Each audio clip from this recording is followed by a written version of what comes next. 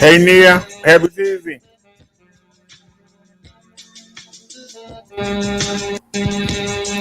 I invited Liz and Snazzy. I don't know if they're gonna come in that though.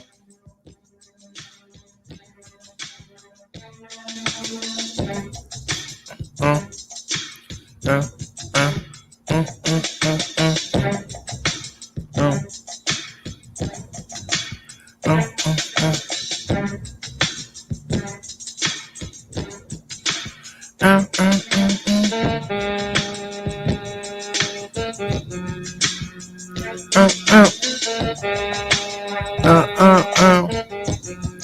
uh, uh, uh,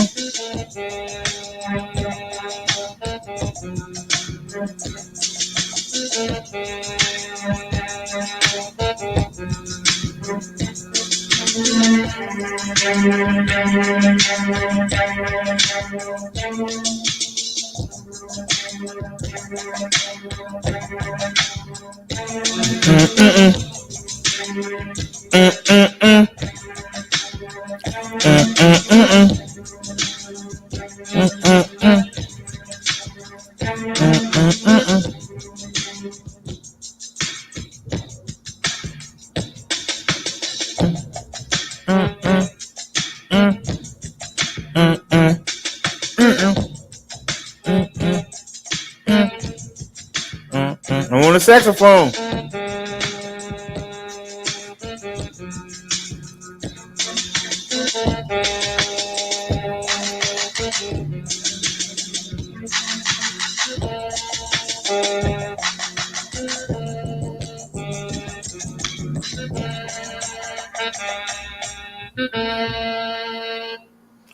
All righty. Welcome to the show, everybody. Welcome to the show. What's going on with everybody? Happy Tuesday. It is Tuesday, and how's your week going? I want to apologize to y'all for yesterday, but I was dead tired. I got off yesterday, and I went and laid down, and I got up at 4 in the morning. I was tired. Not tired from having low blood pressure and what landed me in the hospital, but just tired because I had got up at 6 o'clock, and we did all that running around. When I brought the bike up the steps, I actually carried it to the door.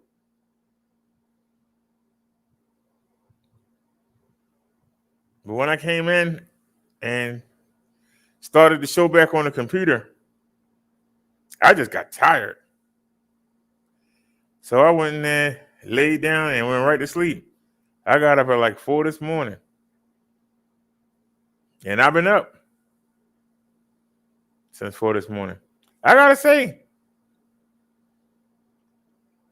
I'm starting to see the benefits of eating right. Something as simple as the color of your urine and not having no bubbles in it. I mean, it's only been days, but I am seeing the difference. But yeah, I walking Bessie through the hospital tired me out yesterday. I ain't gonna try and front, but it was fun. And because I came in and went to sleep, we didn't get to see the video. So we're gonna look at the video. Then if anybody got any links, we'll take a look at the news. We'll take a look at the CV numbers. Then we'll promote the bikes and shoot the breeze. So how's everybody doing today? I see Nia in the house. We got 8 people here. Where's everybody else at? Meaning, why are you not speaking? We're not in the roast sector anymore, so there should be no fear of coming over here. Nobody should be saying, "Oh, I saw you over there with the boat drag show," and you should say, "How do you know I was over there? You must have been over there too." So that's not an excuse not to come by anymore. You ain't gonna get knocked out somebody chat section because you were seen over here in this one. That's not an excuse anymore. But anyway, let's go ahead and get started. I need to get this off my computer. It's taking up a lot of space. But this is the video from yesterday. We're going to go out tomorrow and we'll have another video.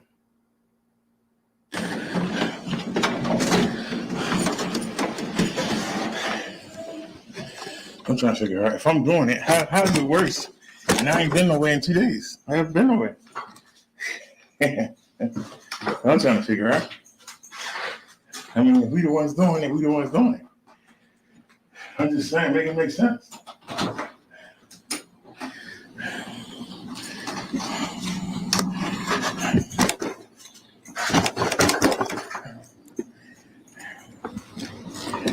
Oh, shit. Always be a hassle, don't you? As y'all can see, we got Bessie. Look at all that stuff.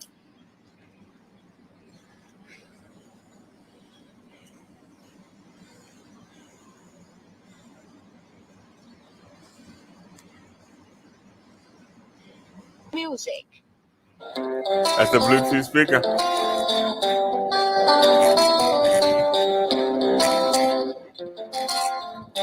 Drop the volume some.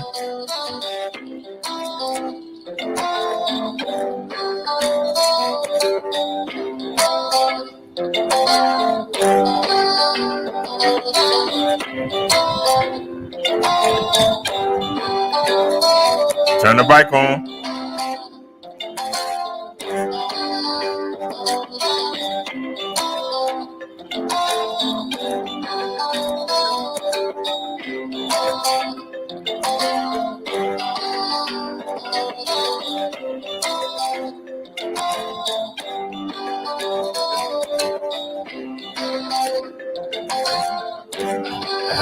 I gotta get some blue shoes so I can match to a tee.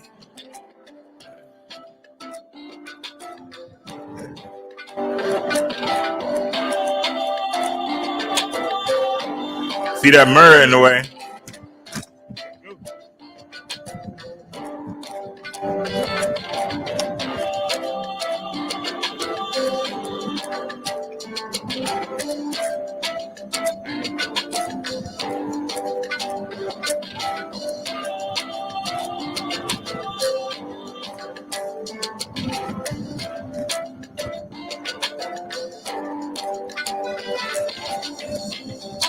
Nobody at the playground.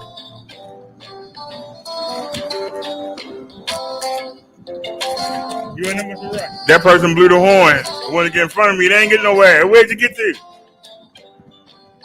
Where'd you get to, Speed Demon?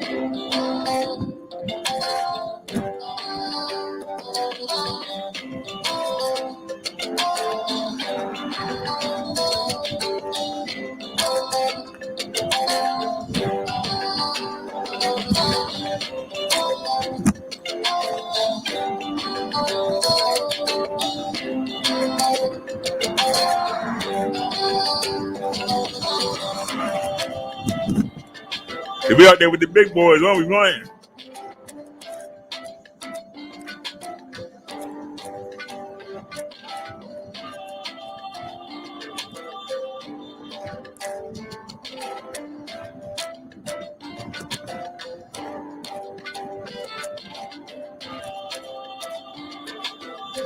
Same truck. You got a green light? They're the same van right there.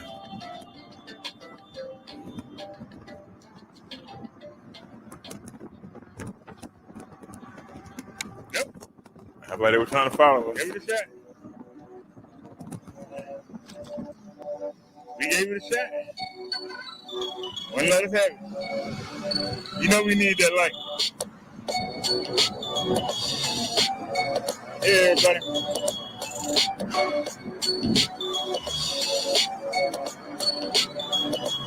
I'm trying to see if I can see the time on the phone.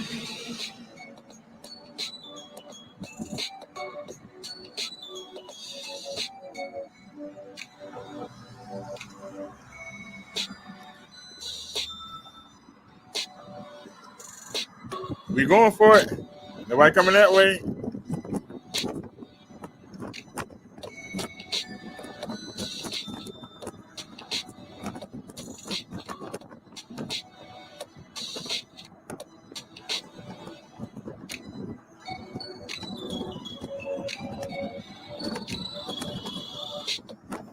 Somebody always sitting on the stoop. Nothing coming. How y'all doing?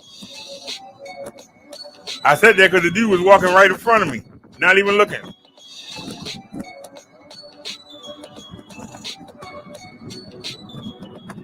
Right to another stop sign.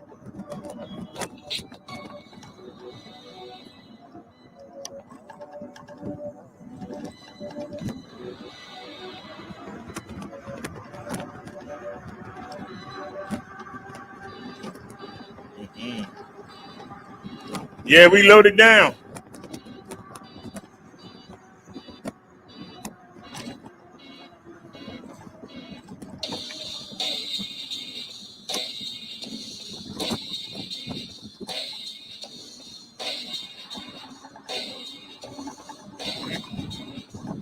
Yep, bump. Yep, make sure I caught every bit of it too. They're at the market.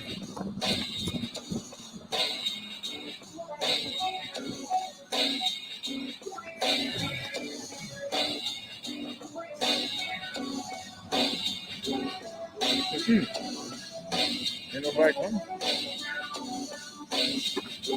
Right, we ain't playing today. I ought to be ashamed of myself.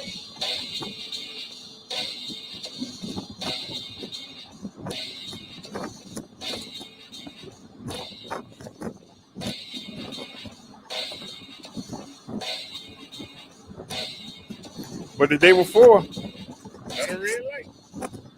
I was asleep this time. So the fact that I was even up.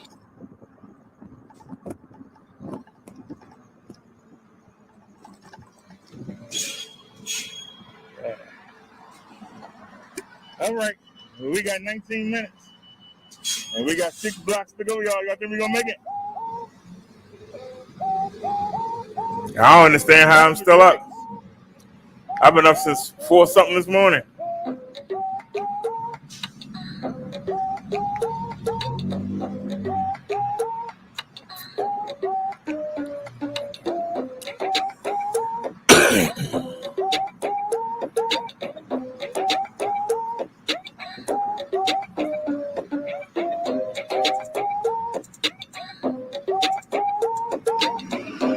always a butt sitting right there. Always somebody sitting right there.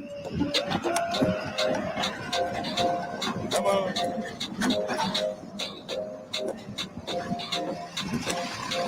Sitting right there.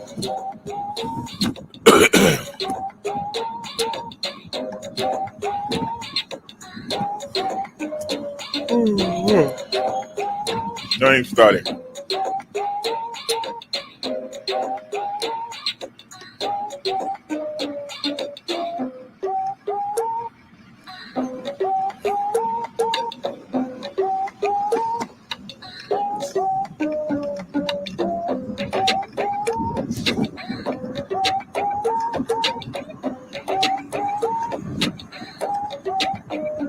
We right to a daggone hill, you know that. Right to a hill. Alright, first stop right here. Going past it.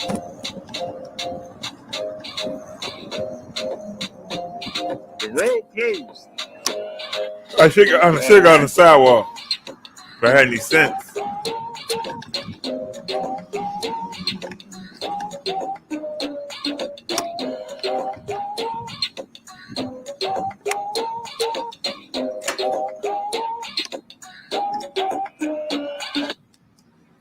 Music, huh?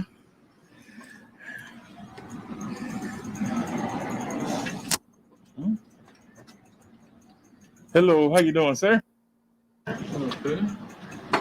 Got a doctor's appointment on the 6th floor. Get my pacemaker checked. The name is Derek Franklin. I'm a regular at the hospital. You need to check my temperature and everything else. Well, you leave that in the hallway upstairs? They just let me take it. I got videos I can show you. No. I said upstairs. They're gonna let you leave it out in the hallway. Yeah.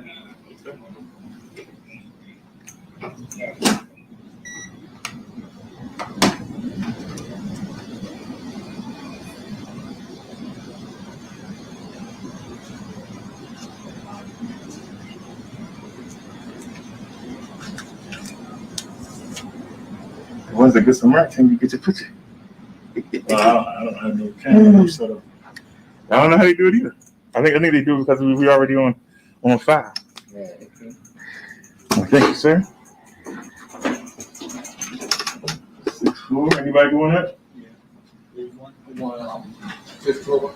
How you yeah, hit going. So we going to the 5th, I'm going to the 6th. Thank you for holding. No problem, buddy. I appreciate it when somebody do it for me. Thank you. You're welcome. All right, so 5th and 6th. Thank you. Yeah. Get this thing out the way. Oh yeah. Well, you know, they gave me a mobility scooter. I just don't like it. I like that. That's nice. Thank you.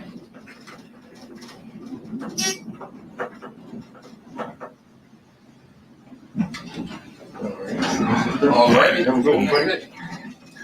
That's the seat cover that we got. We'll be coming here Thursday. So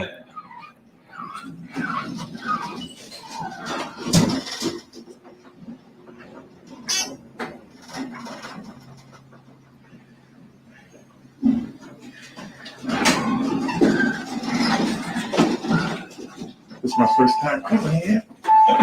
Come on, Bessie. Let me take the calendar real quick. There it is. Room 650. 650. So how do you know? So what's this? Information.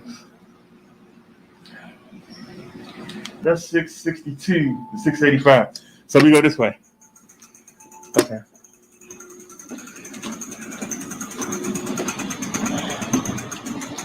Let me turn the mirrors in.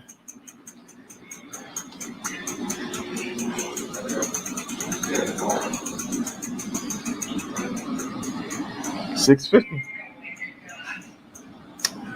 We at the right place. $650.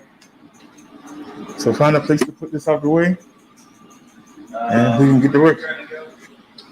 $650. Supposed to be getting my pacemaker checked out. The guy put the one in the chest and he said the battery life and how many times going off and all that stuff. I'm not sure where that lab is. This is a research laboratory.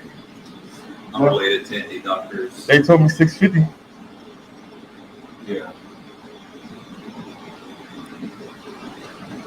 They didn't even give me a particular doctor name. Where you headed? They get a pacemaker check. Pacemaker check. Yeah, they said to come in Union Memorial, Suite 650 at 1 p.m. Only thing I can think of it would be I got a lot of.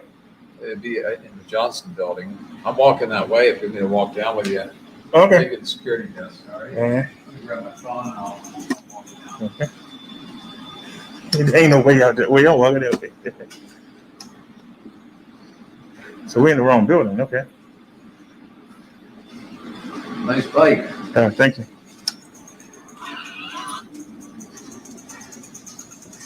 I prefer it to the mobility scooter.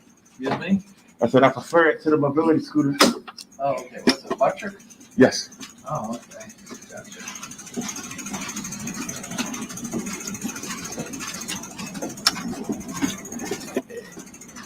If I take mobility scooter. How long does the charge last? I got 11.5 amp hour battery in here. I rode it all the way out York Road. From here, all the way out to York Road to Nordstrom's. Mm-hmm. Made that turn there before the hill to take you into the woods by the lake. Came all the way down to Loch Raven. Came back up Loch Raven. Came back up here. Got by the 7-Eleven right here in the contact. Oh, okay. So you went all the way up to Towson on this thing. That's And pretty back. charge. And back. And I also took it down the other day. We went to Hill and Lake, went around twice, went through 2 of the trails, came out down there at Minnesota, took that and the Erdman, took Erdman to Federal, took Federal to Wolf, rode all the way through John Hopkins, took Wolf Street all the way down in the thing. We went down on the water, Yeah, down close. showed the people the waterfront on 2 angles. Then we came back up President Street, came up Fayette Street to Central, took Central back into Asquith. Mm-hmm. We got across 25th Street by Lake Clifton, the new Lake Clifton High School. Yeah, yeah. We got right there, and I noticed that it was slowing down. Still had that much battery left, but it was slowing down, Okay. and I didn't like riding slow, so I changed the battery. Oh, yeah. I bought a spare. We ain't need to bring one because we ain't. Do you have a physician that you're here to see, but yet know the name of a physician? Dr. Patel is my cardiologist, Dr. Patel? but I see him next week. That's not. I'm coming to get the pacemaker check. I used to get it done at Good Samaritan, Mm-hmm. and I asked, could somebody do it here? Mm-hmm. And they said, yeah, and gave me an appointment. Because, They just told you 6th floor, suite 650 pacemaker. yeah, and I got Dr. Epstein, I got the foot doctor, and I got the cardiologist I just told you about. So, hold on. Give me this thing one out. I got to remember to turn her around. Sure. All right.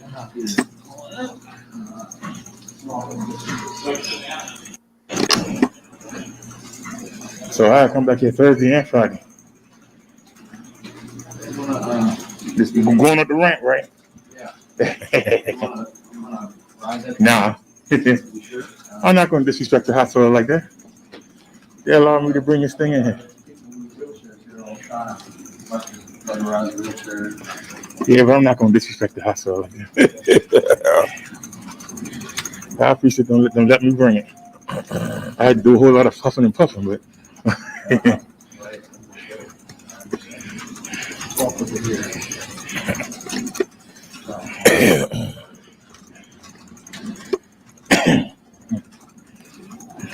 Suite 650, you said? Yes. Suite 650.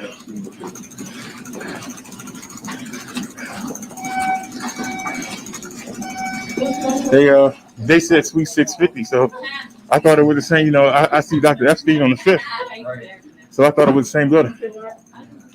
So, is anybody here? Right. Here we go.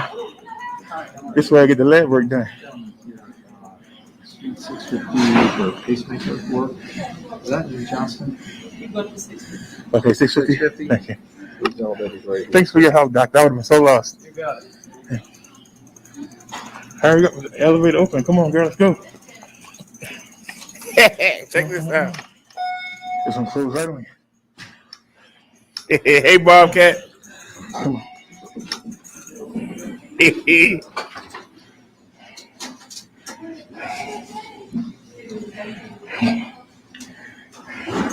Y'all know I got tricked, right? This elevator don't work. We sit there looking stupid. The elevator don't work. Look at. We sit there looking stupid. The elevator don't work. Wee-hoo.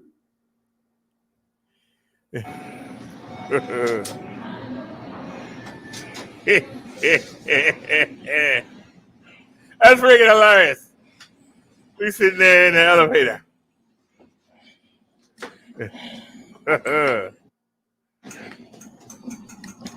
I think that elevator broke. Not doing anything, huh? I pressed all the buttons. Doing nothing. Crazy. So what time we got now? Still got 2 minutes. Still got 2 minutes. No, I got here early. I was just sitting in the wrong place. I was in the wrong building. Oh, no. They just said 650. So I assumed they meant, you know, where my primary was. You going up or down? Up. Up. You going up? This is going to go down. It don't matter as long as I'm on the elevator. Gotcha. All right, we'll go down first. All right. Because I'm going to 6. I ain't complaining. Perfect. Turn that, bringing that sound. Give you time to move it around. Well, this is a small one. Is it good? Yeah, I bought the bigger one last time. Wait before you go to it. Look at me, I'm sweating. See, y'all, that's a look at I'm sweating like a bigger. I'm sweating. Bessie is heavy. Anybody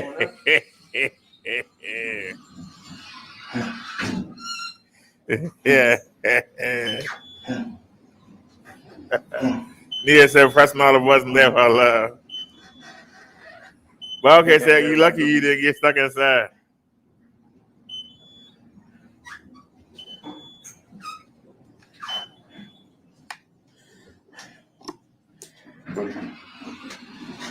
This is the real test. All right, 650. 610 to 685 is this way. Okay. Now, you know we could. The doctor even said I could, but I still won't disrespect the hospital. I'll walk it. Look at somebody peeking out. Good exercise, too. 650. Here it is. All right. I hope we're at the right place. Okay.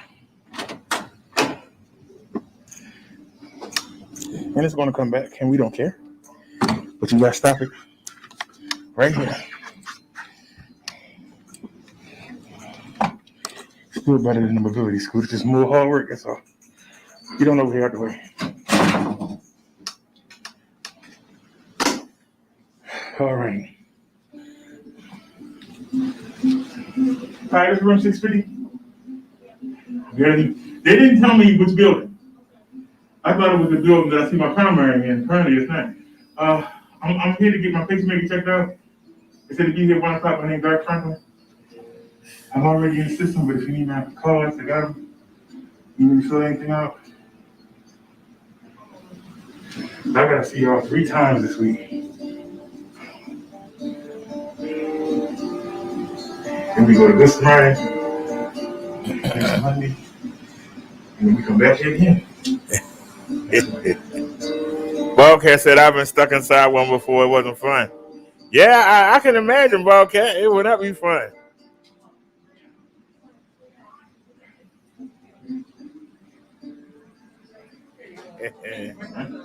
Thank you, dude. Appreciate it. I had both my shots. See, Here. that's the S8 right there recording everything. I'm sorry, y'all got a shot of the wall. Yeah, I'm sorry about that.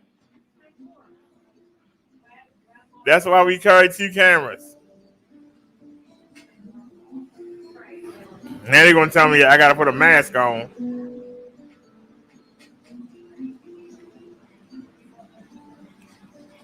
And y'all know that we don't carry it because it's hard to breathe in. But we do have.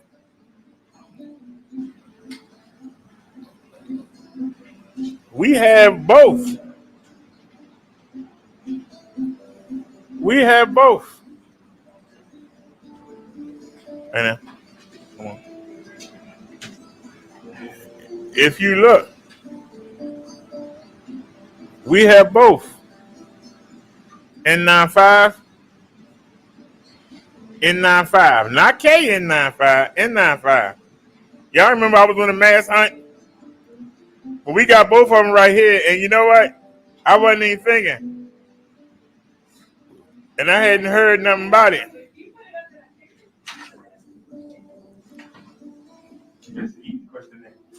All right, so we can speed up.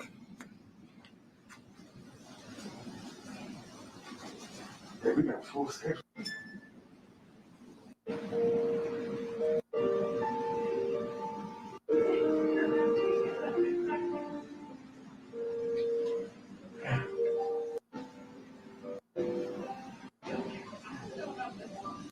I have to grab you another map when you got a valve on that one.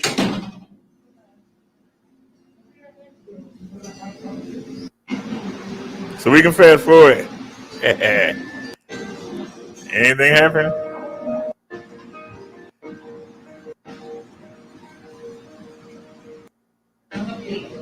Your voice going further away. We're like, oh no. There I am. All right. So let's speed up. I ain't got to go back for a whole year. Yay! Maybe we'll bring Marks in next time. All right, let's get moving. If you bring the mobility scooter, you don't get no exercise. This thing make you work.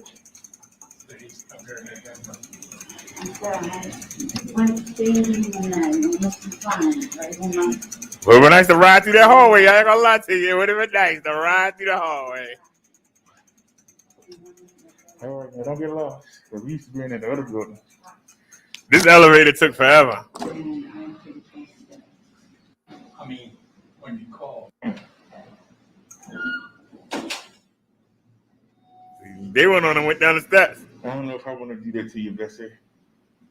Take it down the steps, what I'm saying. Good, going down. That's right. Come on, Bessie. See, I'm sitting there carrying the bike around like I'm Superman. I'm carrying the bike around like I'm Superman. Shut up.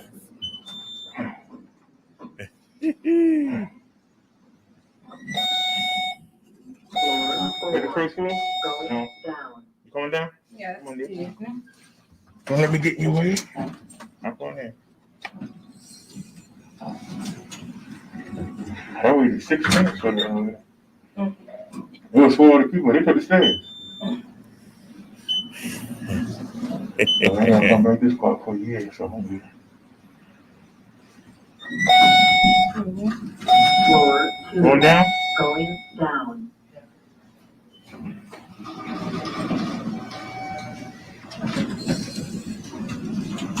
Nobody don't want to ride with me. Nobody don't want to ride.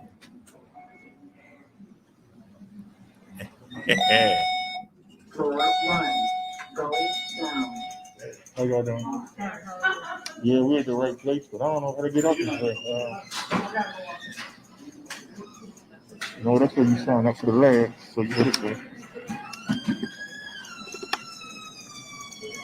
They get a coffee bar. So we gotta go back down the ramp. Doggone it. We gotta go back down the ramp.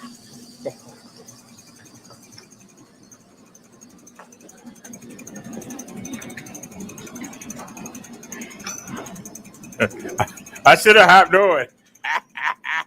The mobility scooter, you can ride.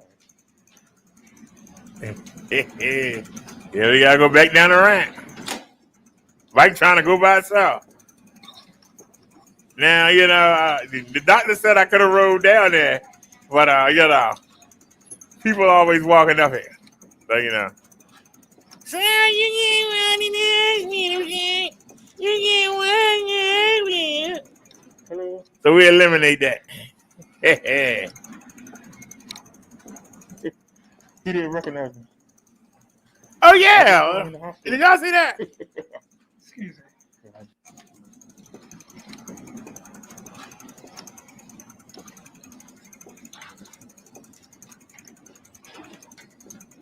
Hello. Now y'all know him. If you watch me when I was in the hospital, this man kept interrupting us. Y'all know him. He didn't recognize me. And I told him that I bring the bike through the hospital. He didn't recognize me. Now y'all saw with your own eyes, and you can go back, look back at the videos. You'll see that doctor in the videos. I just saw him in the hospital. He didn't even recognize me. That's a shame doctor didn't recognize him. That still ain't nobody that does. There's that room. Remember the video when we were charging up the mobility scooter in that room? Yeah, that's a beautiful room right there.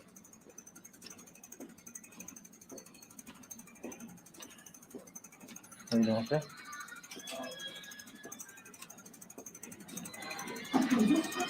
Y'all see I'm hiking it. Oh, sweet. I'm hiking it. So y'all say y'all with it. That's why I was so tired yesterday.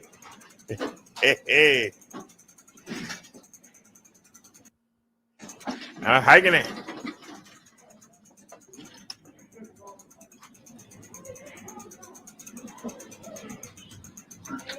Nobody at the security desk. That must have been a security guard. Huh?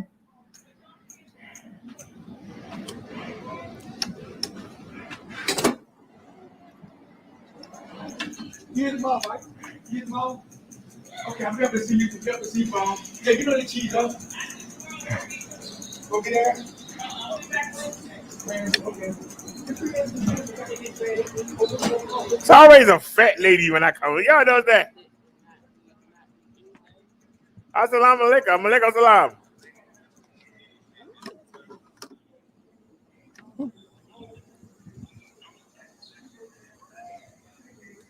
Maybe put another mask on. I look retarded. Look at me, y'all. I look retarded.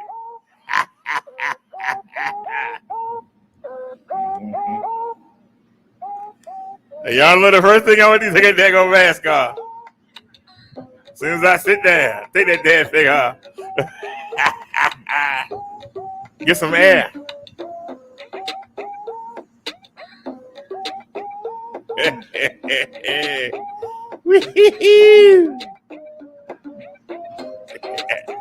Dia said, oh my. Why you say oh my in the tree? Look at me, I'm heaving. Shit. All right, let's get on the move. For years, but catching my breath, walking that thing to the hospital. Come on. All right. Take the power banks. Make sure everything lit up. See the light come on the speaker? And the power bank over here, just hit it one time. Make sure it's on.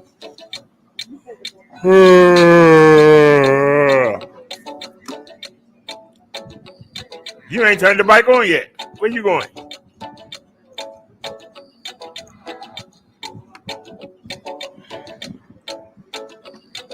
I'm getting ready to take off. I ain't turned the bike on yet. Where you going? Fix some mirrors.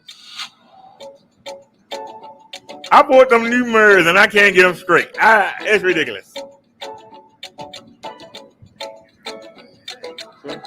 Ain't even turned the bike on yet. All right, come on, Dark. Let's go. Maybe we should take it down a notch.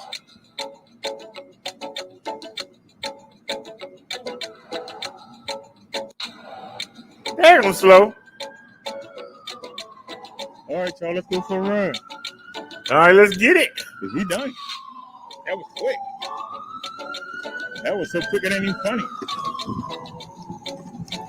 This is how you ride on the sidewalk.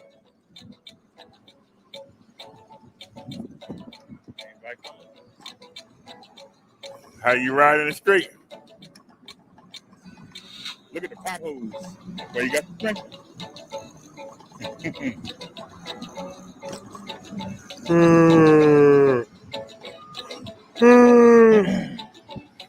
Now, I was going to go ride around a circle. Let me go take a ride around. But I said, nah. I should have rode around a circle. I should have rode down those steps. Why don't you ride down the steps?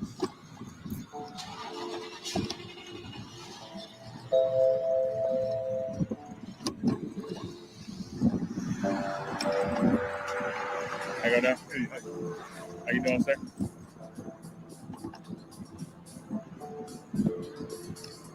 Yeah.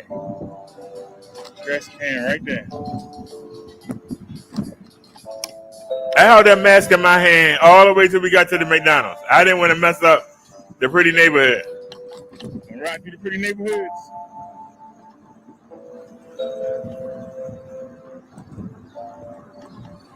All right, time to look at the $1 million homes.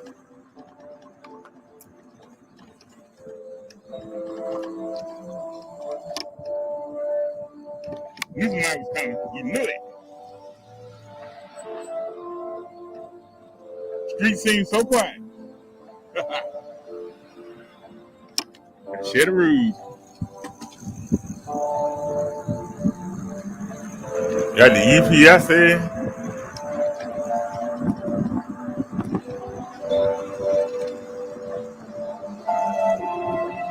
All right, we're going into the money. I smell the money. I smell the money, honey. Snazzy sent us a link. There go the popo. There go the police. We're going to set the odometer up. And we stopped right in front of the police. Like they face the beef. Let's set the odometer up. Where is it? Where is it? Where is it? There it is. Hey man, let me grab that link from Snazzy.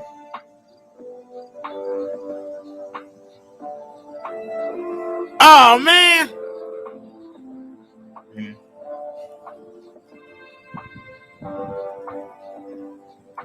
Oh, they got commercial. How you close it out?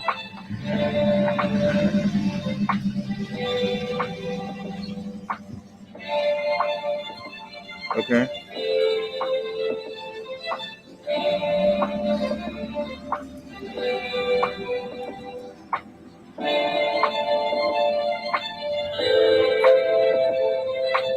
Hey, how's it going there? I'm already done. Hey, Concrete Jungle.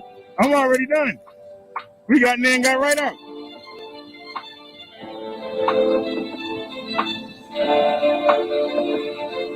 It almost seemed like a waste. It's all right, y'all. Let me take y'all on the tour.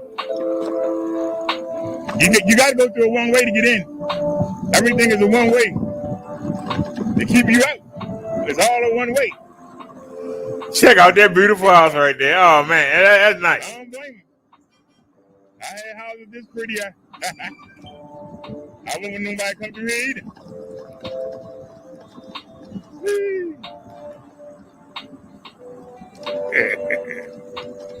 Yeah, they said everything was good. The battery on the pacemaker, we ain't got to worry about that.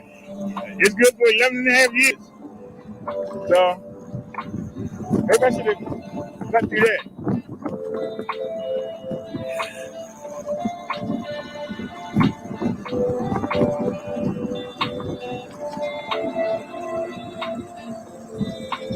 Sorry whether y'all was doing something with Snazzy. I mean to miss the other side. That's a nice house right there. Can we get some feed? Go back to the other side. Look at the beautiful houses, yo. Check out that one. I like that.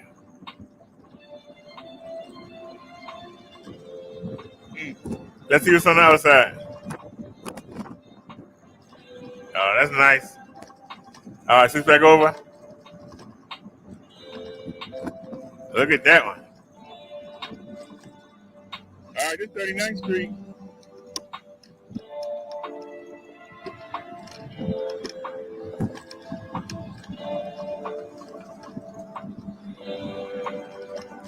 Yeah, that's nice. I'm gonna hop the bike up the hill. Let's go to the outside. Ain't nothing to see over there yet. You riding nothing.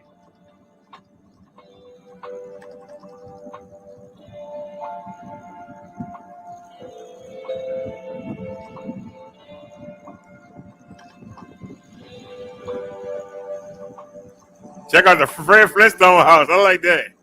That's a Fred Flintstone house right there.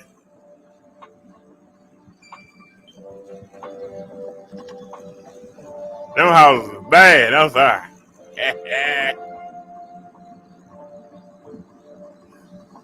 Well, this hill is steep.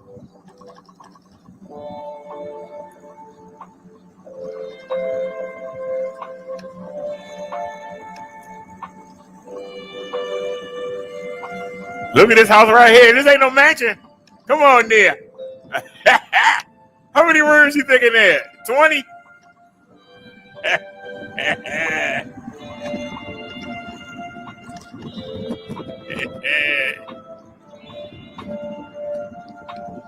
That's nice. Look at that one. God damn, that thing long. We should have made it right there. Look how far back it go. Oh, Lord. They own all that land, too. That's gonna cut our ride short. Turn around, start heading to the market, y'all.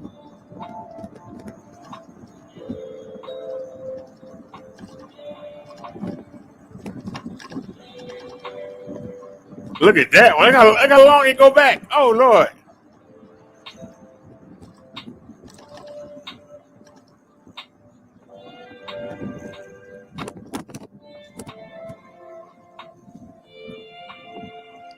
This is what a 360-degree camera do for you. What we stop for now? Hey, we still ain't going nowhere. Come on, Dad. I think we got it. Well, I wanted to go back to the market, but I ain't want to come this way. Yep, we definitely on your road. Yep. I should turn back around. If we was on Mars, shit wouldn't have been so bad. Come this way. On them 26-inch tires, what got done? I felt like I was tearing Bessie up.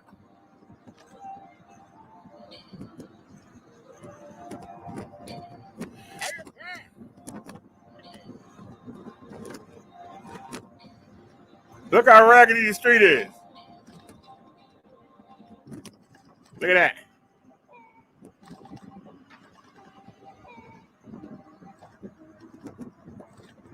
Look at the street, y'all. Here it comes. Look at that.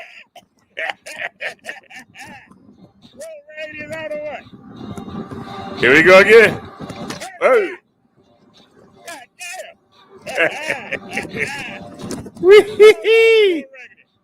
Hey. I think I lost something.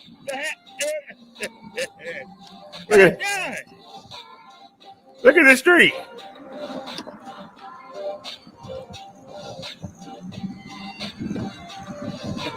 Oh, Lord, here we go again. God damn it, oh, Lord.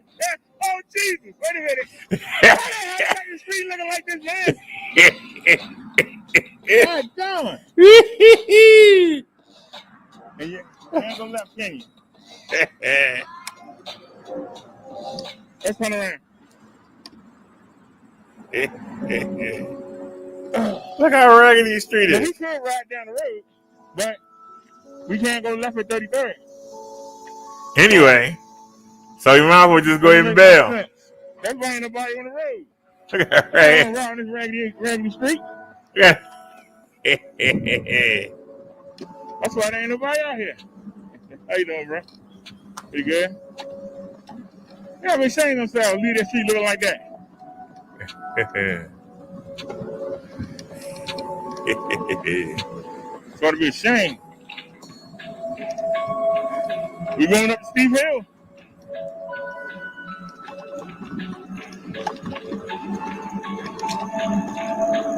Bessie ain't even crying about it.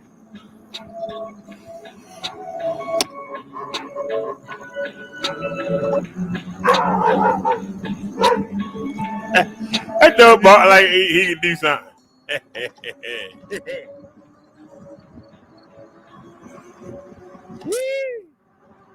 Now these some nice single family homes.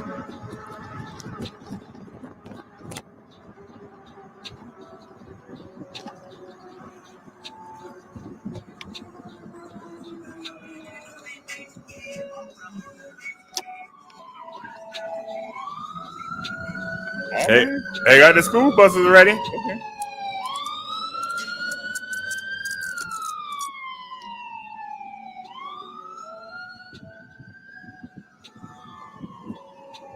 Trying to figure out what that is. Is that I a went the church? wrong way. Ain't that something? I went the wrong way. Yeah. Ain't that something? We got stranded on this hill. Remember?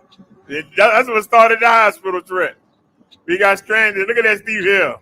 Of course, I went the wrong way. Look at that hill. Y'all see it. Look how steep that hill is. That's it. Hell no. We not going down that hill. Now we gotta go back uphill. Say, oh no, we not going back up that hill. Sorry to run you so hard, Becca. No, look at that steep hill. Look at it, y'all. Bessie handling it too.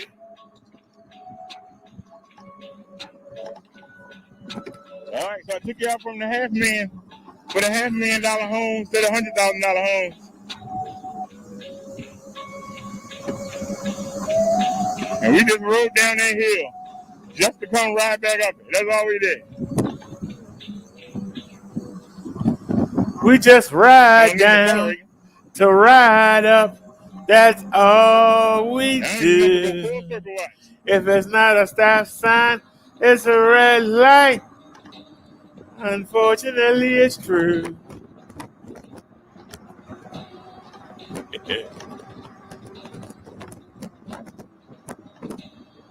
How fast we going? She said she found the thrill. Oh, look at this all the way down there. That phone ain't no help. Chestnut Hill, looking for a man to pay her bills. And if you get lucky, provide her with enough thrills. But she says she always wind up with a coon. Somebody that always lacking in the bedroom. Oh, Nelly.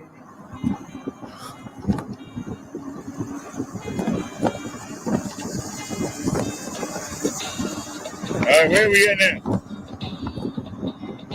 That's not a good question to ask. East 36.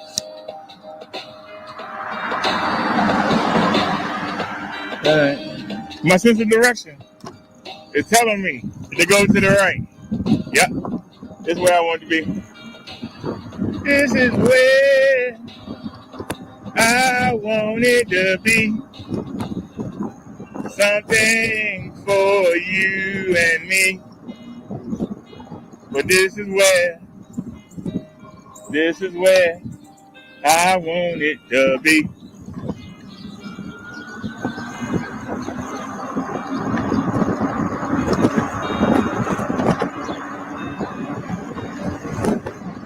Don't forget, y'all, after this, we got some articles from Snazzy, and we got an article from Nia too. The one from Nia I might have to read. So hang around. I'd rather have the quietness of the speed bumps. She said a speed bump for the chumps. Speed bump for the chumps. Speed bump for the chumps. And we just hopped one. Did he notice it? Speed bump for the chumps.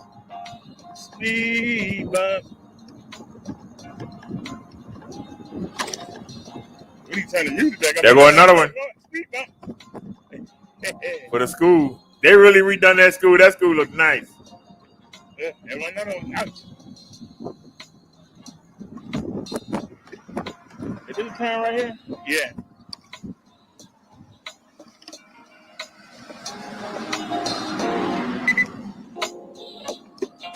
Watch somebody coming. Yep.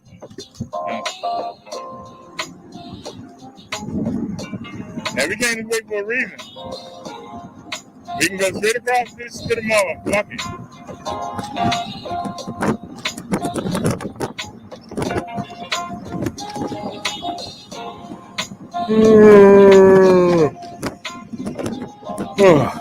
Excuse me.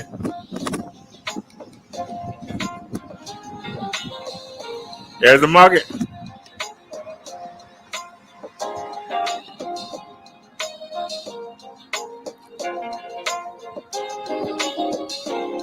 You said Fido barking. Yeah, he was. All right, Nia. I ain't forgot about you. Go catch me anyway.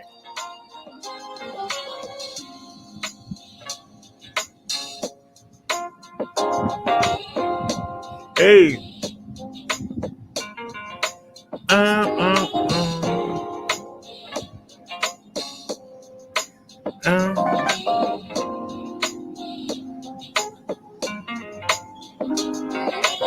Yeah, y'all, that was quick. That was easy.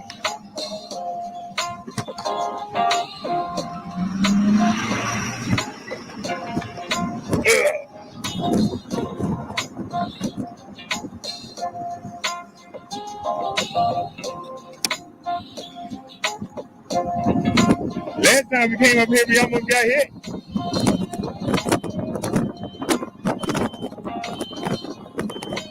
Yep, somebody backing up already. How y'all doing? Pretty good.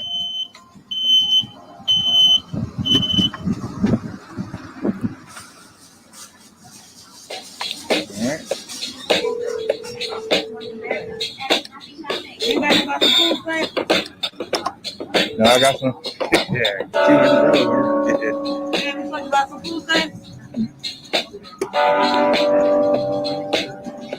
Excuse me. I make it fit around this way. Hold on. Hold on, that's it.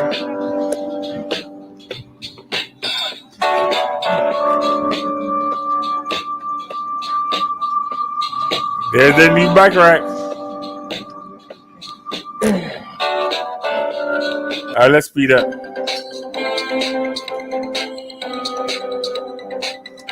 Speed up.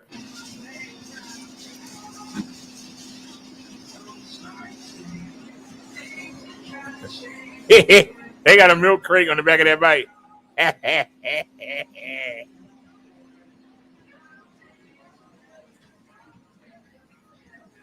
There you go, Bobcat. You gonna put a milk crate on the back of your Masha?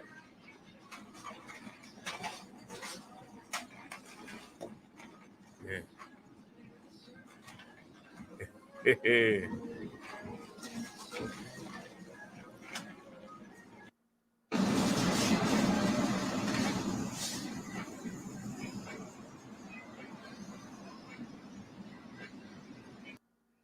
Healthy Living by Giant Food. Or reach out for personalized recommendations at giantfood.com/nutrition. Hello, friends. Ginger Lee here with ABC's Good Morning America. Yeah. And if you still have a shopping cart, just wanted to let you know what we're cooking up for you this week on TMX. From back with some delicious healthy meals that are so easy to make.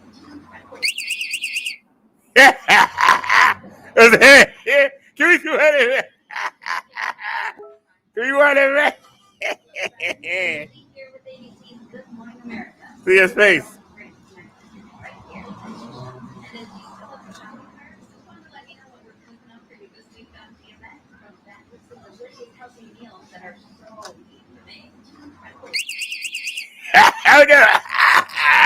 Oh, that's priceless.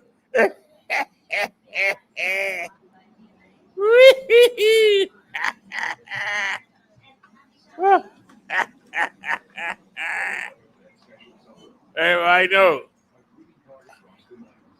Bessie ain't to be messed with. No need to make an extra trip. Buy forever stamps for the same price as the post office at checkout.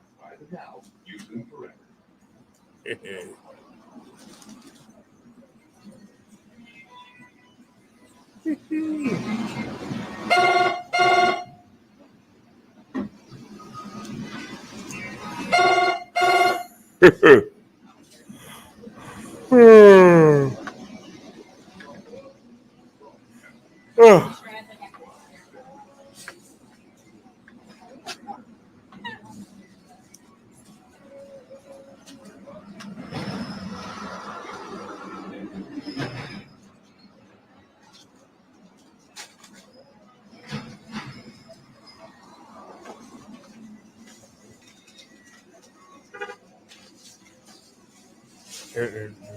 He need to get some panty bags instead of using a daggone milk crate. Get some panty bags, sir.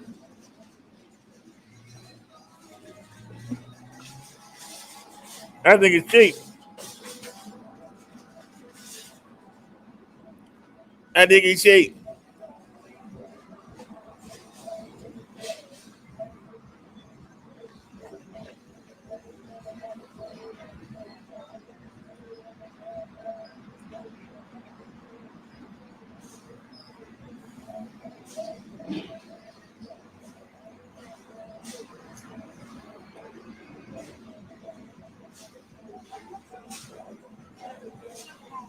Good afternoon, United City Associates on department. Can you make sure your freezers are closed? On department, can you make sure your freezers are closed? Oh, he left? No, he's still there.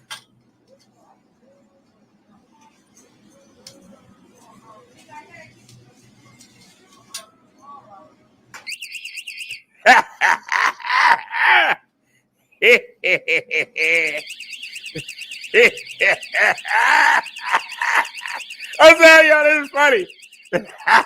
Yeah. Get your cheap bikes out of there. That's why. Get your cheap pieces of dookie out the way. Get your cheap pieces of dookie out the way.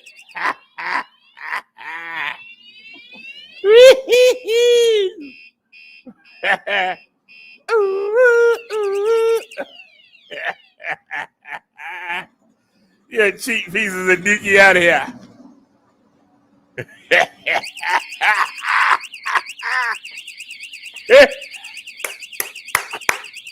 I'm sorry, y'all. I'm cracking up.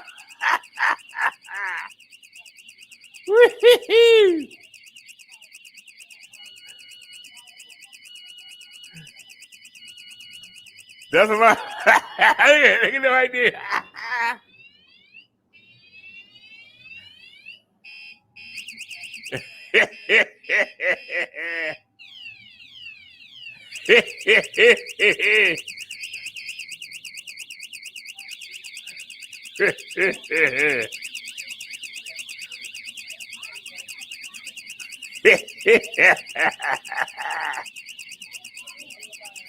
Oh.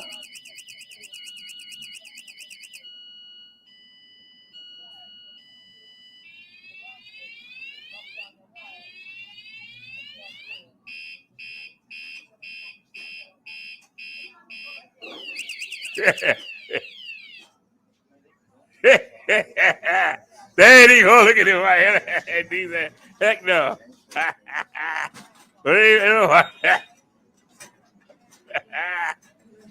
Ain't nobody gonna mess with Bessie.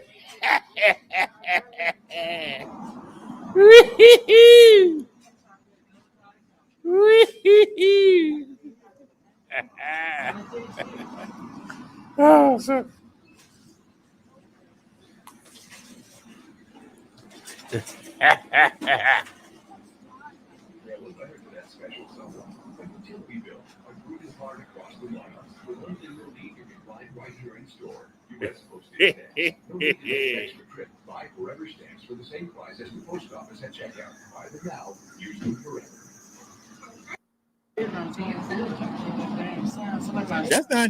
That's not loud enough for me. That's why the dude was complaining. Man, shut up and sweep that lot. Shut up and sweep that lot. Do your job, you geek. I told him, do your job and sweep that lot, boy. People say, oh, uphill, and I see cars behind. Talking about that long too loud. All right, let's ride.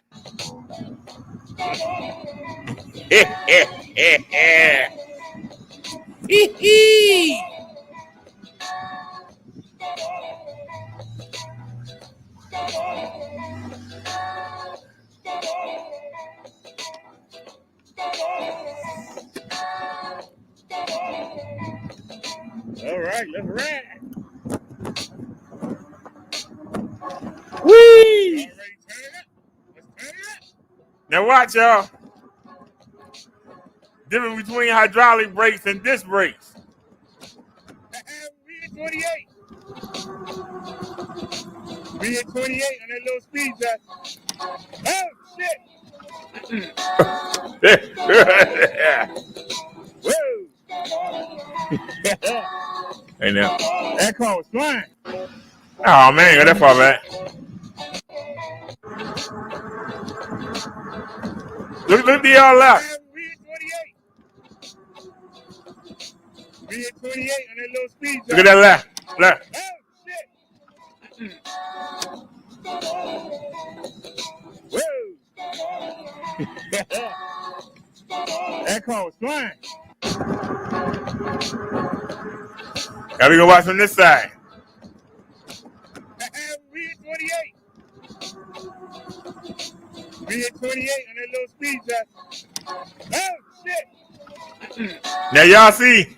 Whoa. The bike didn't touch the ground. That car was flying. Y'all gotta see it from 3 angles.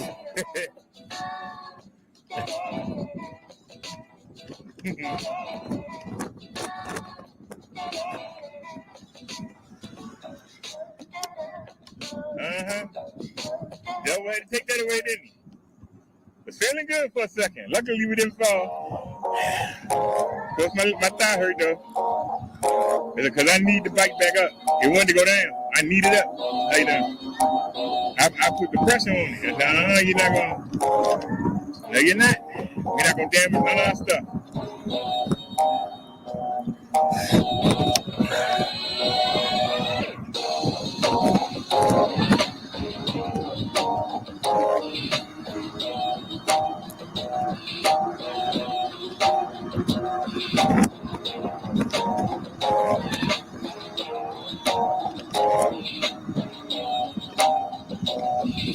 Never no damn green light. Ever. We never get the green light here. It's ridiculous, man. We never get the green light. I mean, never. Frustrating.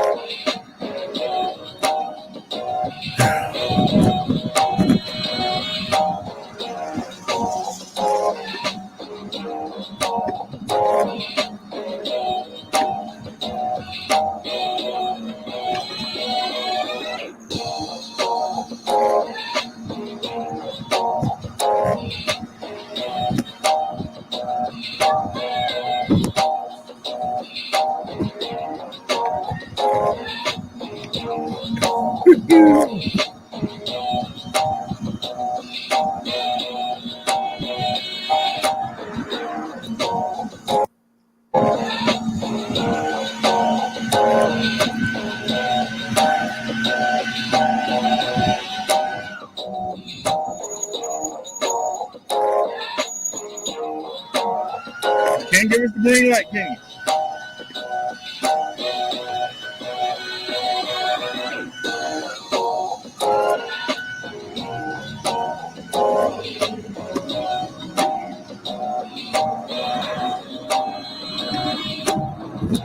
How you doing?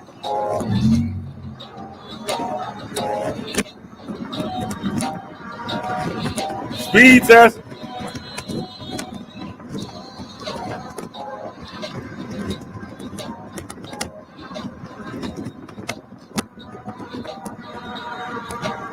Ain't no stop signs.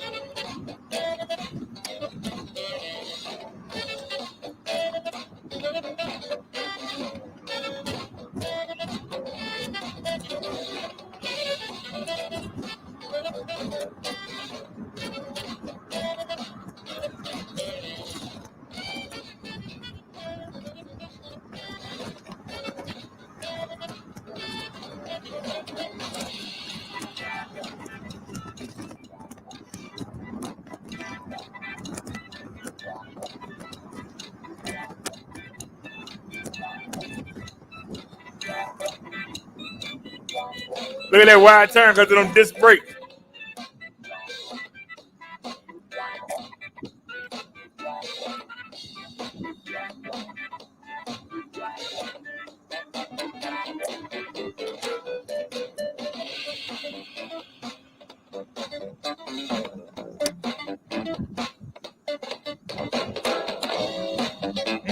Judy put me out. The Cleveland plant rocking. It's rocking.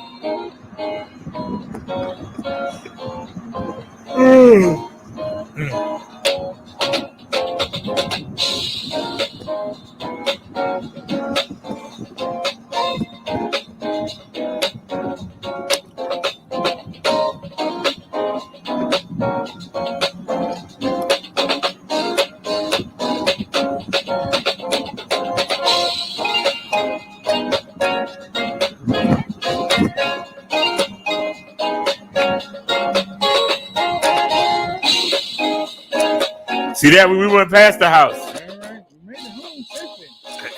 We don't need to be. We had to back it up. We back it up.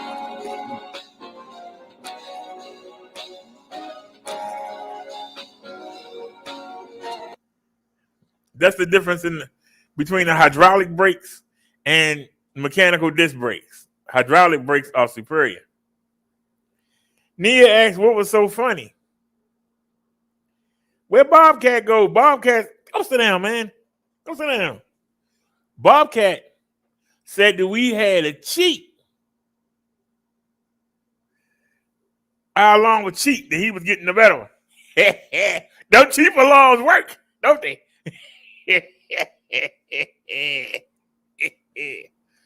Them cheap alarms work, don't they? Wee-hee-hee.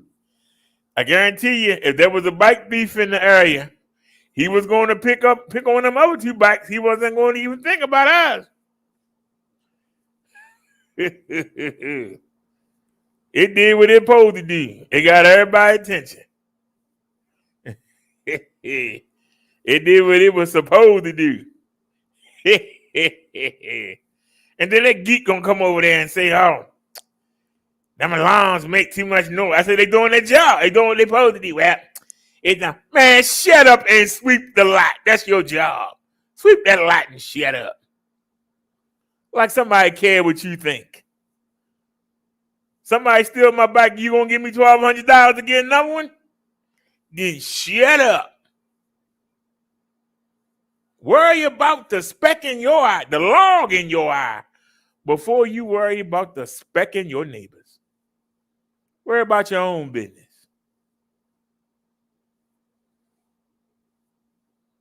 Because I guarantee you, he put his bike on the rack with mine. They're going to take his.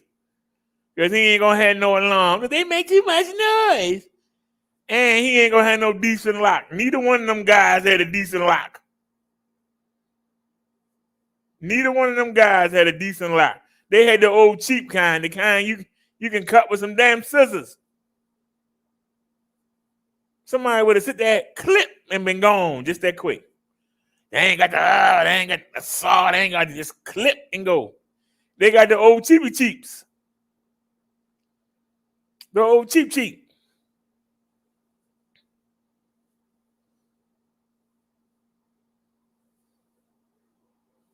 Don't get mad. Because I got my bike locked up with it the way it's supposed to be. Don't get mad.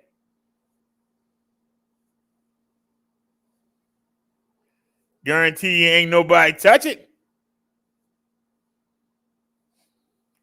The alarms did their job. That's money well spent.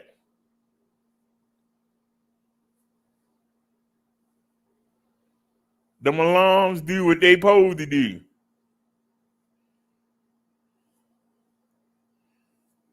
At the other market, we had the bike laid across.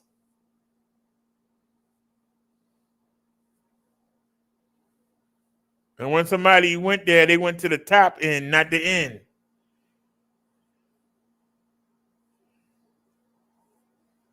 But they were chaining their bikes up at the center, which is where the alarm is. That's why they set it off.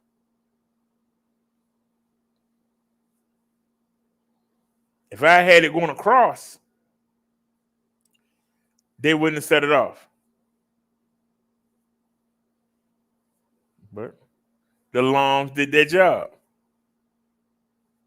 They were nice and loud. They did exactly what they were supposed to do. I got my money's worth. Excuse me. I only paid for the one of them. The other one, y'all paid for. We got our money's worth. Ain't nobody walking off with Bessie. That thing go off, they gonna start running. Because everybody gonna come over and look. Why is that going off? I don't know. I just walked by it. They don't keep right on walking. We got our money worth. That's why it was so funny. It was funny. Because that was the first time I seen it in action. And it did what we needed it to do. Now, nobody wanted to walk over there by that bike. That's what you want. I'm going to tell y'all something. As good as Bessie performed,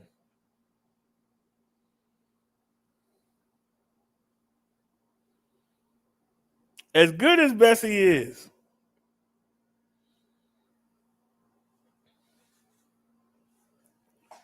while I was riding, it was nice to know that Bessie ain't going to cut off. But at the same time, I miss being on Marsha.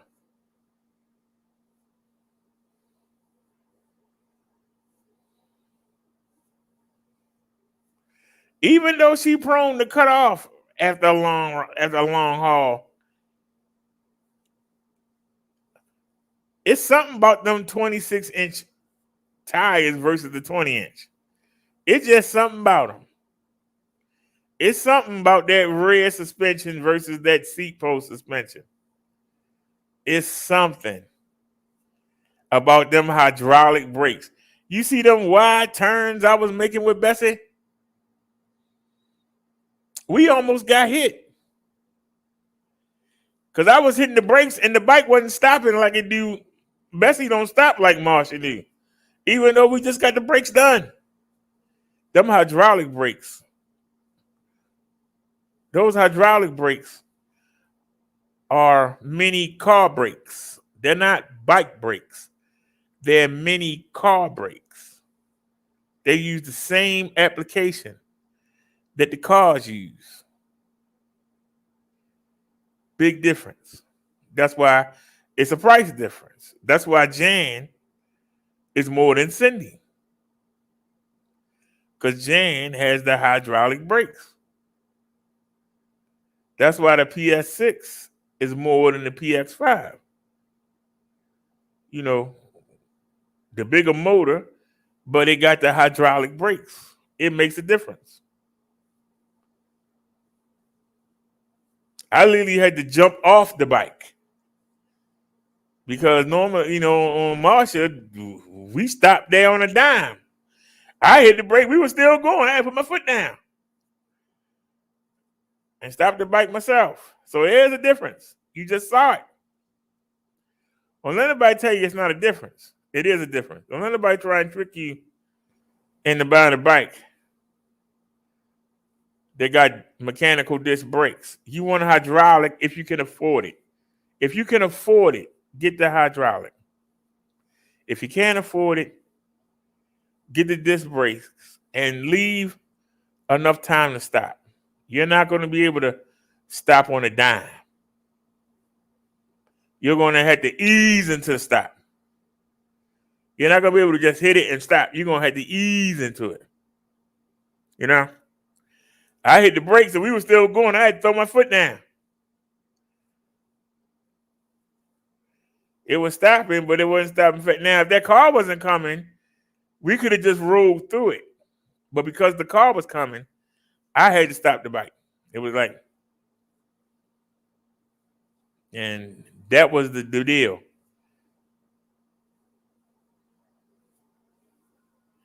So, tomorrow we going on Marsha. I love Bessie, but man, it's so much more fun. It's just so much more fun. Even though she apt to cut off sometimes, it's worth it.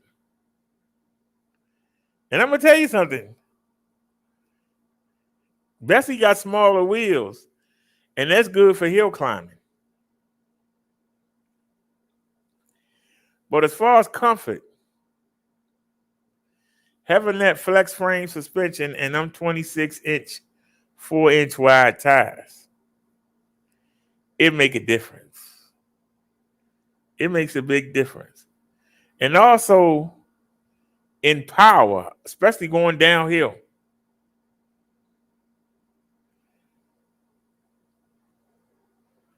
Going uphill, it ain't that much of a difference. Even on level ground, it's just maybe 4 mile difference. Because I can tell you, when we get done the speed test and when we coming up before we hit the 2 gas stations and turn, they both do about the same. When we start going downhill, when we make that turn, that's when you really notice the difference. So, like I said, you can't go wrong with either bike. But as powerful as Bessie is, she entry level. As much of a nuisance as Marsha is, she got all the premium features. You know what I'm saying? It's like getting in. It's really like driving a Corolla or driving a Camry. Both of them are good. Take you where you got to go, but one got more comfort. You know. So all right, let's check out some of these links that we were sent. Let me open up a window. And this is from Snazzy because I already got it snatched up.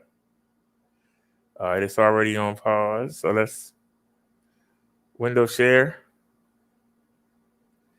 Now we should be able to find it. All right.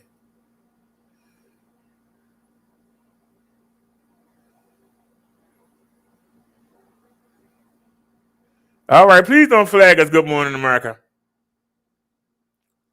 Who disappeared while on a cross-country road trip with her boyfriend. He returned home to Florida without Gabby, and now her parents are pleading for help to find her. Eva Pilgrim is here with more on that for us. Good morning, Eva. Good morning, Robin. Her family says she was a free spirit who loved adventure. She just started a YouTube channel documenting her adventures when she vanished. Her family telling us they have no idea where she could be this morning. This morning, a plea for help. Gabby Petito's family looking for any clues as to what happened to the 22-year-old who was on a cross-country adventure with her boyfriend when she disappeared. We don't know. We don't know where she is. A few days is one thing when you're out camping. I'm sorry, y'all, but doesn't she remind you of the girl off of Full House? You know, the middle child, the little smart one. But when it starts to become 7, 8, 9, 10 days, that's a problem. Petito was traveling the country in this van with her boyfriend, Brian Laundrie. I think our plan for today is to just hang out here in the tent. Brian's stretching. The pair, documenting their journey on social media and YouTube, left New York on July 2nd, making stops in Colorado and Utah. So, we are right outside Capitol Reef right now. The New York native was last seen on August 24th checking out of a hotel with Laundrie in Salt Lake City, Utah. Her mother says she last spoke to her by phone the next day. She told her they were in Grand Teton, Wyoming, on their way to Yellowstone National Park. She sounded good and excited to continue her trip and excited to start her YouTube channel. And she was, I don't know, she seemed okay. Laundrie at some point returned to the couple's home in Florida with their van, but Petito was not with him. The FBI and police departments in New York and Florida all investigating. Northport Police Department saying they currently have no definitive information that a crime took place here, adding the circumstances are odd. ABC News reached out to Laundrie for comment, but did not receive a response. She was also an amazing artist. Yeah. She loved to take pictures and get them out there as much as possible. She loved natural beauty. She was an amazing person. She always tried to smile and make people smile and always enjoyed, every moment. That's, it's something to be admired. And she's just awesome. We love her. We miss her. We want her home. Now, her mom says that she did get 2 more texts from her daughter before she went silent, but no photos and no calls. So she's not sure if her daughter was actually the one sending those messages. The family is asking anyone who may have seen her to please come forward. There's just a lot of time that they are trying to fill in the gaps as to what happened. As was said, such odd circumstances. Even. All righty, please don't flag us. Good morning, America. We love you. Don't flag us.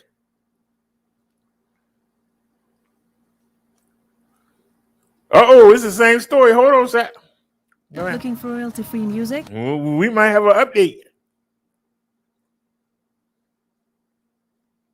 From different states are asking for help in finding a missing woman from Sarasota County. The woman's mother is making a passionate plea for information that will bring her daughter home. Marco Villarreal live at the Northport Police Station this morning with the latest details on this case. Good morning, Marco. Well, this is a very bizarre case. Not only is the Northport Police Department involved in this investigation, but so is the FBI and the Suffolk County Police Department up in New York. As a mom, I had concerns for my daughter going on a road trip in general, but I felt safe. They were together. They had a plan. They had an itinerary. Gabby Petito's mother is speaking out about her daughter's disappearance. The family says she went on a cross-country trip with her fiance back in July. Never goes outside. Posting on social media, police say she documented their trip across the West, updating them several times a week. Her mother says by late August, those updates were less frequent. The last text from her daughter came August 30th. I wasn't getting responses. I believe she was in a place with no service. It was like day 8, 9 that I really became concerned and figured she couldn't be off the grid for that long. The 22-year-old's last known place was in Wyoming at Grand Teton National Park, says police. We're told they were traveling in a white 2012 Ford Transit van, a van that is back in Florida, along with her fiance. Late at night, there's a bright light in the backyard, and I came and looked, and they were towing off the van by 11 o'clock at night. The family now pleads with the public for any information on where their daughter may be. But we love her very much. We miss her, and we want her to come home. Now, according to police, Petito's fiance is not a suspect at this time, and they say he is not associated with her disappearance, but the family is saying that The fiance is back here in Florida, that he has hired an attorney and is refusing to cooperate in the investigation of their missing daughter. Reporting in Northport, Marco Villarreal, on your side. The van back, the fiance back, but the girl ain't back. What's going on here? What's going on here? Where you at, Columbo? We need you on this case. Where's Columbo at? We need you. Okay, this is from Snazzy also, and then we're going to get the Niz.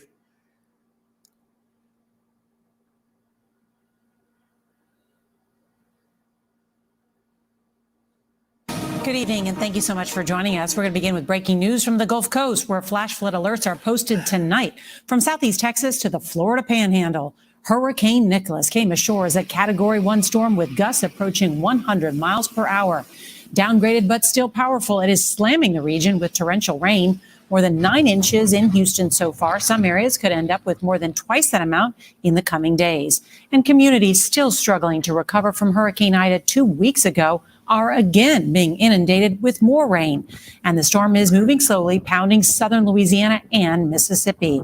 Life-threatening floods could quickly develop in low-lying areas, and the outer rain bands of Nicholas could unleash tornadoes. CBS's Janet Shamlin is going to lead off our coverage tonight in Beaumont, Texas. Good evening, Janet. Nora, good evening. Hurricane Nicholas was a rainmaker, and there are areas of high water throughout southeast Texas, but for the most part, damage was minimal, and storm-weary communities are breathing a sigh of relief. Nicholas roared ashore along the Texas coast as a Category 1 hurricane overnight, with winds gusting to 95 miles an hour. A path of destruction was left behind, damaged buildings and stranded drivers. South of Houston, low-lying areas flooded after a nearly 5-foot storm surge and heavy rain.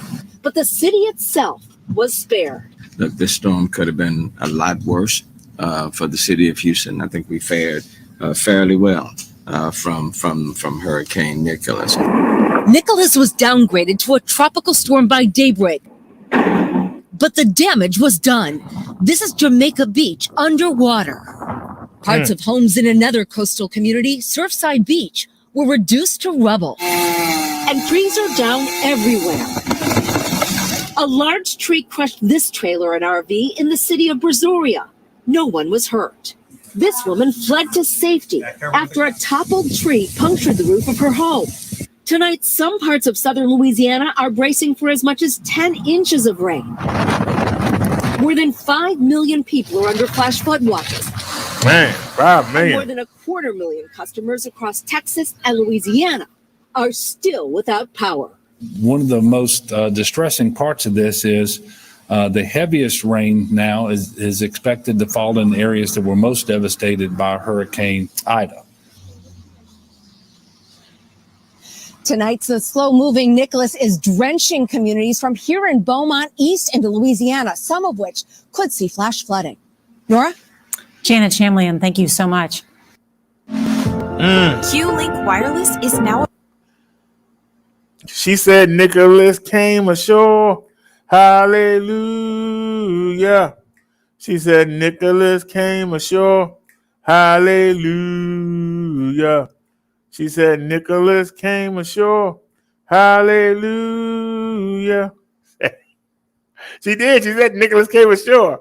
And that song came to mind. I ain't making fun of the people. Wee.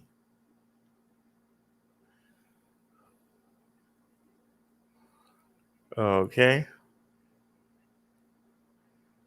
She sent that one, but I can't use it. Somebody else sent me something from Fox, but I can't use it.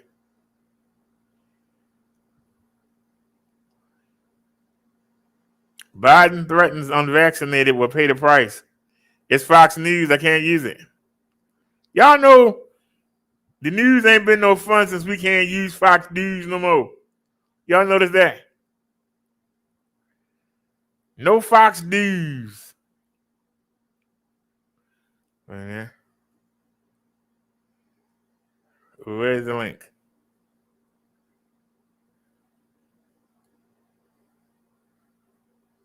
I just need the link. Where's the link?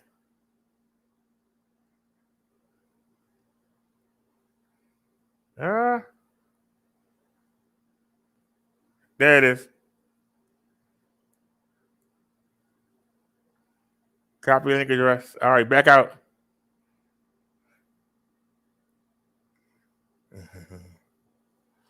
Nia said it's the height of hurricane season. Well, I don't want to say nothing because I don't want to get myself in trouble. But y'all know I don't care. But the people choose to keep living there. And they keep getting beat up. And they keep sitting there. And that's all I'm going to say. Georgia couple arrested for killing landlady trying to dispose body with police on doorstep. What? All right, y'all, this is from Nia. A Georgia couple has been accused of killing their landlord who came over to collect rent and then trying to dispose of her body while the police were a few steps away. They got to be stupid. According to Swainsboro Police Chief Randy J. Allison, Confaye Mercerweb, 53 of Twin City, was stabbed and shot to death Wednesday. The woman was killed between 9:30 and 10 a.m., but police learned of the incident hours later when they were called around 6:30 p.m. to investigate a vehicle that had been driven off the edge of Modoc Road. After learning that the car belonged to Webbs, officers were informed by her family she'd been missing all day. Officers went door to door in the hopes of finding the missing woman. While investigating the scene, officers were directed towards the nearby home at 309 Modoc Road that Webb rented out to Nathaniel David and his wife, LaShawna.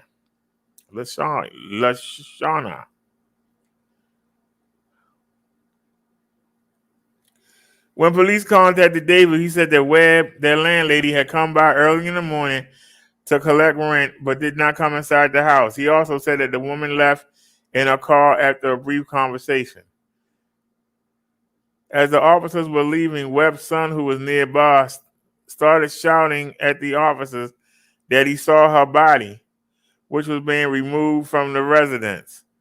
After that, the officers saw David and his wife running away from the house and started chasing them. The two were apprehended and Webb's body was found at the rear of the residence, police said. It became apparent to officers on the scene that the suspects, now in custody, were attempting to dispose of the body when they were observed by the victim's son.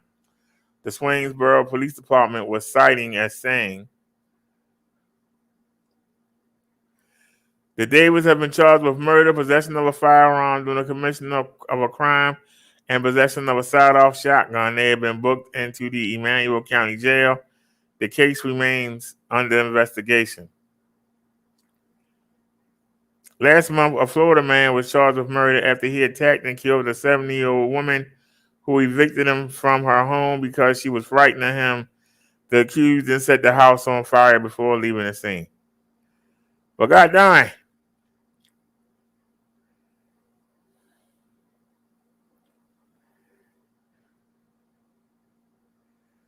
Nia say, remember the last story, the landlord killed the tenants for not paying the rent. Well, the tenants is fighting back. Y'all know that the moratorium is going to be ending soon. And we're going to have a lot of these cases.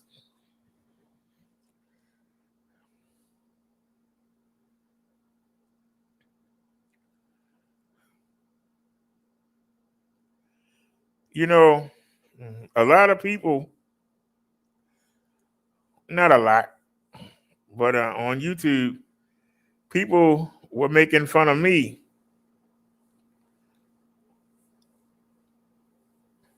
because I pay full rent. And it takes up a lot of my disability. But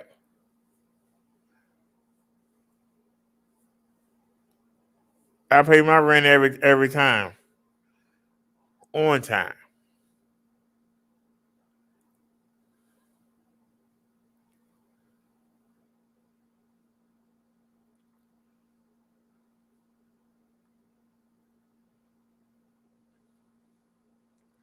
When you want a fixed income, sometimes you want to put money on other things, but you can't.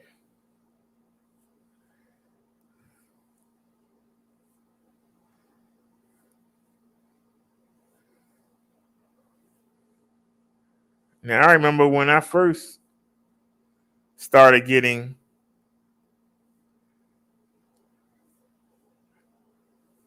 I was only getting 8 something. And through the increases, I've been able to get more. But I always pay my rent.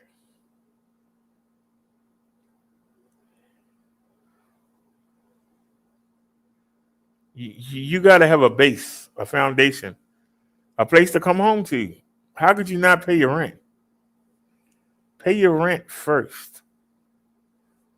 Then worry about other things. If your rent too high and you can't pay it, you don't need to live there. Find a place that's cheaper. But don't fall behind in your rent. Or you're going to find yourself doing desperate things like trying to kill your landlord. What's the purpose of killing a landlord when his family's going to take over the place and they still going to throw you out? So what does killing, you gonna kill a whole family?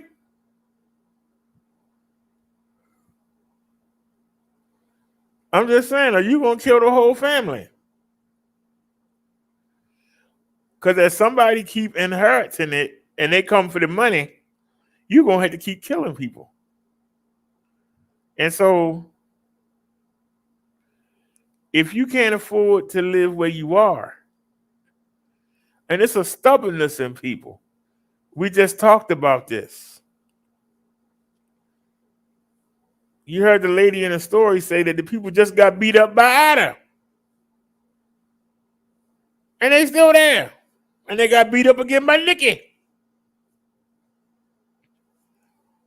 People stubborn. Move. Unless you can afford to rebuild 2 times a year, you shouldn't be living there. All your documents, your baby photos, your wills, your insurance policies, all that information you should have in a safe deposit box at a bank in another state. So that way you don't lose your precious baby pictures. You don't lose your documents. And you can make a fresh start somewhere while you rebuild. Because you're going to be rebuilding. Sometimes twice a year. Matter of fact, it's better to just evacuate the home during the hurricane season. Just evacuate it. Just get all your good stuff and just take it out, put it in storage somewhere, and wait. And then when the hurricane season is over, then you put your stuff back, and there you go. But that's what you need to do if you want to live in those areas.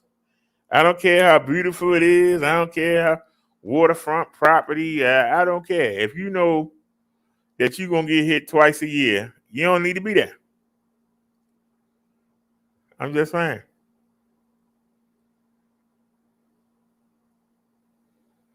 There are some states that don't get nothing. So you need to have your valuables in states that don't get hit with nothing. I'm just saying, some people don't like what I'm saying, and that's too bad. I'm telling you the truth. You got some people that won't leave because the family there. Some people won't leave because they grew up there. Some people won't leave because they got generations that live there. Generations that have suffered. That's what it is. They suffered. So if you want to continue to suffer, don't cry about it. You know the place ain't no good, and yet you still live there. That's on you.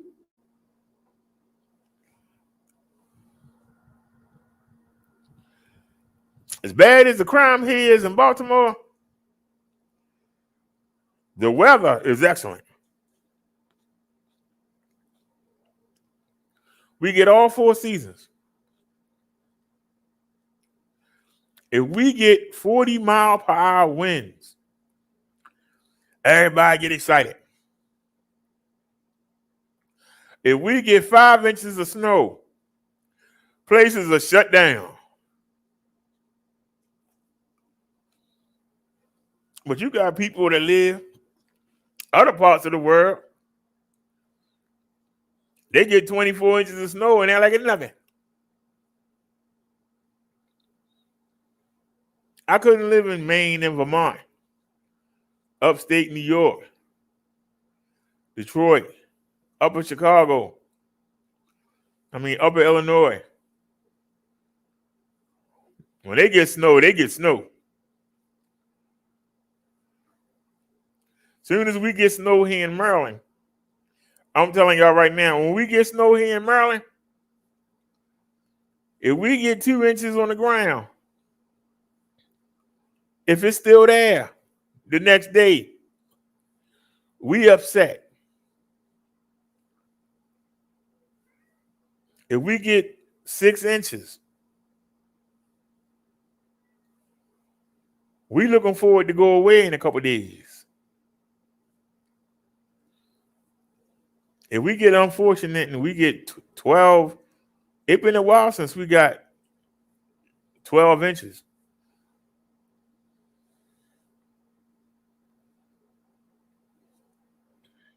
The last snowstorm we had, I rode the Swagtron to the market out there in the snow. I tell you now, we got Marsha and Bessie. 4-inch wide, a 20 and a 26-incher, fat tires. I'm not going to be scared to ride in the snow. These bikes were built for the snow, gravel, and sand. Bikes were built for it.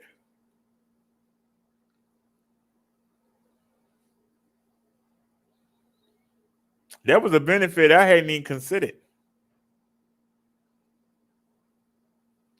Now, I can't be stupid and go out there and be doing 25 miles per hour on some black ice, But we should be able to ride slow to the market, load up, and come back. Let's see what else going on in the world, y'all.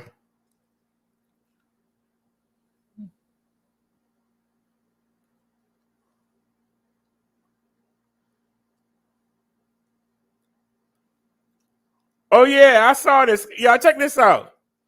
Talk about desperation. Google Find. Talk about desperation.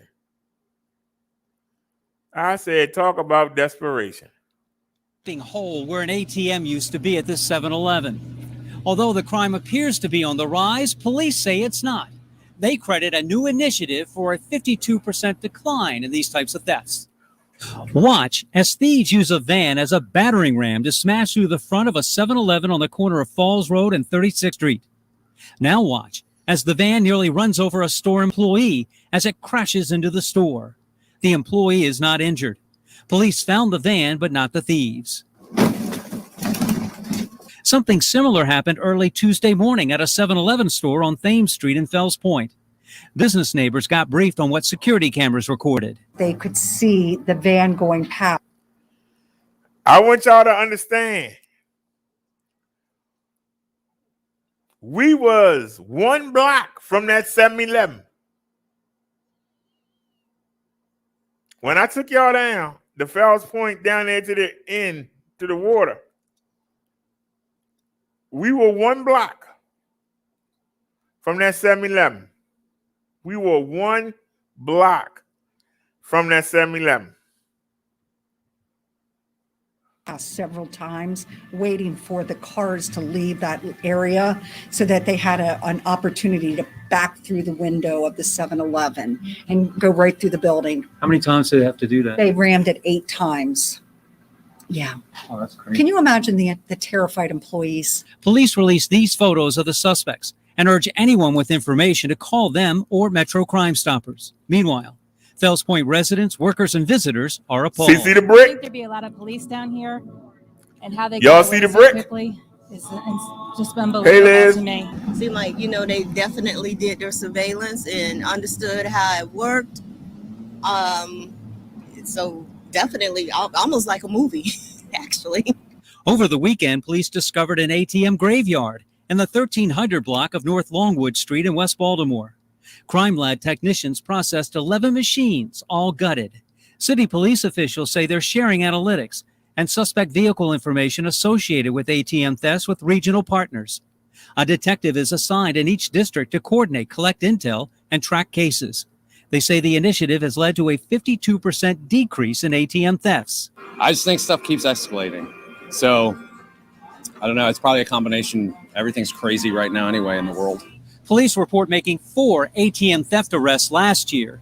The total so far this year is not yet available. Reporting from Fells Point, David Collins, WVIL TV 11 News. Just spooky, y'all. We were right there.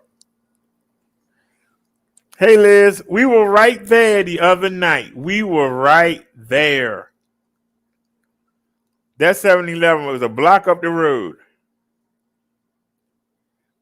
We were right there. If I had kept straight instead of turning, we would have been right there. And I'm going to tell y'all something that y'all ain't even going to believe.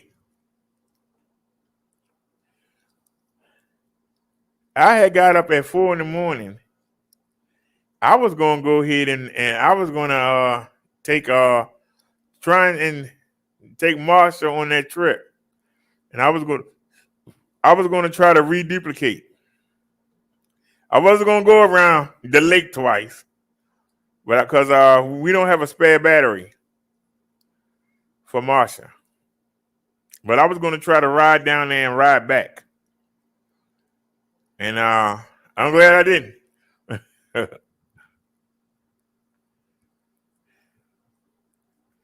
I'm just saying I'm glad I didn't. What do developers build? Because I was thinking about riding down there. With the state of the subway, this week schools reopened, city workers returned to the office, and the curtains went up on Broadway. The MTA is now trying to woo riders back to mass transit. But an increase in homeless people at key hubs and train delays caused by staffing shortages is making it difficult. CBS 2 political reporter Marsha Kramer has the story. It's the juxtaposition of pictures that grabs you. MTA boss Jan Oliver with the stars of The Lion King at the Times Square subway station to urge New Yorkers to come back to mass transit. We're doing everything possible to make the system the most attractive transportation option out there. But just minutes later, literally minutes, this couple pushing carts of belongings came out of the same subway station. No surprise, really, since a new MTA report found that the influx of homeless spiked 45% over the summer at 8 of the city's busiest commuter hubs, including Times Square. For example, CBS 2 cameras found an influx of homeless at Penn Station, one of the hubs. They were sleeping in stairwells and on the floor, carting their belongings, even one man sleeping on top of a trash bin outside the station. Unsurprisingly, they're in the same area, the heavy volume stations where New Yorkers are growing in numbers. Ironically, the increase in homelessness comes as the MTA is reporting record ridership, the largest number of people on the subway since the start of the pandemic in March 2020. A report released yesterday by Governor Hochul found that 2.77 million people rode the subways yesterday. To be sure, it was a record high, but only half, 50% of the 5.5 million who took the subway before COVID. Another problem, staff shortages. This alert on the MTA website today tells the tale. Expect delays for C trains in both directions. We're running as much service as we can with the train crews we have available. The MTA is trying to rectify that by training new conductors and accelerating training. We're hiring like crazy. Some riders are happy, some are not. It's really crowded since Labor Day. It's been pretty decent travel, and the trains go fast from one stop to the other. I think they're a little bit rougher than usual, but we always make adjustments. The subways certainly need work. I don't exactly feel safe in the subways. The MTA is also reporting ridership upticks on Metro North and the Long Island Railroad. I'm Marcia Kramer, CBS 2 News.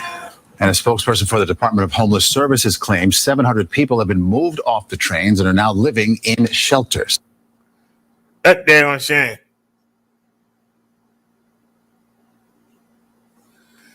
I just don't understand. I'm not going to say I don't understand because, somebody could knock you in the back of your head while you're going to pay your rent. Somebody could knock you in the back of your head while you're going to pay your rent and take it. But you should be able to make some kind of deal with the landlord to whereas you can pay it with interest or something. But you can pay them until you get caught up, because we all get what you call free falls. Is that what they call it? Free falls? Where you get money from out of nowhere. Like somebody might donate to the show. Maybe somebody overcharged you on something and they give you the difference back. You should be able to get, grandma might send you some money. You might get some money from Aunt Maxine. Y'all understand what I'm saying? You should be able to slowly pay that rent back. How do you wind up homeless? Nia said she couldn't get her football food order on Sunday from Uber Eats. The restaurant was closed due to short staffing. You just had to call another restaurant. I can't afford it now, but early in the month, I did the show and we stayed on, and I went to go watch the pay-per-view. It was last Sunday. I wanted to watch the pay-per-view after we had got done doing the show, and they ain't had no drivers. Yeah, this was the day before I went in the hospital. And so I went on and I made some chicken legs and I had some grapes. And then I got a message from them saying that they had drivers in the area. So I just went on and all I got was a turkey hoagie, a 2-liter Diet Pepsi, and some dinner rolls.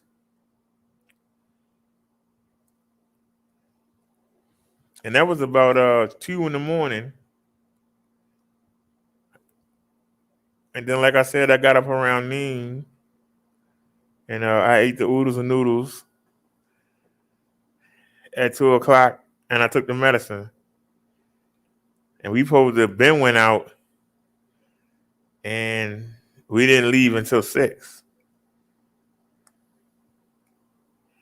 So, A Mud Duck Farmer, he said 6 months behind.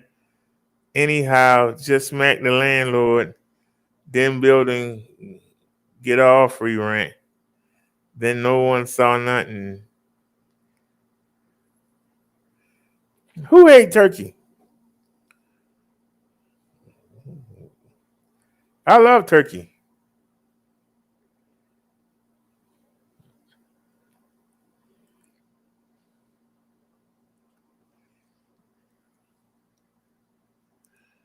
Oh, Lord. Hey, yo! Did we see this already? They're going to make us watch the video. Oh, we got an update, and I can't do nothing about it. It's Fox. Damn Fox. For the first time from a woman attacked and kicked down a subway escalator in Brooklyn. And it was all caught on video. Oh, yeah, we saw this. It happened Thursday night near the Barclays. Bam. New York City police are hoping that surveillance video will help them identify and arrest the attacker. So does the victim hope that. Eyewitness News reporter NJ Burkett speaking to the victim. He's live at the scene for us. Newt. That's right, Bill. This is where it happened. The escalator from the Atlantic Terminal subway station just outside the Barclays Center. And as you can see, it's a long way down. And once she was kicked, she tumbled all the way to the bottom. I've fallen down stairs before, but I've never fallen down escalators. Escalators are extremely painful. It happened moments after she stepped off the subway. She lucky she didn't get As caught she in it. rode up the escalator to the street, a man pushed his way past. The victim told him he should have said, "Excuse me." And in this video, you can see what happens next. He turns around and kicks her down the stairs. Kicked me out of nowhere in my chest, and I just came tumbling down the escalator past everyone all the way to the bottom floor. The victim is 32 years old and asked us not to use her name or to show her face. But she showed us her injuries, cuts and bruises to her legs and across her arms and back. Police released this surveillance image of the suspect. It happened at 7:15 p.m. last Thursday on an up escalator outside the Barclays Center. He goes by you, brushes by you. You turn around and say, "Hey." Say, excuse me. Yeah, it's the New York thing. And that was it. Yeah, that was it.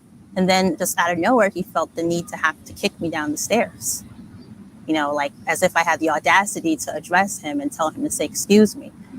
In that moment, he felt like he just had to just kick me down. The victim says the experience has left her traumatized, and she's worried tonight because the suspect remains at large 4 days later. It was traumatic. It was scary. Because it just happened out of nowhere, right? Yeah, and seeing him, and also like his physical stature, you know, he looks pretty dangerous, and just being around someone that looks like that makes me feel vulnerable.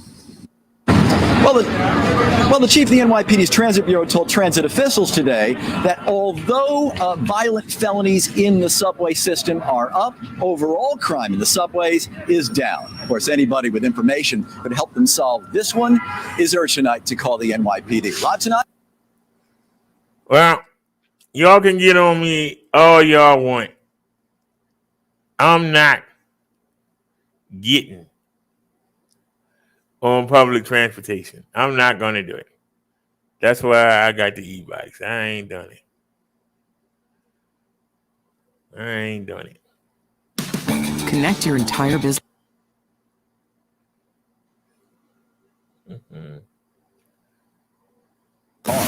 We're now monitoring. What she say to him?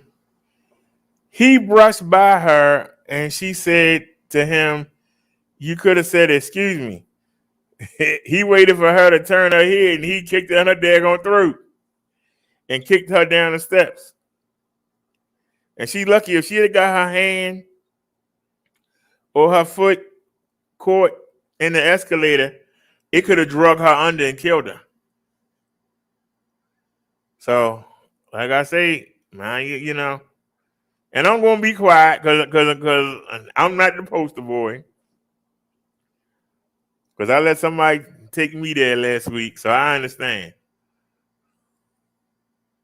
There's some police activity in that area. One man was actually seen in handcuffs. Let's get right out to Local 10. Stanella Sabovic, she's live at the scene with what she has found out there. Stanella.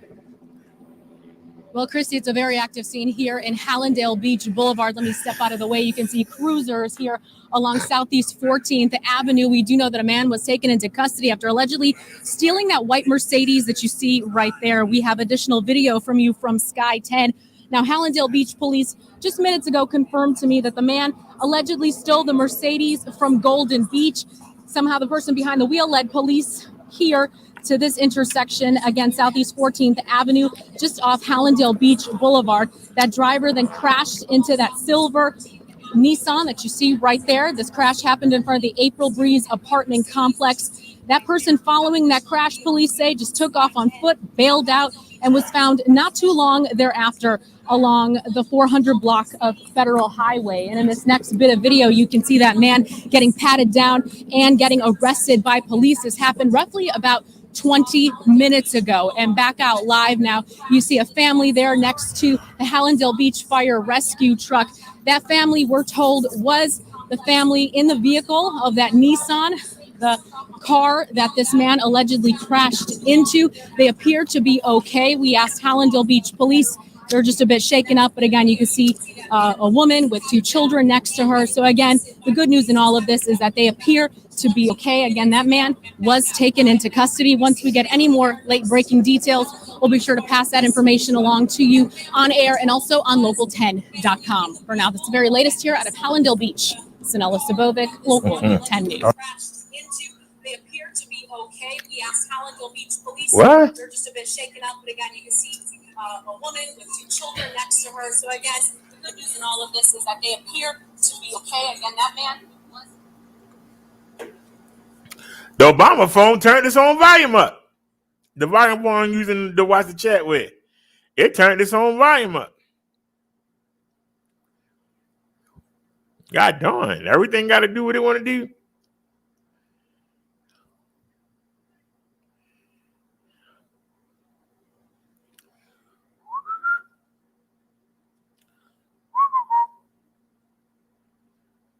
What? I ain't even gonna show that's whack.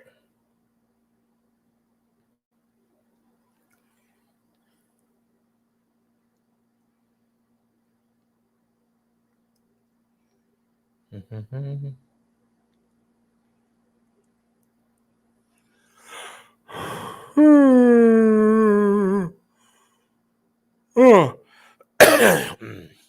Who cares? Okay, this is a news site. Right to a commercial. All right, y'all. In Sargent, a small community in the eastern More corner trauma. of Matagorda County. Yeah, the official population is about 3,000, but we're told only a few hundred are actually permanent residents. Let's bring in our Jacob Rascone now. Jacob, whether you have a permanent home there or a vacation home, that landfall approximately 18 hours ago was certainly unnerving.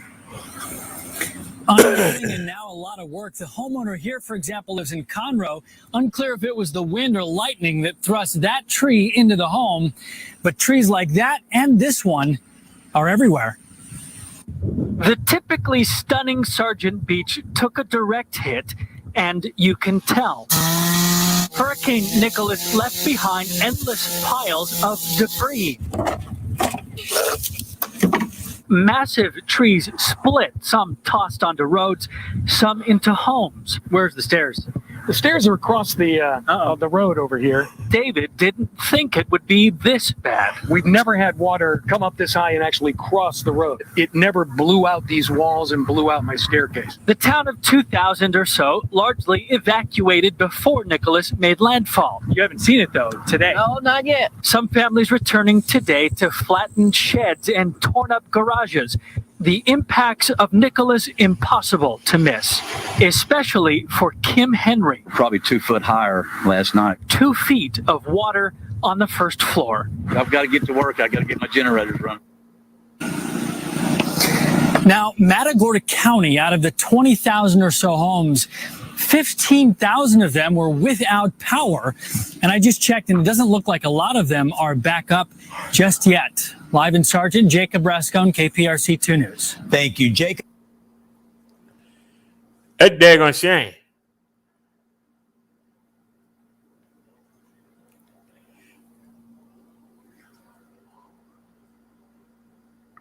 Let me make sure y'all can still hear me, because Davey just came in here and laid down on the thing. Hello, hello, hello. Yeah. Y'all can still hear me. My duck says no mask on.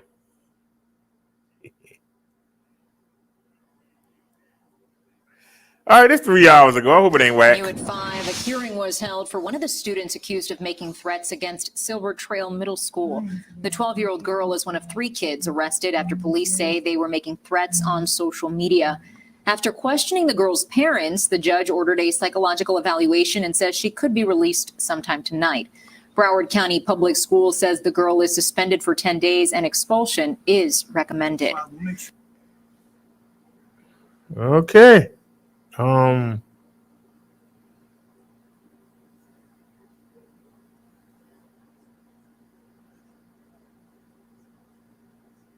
Let's take a look at it. We might have seen this. We might have seen this already. Let's take a look at. We might have seen this already.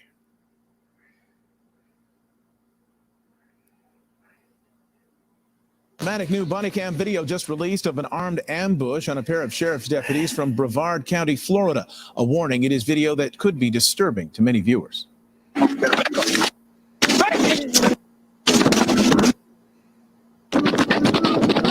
Bullets fly when a pair of Florida deputies are suddenly ambushed. It all started with a traffic stop. Deputy Tyler Toman talking to a woman while another person rests against the trunk of the sedan.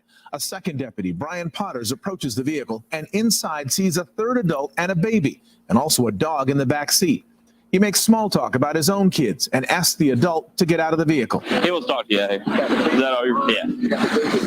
Yeah. I'll watch it for you. He's all right. I got babies. Oh, you got a dog too? Hell. I'll make sure they're all right. I got babies too, man. That's when the car door opens and all hell breaks loose. More than 61 bullets fired in less than a minute. The man with the assault rifle hit in the leg, and Deputy Brian Potter shouts out he's been hit. Deputy Potter's disoriented, not realizing the gunman is right behind him. The gunman hammers Potters in the face with the butt of his rifle, and when Potters goes down, the gunman keeps beating his face. And he hitting him with the gun. Now, why he didn't tackle him? Take the gun out of his hand. Quickly reloads his gun before unloading it at the man attacking Deputy Potters. Look at him. He unloaded that. Look at him. He unloaded that whole thing. This individual got exactly what he deserved. Nah. Foolish enough to ask why we shot him so many times. That answer is simple. Because evil can never be dead enough. The Brevard sheriff says the man who attacked the deputies was 38-year-old. All right, hold on a sec, y'all. Anybody got any comment?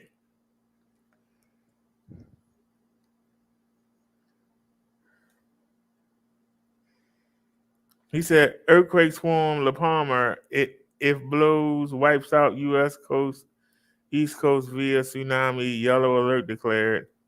Said no one talking about that. Liz says, wow.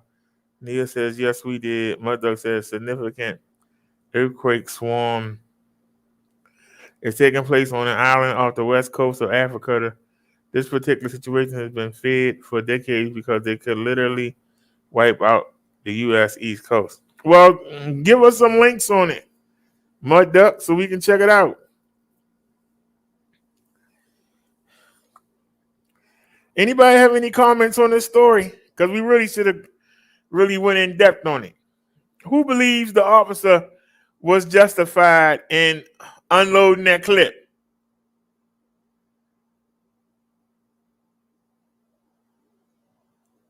The officer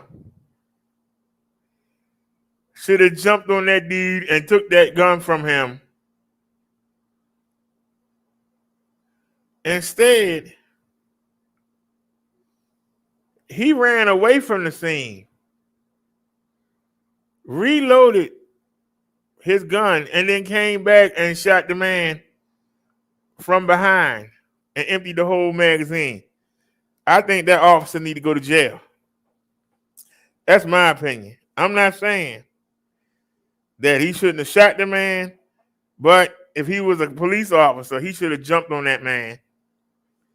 He should have jumped on that man. All right, Mudduck Farmer dropped the link. I hope he watches long enough to know.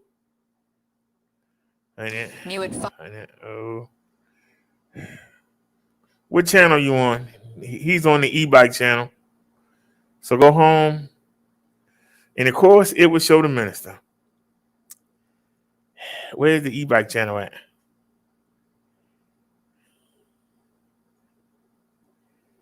Here it is.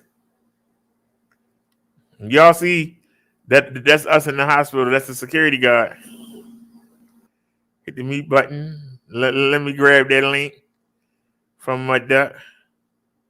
Copy link address. All right. All right, let's go up here. Hang in there, Linky Dinky.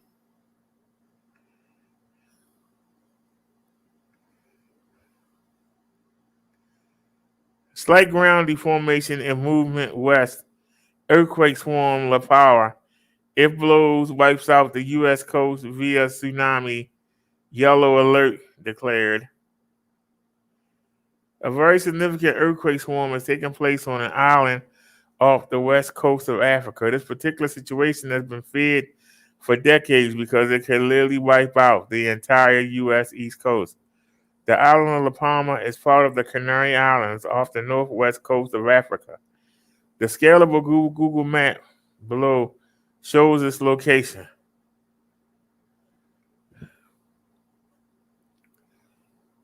Okay.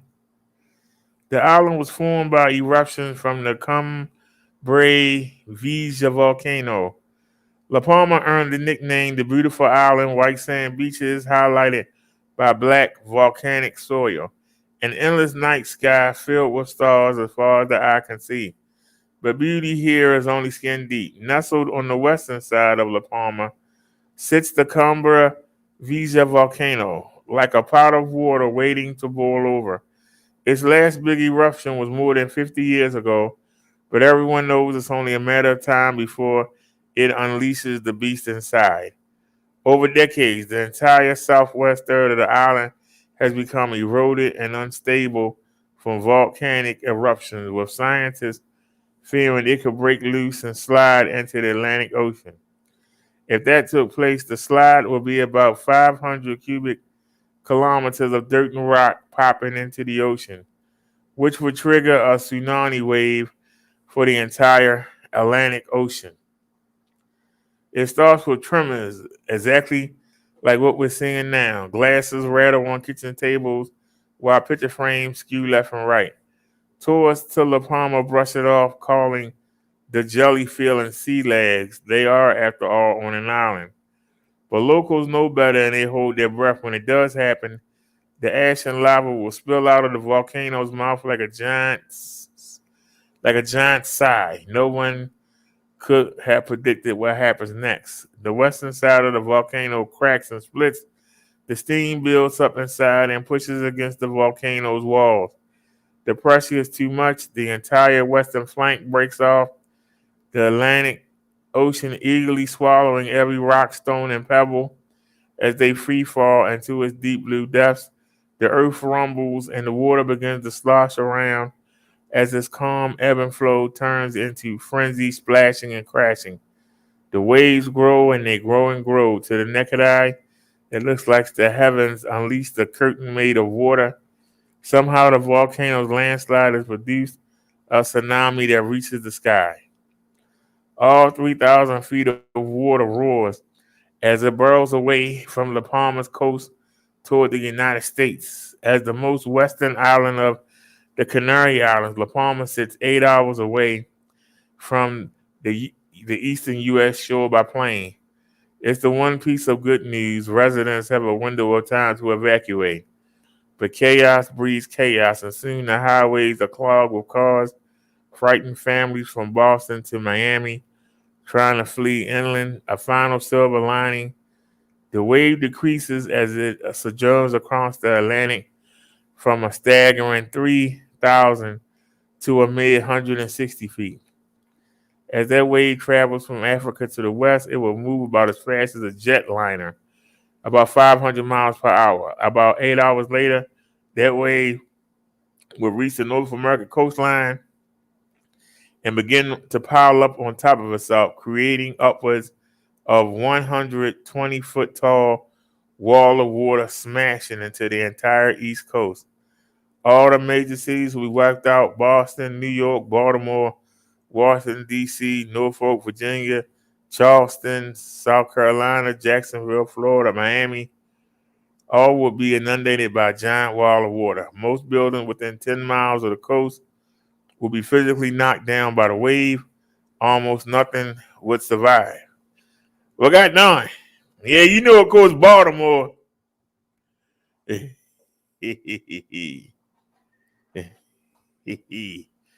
of course, Baltimore had to be in that. You need that. Now, one might think we'll have 8 hours warning. Do you have any idea how long it would take to completely evacuate cities like Boston, New York, or Miami? And Miami is of particular concern because there may not be anywhere to go for anyone in Florida. Most of Florida is only about 4 feet above sea level. The tsunami 30-meter, 100-foot tall wave from Las Palmas might very well wash over the entire landmass of the state. Elevation of Capitol Hill, Washington, D.C. is 79 feet. In fact, scientists say the area impacted by any such tsunami contains 29% of the U.S. population, and they estimate 65 million dead. Man. There are plenty of documentaries about this. Worst case scenario, up to 250 miles inland using rivers 100 feet high. Travel a few hundred miles per hour, 7 to 8 hours to reach New York City. Long Island will go underwater for a time, so will Florida. A few dozen nuclear reactors will be Fukushima, or worse, Hudson River will flood all the way to Albany, could be one large one or several smaller ones. Or we could see a little ripple at the docks. Just keep your tank filled with gas, download some tsunami alert app or something. Oh, and there's this. Revelations 88, and the angel sounded as if it was a great mountain burning with fire, was cast into the sea, and the third part of the sea became blood. Translation: a volcano erupted, then busted up with a large portion falling into the sea, killing 1/3 of all coastal inhabitants of that sea. No, it doesn't say which sea. The wave touches down, flowing onto beaches and flooding bays. Coastal buildings don't stand a chance. Water rushes inland 10 to 40 miles along the entire eastern seaboard. Homes are destroyed. Countless hotels crumble under its force. Chemical plants that once churned out product by the ocean side spill their toxic waste into the sea.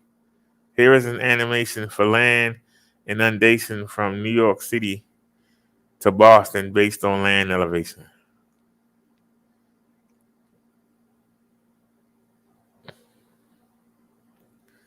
Woo.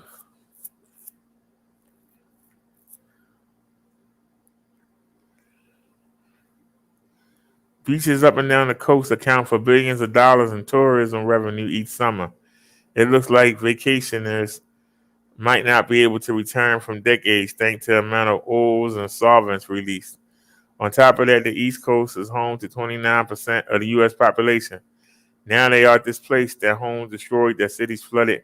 Not everyone made it out in time. It's not the end of the world, but very much feels like it. Endless. La Palma mega tsunami is a disaster, no doubt, and scarily enough, it's not impossible. In 1949, the Cumbre volcano erupted along the coast of La Palma and caused an earthquake that created a mile-long fissure on the east side. The force of the fissure then caused the volcano's west side to slip 6 feet into the Atlantic Ocean. It has since remained in this position. It's estimated 1.5 trillion metric tons waiting like a ticking time bomb. Researcher and scientist Stephen Ward, now a research geophysicist at the Institute of Geophysics and Planetary Physics, UC Santa Cruz, and Simon Day, a senior research associate at the Institute for Risk and Disaster Reduction, University College of London, first quantified the features of the La Palma mega tsunami. Their video model appears below. Researchers must watch this earthquake swarm very diligently at the first sign of a major eruption or first hint of a landslide collapse. Due to the earthquakes, get away from the U.S. coast by at least 50 miles inland. Remember, it will only take about 8 hours for the tsunami to reach the United States once it's generated by a landslide. Anyone in its way will likely not survive. Here's a brief video showing how it might play out. Will we get flagged?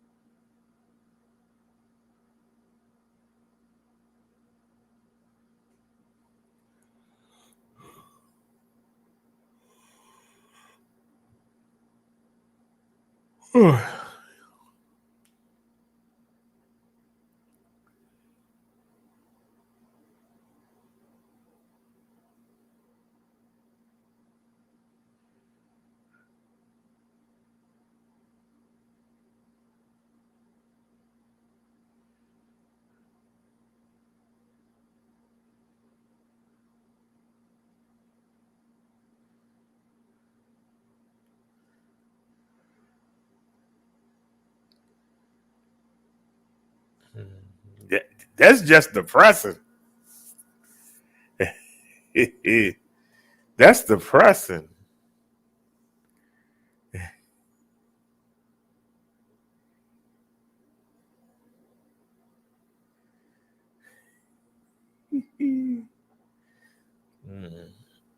He said, keep charge on bike and grab cat and zoom by them. Maybe while the world is all distracted. Well, we got 3 batteries for Bessie. At my weight, an estimate of 15 miles each one. That's a lowball estimate. So that's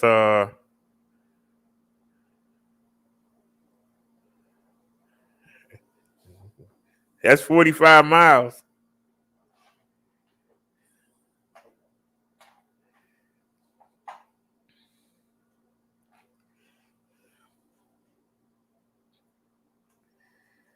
We'll just have to keep swapping batteries. Had to keep swapping batteries.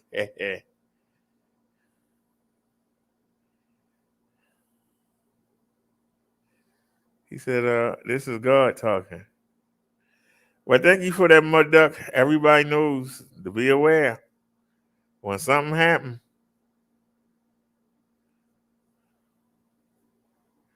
Boy, I feel sorry for the parents.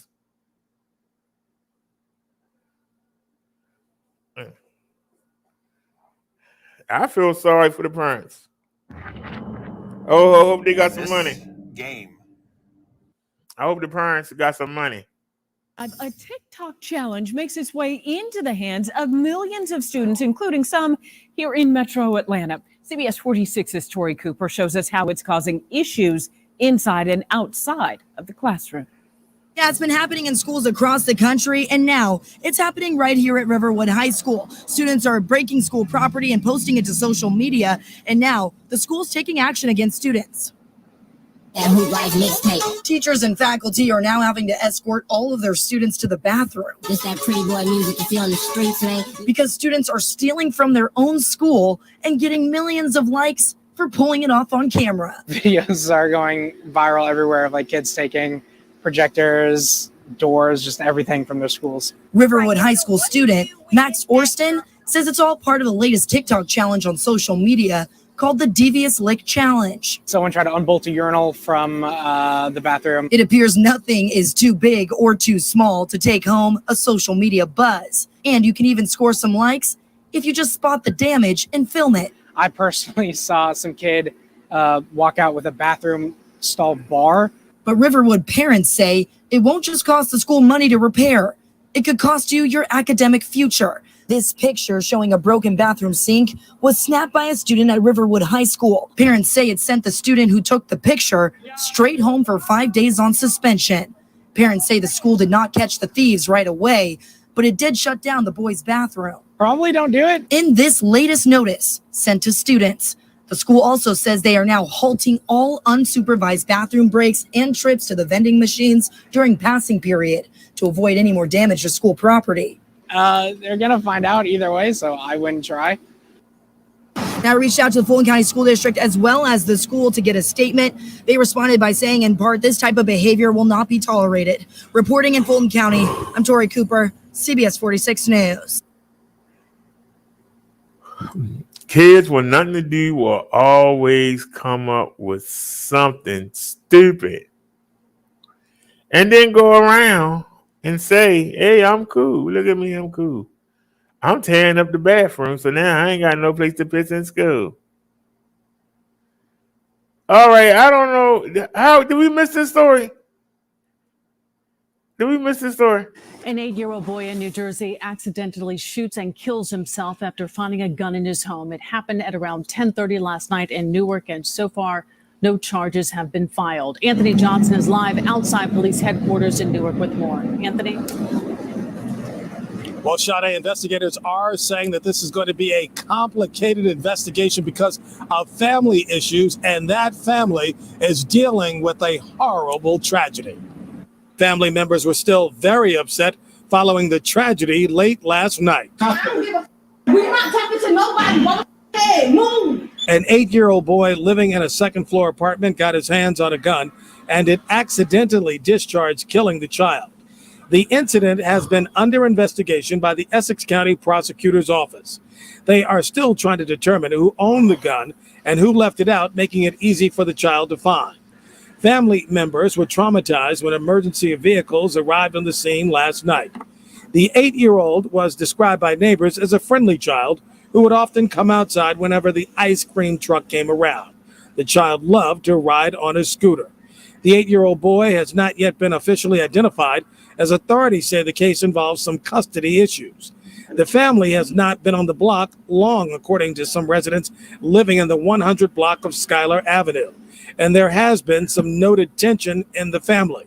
Authorities are not saying if the gun was illegal, but it is another example of the dangers of having a weapon unlocked inside a home when children are present. And investigators are still trying to determine who owned that gun involved in this tragedy.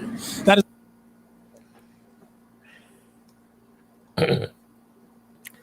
I don't know if we showed that story, but man, you have to be stupid. First, we begin with breaking news on the northwest side. In the North Mayfair neighborhood, Chapter 2 just got this video from Foster and Pulaski where police witnessed a car crash. 2 men inside one of those cars got out and ran. One of the men jumped into the river. Police ended up catching him. The other got away. Initial reports say police found a gun in that car.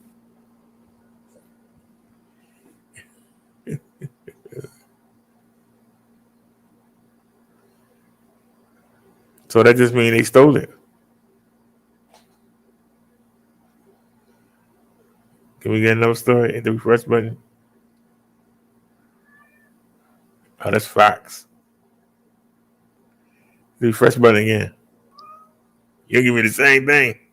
Hit it again. Yeah, they give me the same thing. Hit the refresh button again. Did we see this story? Now to some new video tonight of a shootout between LA County Sheriff's deputies and robbery suspects in Linwood. On August Hey, 30th, because sit down, deputies say man. that they were flagged down the corner of Fernwood Avenue and Alameda. The suspect's vehicle then came past them. Moments later, the deputies chased them to a cul-de-sac. You see there. They so scared they ain't even stopped the car. That's where the shootout occurred. One deputy was hit, had to have surgery to remove the bullet. 2 suspects arrested, one at the scene, another after he tried to escape and crashed his car.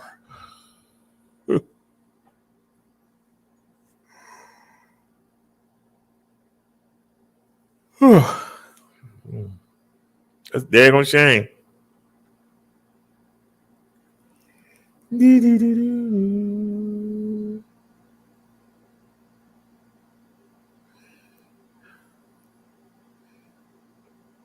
What is it with people in these A real trains? tragedy at a BART station in San Francisco. A woman killed after she was dragged by the train onto the tracks.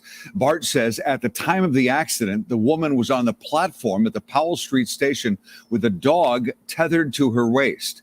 Good evening, everyone. I'm Frank Somerville. And I'm Julie Hayner. She boarded the train with the dog, but at the very last second, she got off of the train. The woman cleared the doors, but the dog did not. The train departed with the dog inside the train as she was then dragged and pulled into the tracks. That accident happened at about 3:20 yesterday afternoon. Damn. Tonight, the victim has been identified as 41-year-old Amy Adams of San Francisco. KTVU's Christian Captain has been following this tragic story. And Christian, the NTSB will be part of the investigation. Yeah, this is a truly terrible story, Julie. As you know, it shut down the Powell Street station for hours yesterday. You can see the station now reopened after having been shut down yesterday. Now the NTSB is investigating, working to determine exactly what went wrong here. Trains are once again speeding in and out of the Powell Street station after a deadly accident Monday afternoon. BART confirms that a passenger identified by the coroner's office as 41-year-old Amy Adams from San Francisco boarded a Dublin-Pleasanton-bound train at about 3:20 p.m. The transit agency says she had a dog on a leash with her, and the leash was tied around her waist. At the last moment, as the doors were closing, BART says Adams appeared to wave at someone and got off the train, but the dog did not. As the train departed the station, Adams was dragged down the platform and onto the tracks. Adams was killed. The dog was uninjured.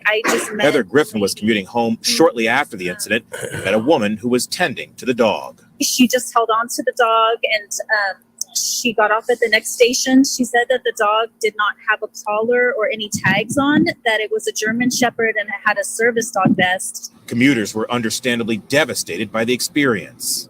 She was very shaken up and stirred up, and everyone was very sad. She met also a lady and a lady's daughter that said they saw the victim getting dragged by the train. BART has talked to witnesses and reviewed video of the incident. The NTSB confirmed Tuesday that it would be on scene conducting an investigation.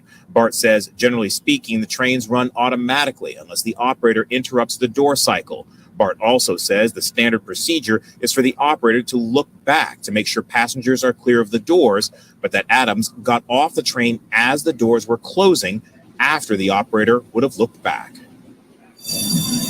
And our commuter says a roommate or roommates of the victim came to collect the dog after that deadly accident. No word at this point on how long the investigation will take or if the operator or train. Yeah, terrible accident. We're live from San Francisco. Christian Captain, KTVU, Fox 2 News. Yeah, it is just a horrible story, and our hearts go out to her family and everyone who saw what happened. Christian, thank you. All right, y'all. If y'all gonna be doing that, y'all got to be careful.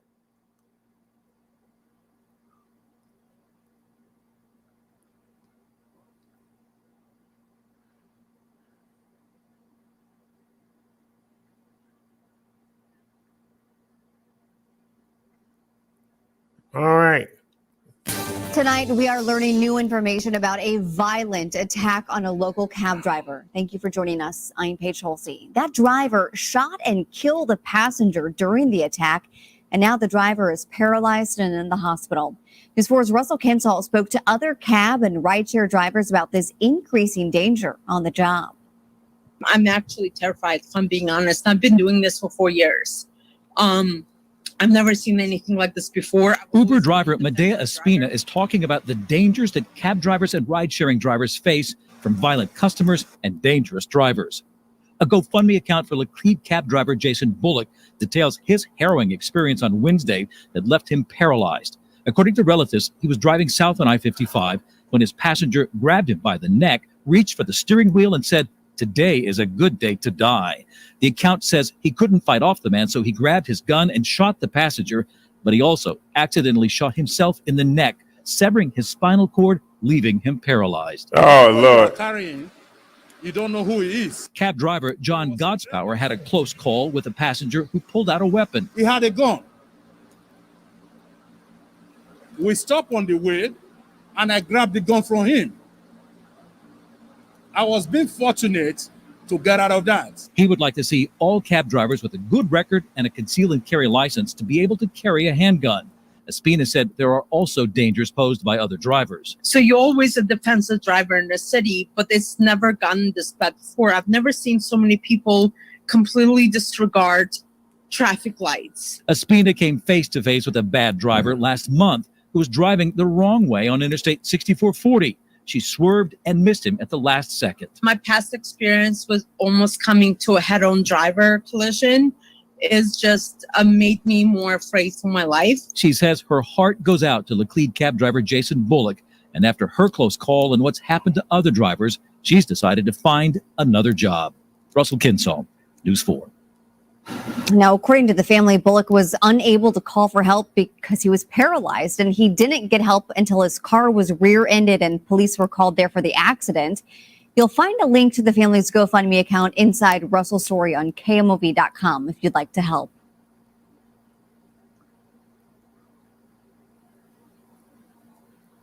That's daggone shame. All right, we didn't see this story. And we're also following breaking news right here in the Bronx, where a 68-year-old woman was hit and killed tonight by an MTA bus. Citizen app video shows the scene. As you can see, the victim crossing Johnson Avenue in the Spite and Dival section when she was hit at about 8:30 tonight and pronounced dead at the scene. There are cops investigating, but so far they've made no arrests. Hey, Snazzy.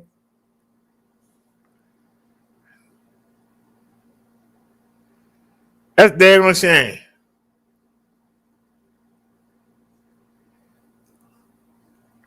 And y'all see me out there riding. You see, I give respect to the MTA buses.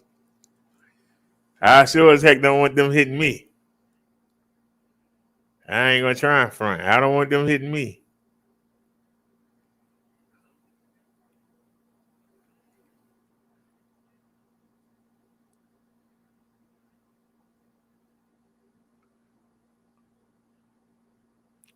And then this guy, let's see how fast he going. Hope he don't flag us.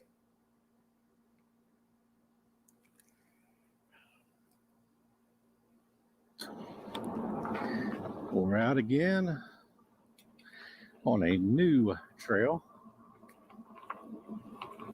I'm probably not going to ride the whole trail this evening. He said it's a 7-mile uphill. And we'll see how this shakes out.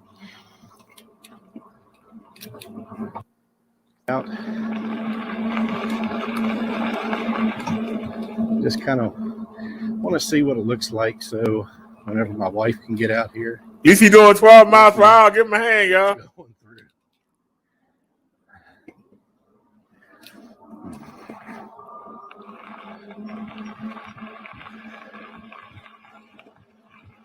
All right, gun it.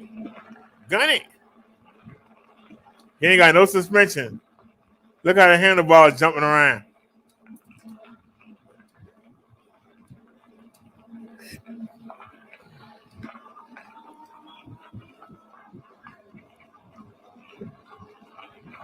Got a lady behind me, so I'm gonna kick it up a little bit. A little bit of space between us.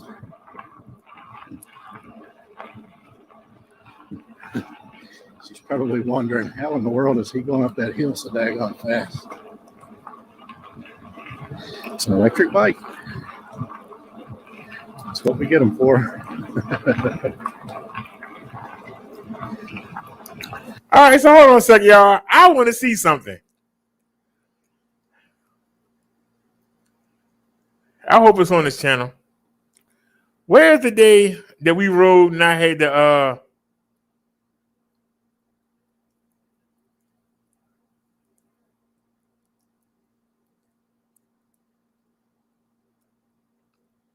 Wait a minute.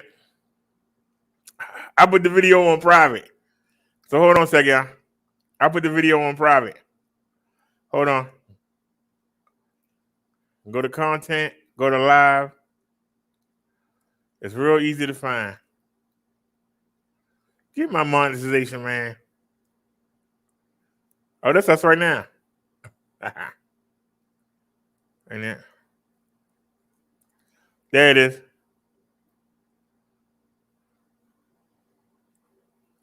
Is that the video? Yeah.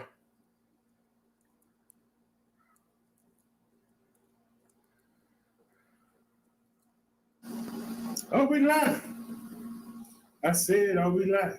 Let me get out of here. Well, let me see. Y'all gotta let me know. Because I'm using the chest camera. I just want to see.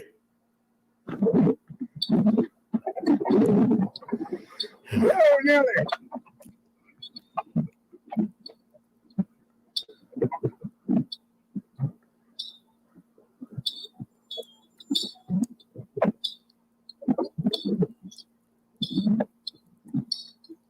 You're supposed to like change on it. Hey, we had to go. I don't want to go.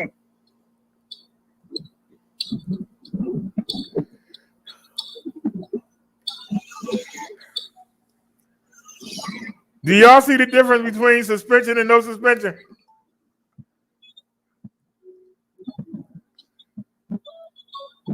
Now I'm pedaling side to side. That's why the bike going side to side, but it's not the bumps. It's me pedaling, causing it to go side to side. You can see my shadow. I'm pedaling.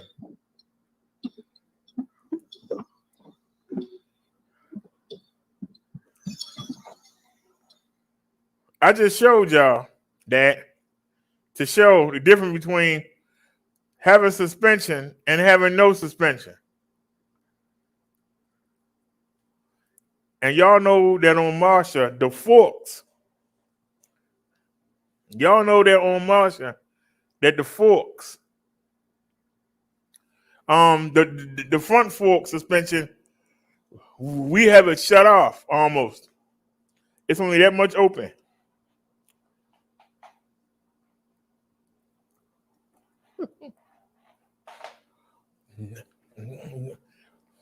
That Uber driver had a gun. He shot himself in the damn neck and paralyzed himself.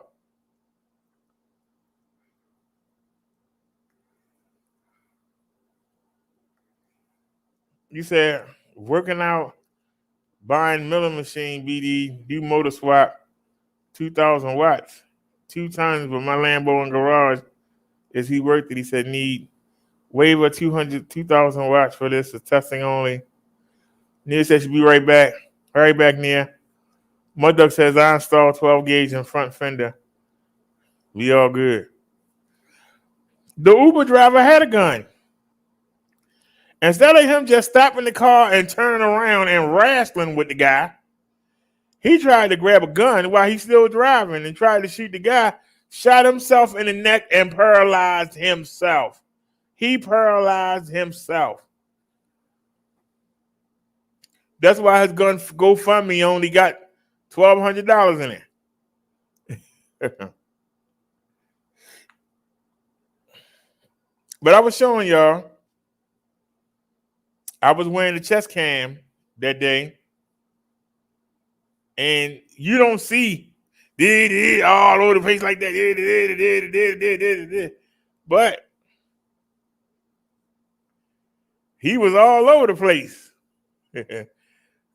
Could barely hold it. He couldn't even hold the bike steady. It's better to have suspension than not have suspension. All right, let's see what this Chicago mayor done now. What has she done now? Hopefully nothing bad.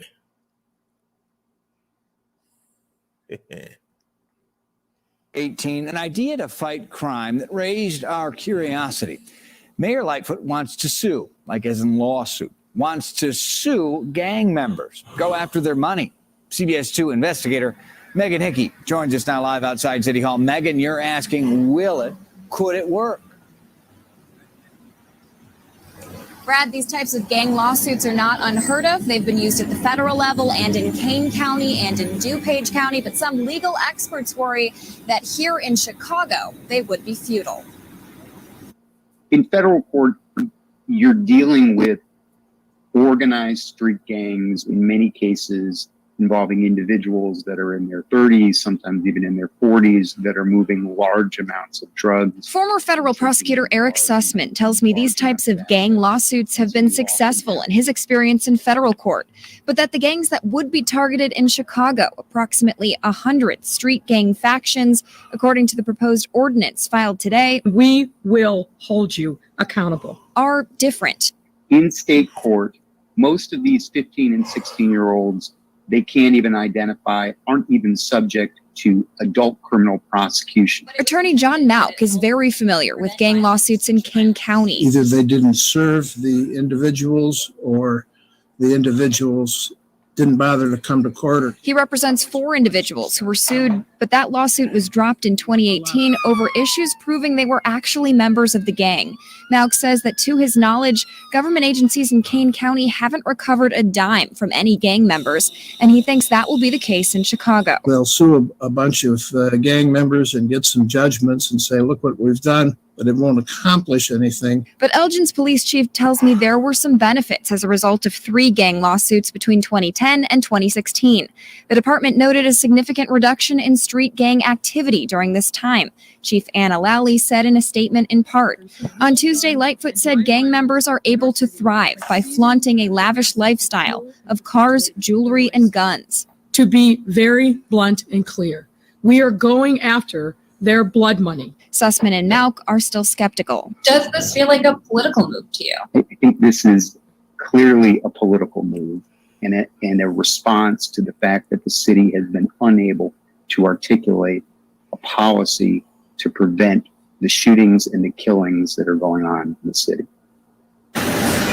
Now, the ordinance will now go to the Rules Committee where it will be reviewed on Friday. Lightfoot hopes that review will be quick, and then it will be sent to the Safety Committee. Brad? Yeah, like a pretty damning assessment by that final attorney, basically saying nothing else has worked, so we're going to try this. You have referenced in the past, this attempt has been made in counties, county court level, on the federal level, meaning big, U.S. government. But you're saying these gang lawsuits will be filed at the city level?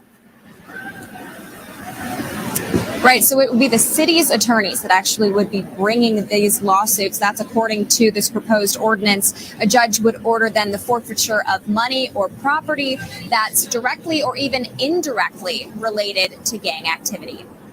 We shall see. CBS 2 investigator Megan Hickey. Megan, our thanks. All right, what do y'all think? Hola, papá. Should they be able to sue the gangs?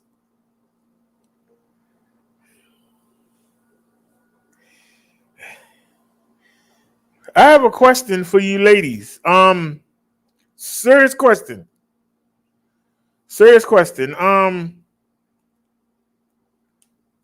I took some chicken out the freezer and I put it in the refrigerator.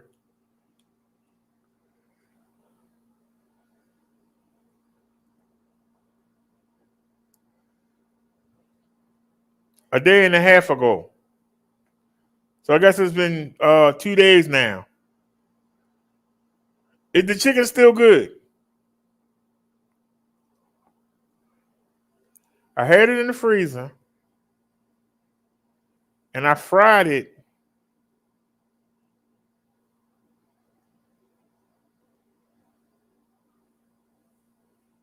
I fried it the night before last and I put the rest of it in the refrigerator.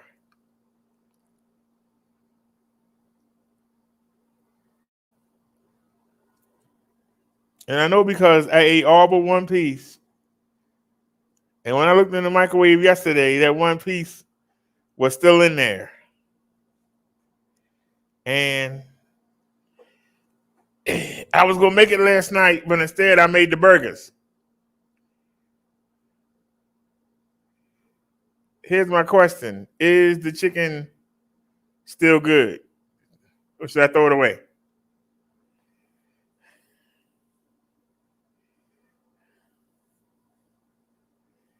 Mother Farmer said, if it's not green, cook it.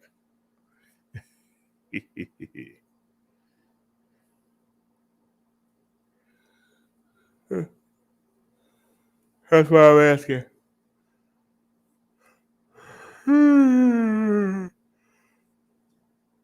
Oh.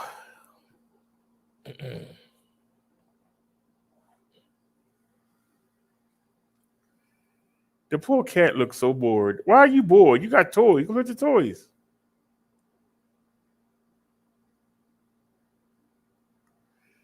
Okay, I gotta see this.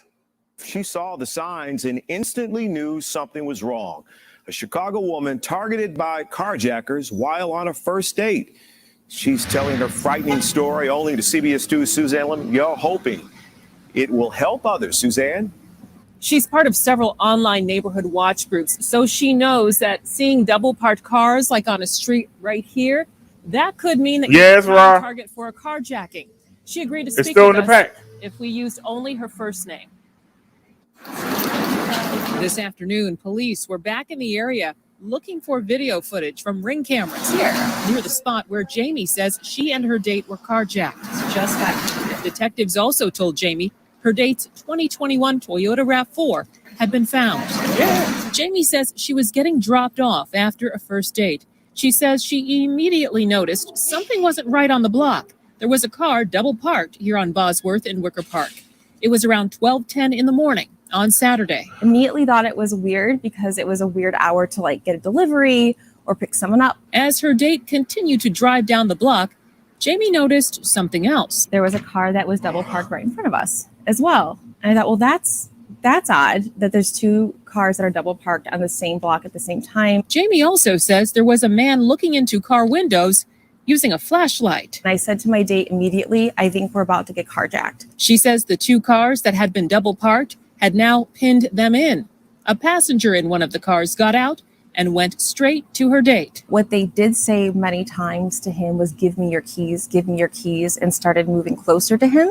And he held up his hands, like, as you should, if this happens to you, and said, the keys are in the car, just take everything. Jamie says the carjacker didn't believe her date, and that's when the carjacker held him by his throat and put a gun to his stomach. I started moving back further and started yelling, I'm going to call the cops. The carjacker sped off in her date's SUV. So did the drivers of those two double parked cars. Now, after such a scary ending to her first date, we wanted to know, is there going to be a second date? Well, Jamie says she's really hoping for a date redo. In Wicker Park, Suzanne Lemonnier, CBS 2 News. Through my online store alone, we've... Shit. That dude said, I ain't coming back there. That dude said, I'm not coming back there.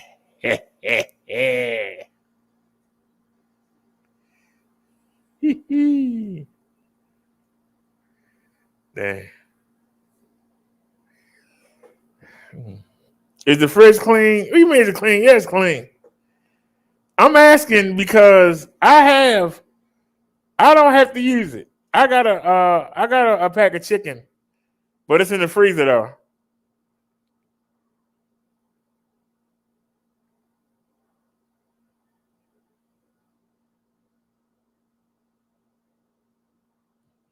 I can make the eggs or the grilled cheese,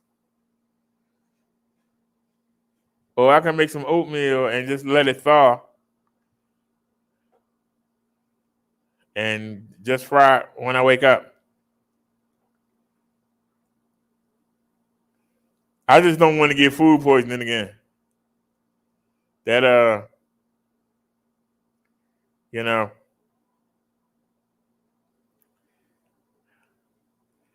that wasn't fun. I thought I had the COVID. I had food poisoning. When I left that chicken out. The reason I'm worried is because I had the chicken out the refrigerator for 6 hours before I fried it 2 days ago.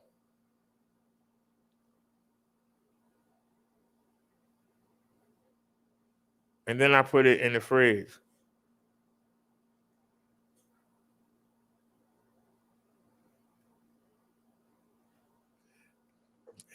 I'ma just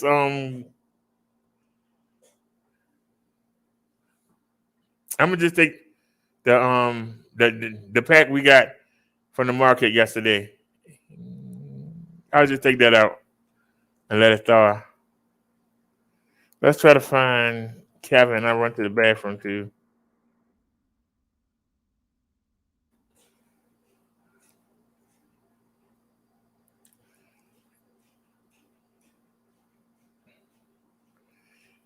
You taking a dump for the third time today?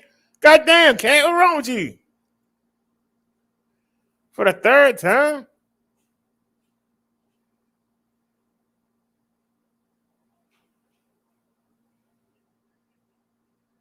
So he didn't even pop up.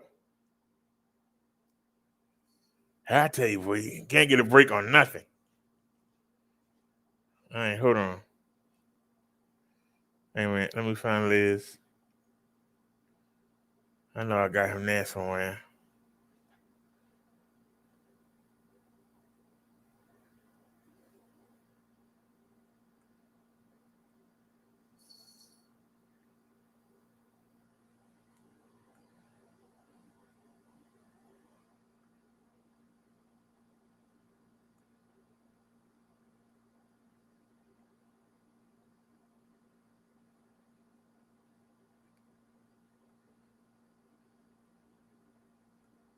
Wait a minute, I'm not saying that.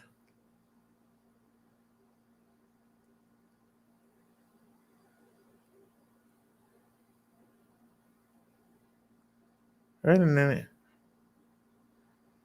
Why am I not saying that? I know it's there.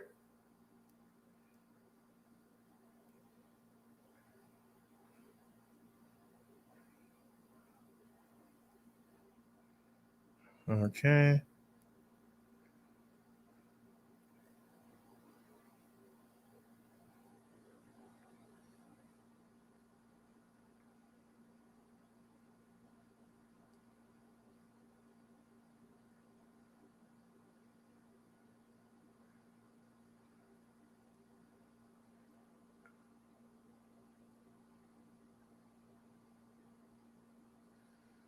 Snazzy says he sent us some tourist videos.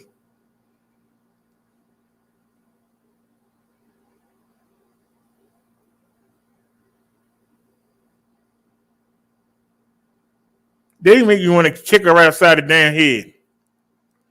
Oh, I'm on Snazzy. That's why I can't find it. You stinking scuzzard.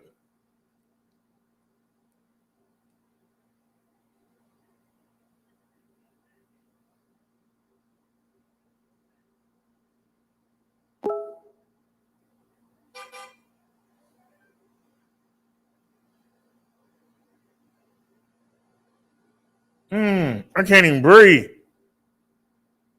All right, y'all, this is from Snazzy. Don't come over here. Sit down some damn way. Come on here for. You stinking scuzzard. Phew.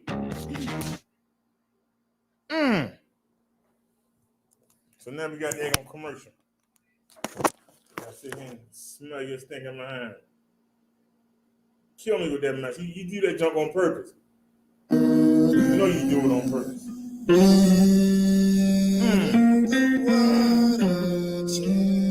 Man, you stink.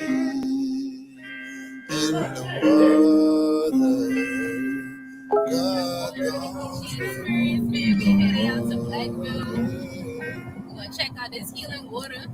Put in the Google. Them boys see how they break down the demographic. Them boys say 80% black. So to me, that a black town in it. Healing water, like they got this natural spring water, like ain't no kind of particle, ain't no kind of toxins, no mercury, no none of that, no waste, no none of that. And it's like a lot of people, because I've been heard about this thing now, because I used to go out there a couple of summers ago. And you know, they say they heal any kind of unbalanced thing going on in your body, cancer, high blood pressure, stroke, menopause, any of that stuff that going on with your body. Need some of that water, get it back right. So we finna test them out and see now from the truck, about an hour and like 38 minutes. I mean, some people discovering it because they getting a lot of media attention now, but this place old.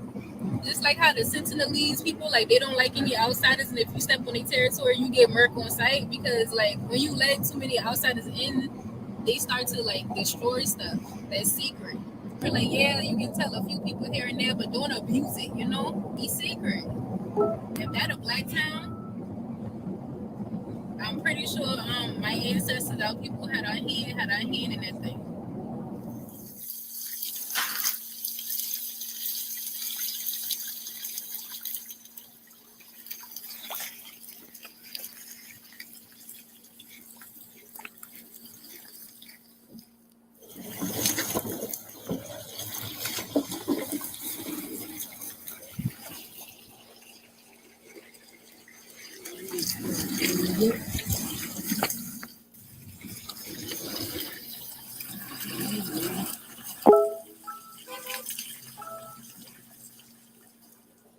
Right now, we collect the water from the healing springs. Word on the street is some Native Americans have found some wounded British soldiers, and they had brought them to this spring, and them boy had healed right on up. Man, you got people coming from all over the place getting water out here. Doctors, Lawyers, all them boy, everybody. and they mama. Listen, an older fella had come out there and tell us a little story now about his family. You know, he shared some things with us while he was collecting some of his water. And, you know, you wouldn't believe what we heard. I got out there Friday. Went up there to see her. She said, well, the doctor said I'll be coming home Monday. But she didn't say which home she was going to. Right. And Monday morning, she turned the water. So around 3 o'clock, she went on home. That morning. I'm going to when I leave him, I'm going by the gravesite now.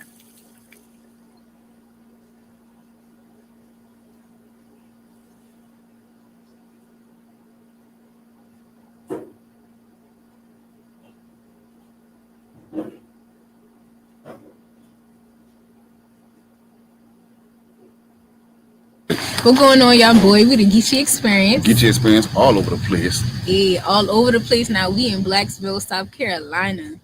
Trying to get some of this healing water from the God's Acres Healing Springs. Okay, this that good water now. This water busting. You ain't like that water up in Charleston. My little sister waked me up out my sleep. She said, hey, we going to the healing springs. I said, what are you talking about, bro? She said, come on, I can show you. She took me about an hour and a half out. And we came up, yeah, boy, look here, this thing got some clean water. I drink that thing. I ain't want to go nowhere. We right here where I want to stay. Man, yeah, boy, come on. This thing says it's supposed to heal up. We're going to put some information down there so y'all can read about it. But it said healing. Heal everything, man. They people out here in the 90s coming out here drinking and sipping on this water. This, like, they coming out here in, like, the boat loads. For real. Now, you already know we got to do the good eating and the exercise and everything like that. But shoot, water play a big part, too. Okay. Put it on your skin. You put it in your body. You cook with them. Put it in your eye. In our body, mostly water. You know? So you got to make sure you got that water on you now. We're going to try this out for y'all, boy. I ain't going to lie. We'll holler at y'all, boy, in the next video. We out here.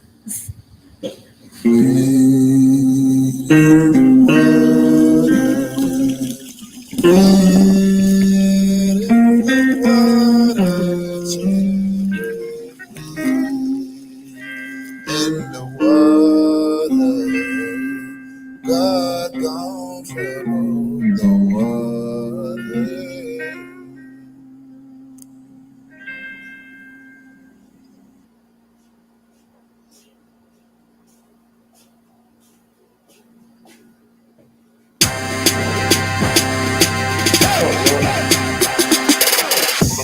Pause.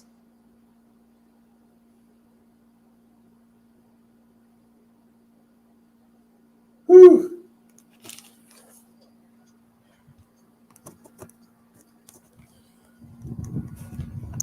All right.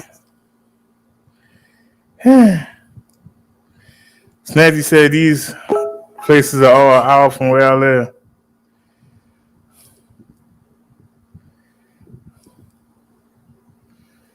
All right. So where are we at here?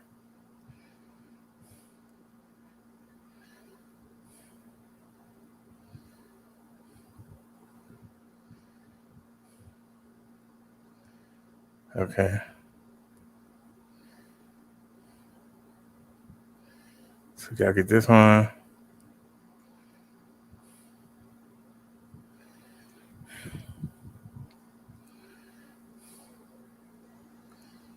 The video that you're fixing to watch is true.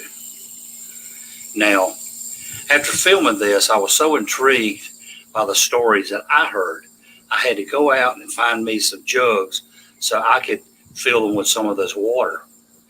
Now, my wife has been suffering with sciatica for several months, and sometimes the pain is so great that it brings her to tears.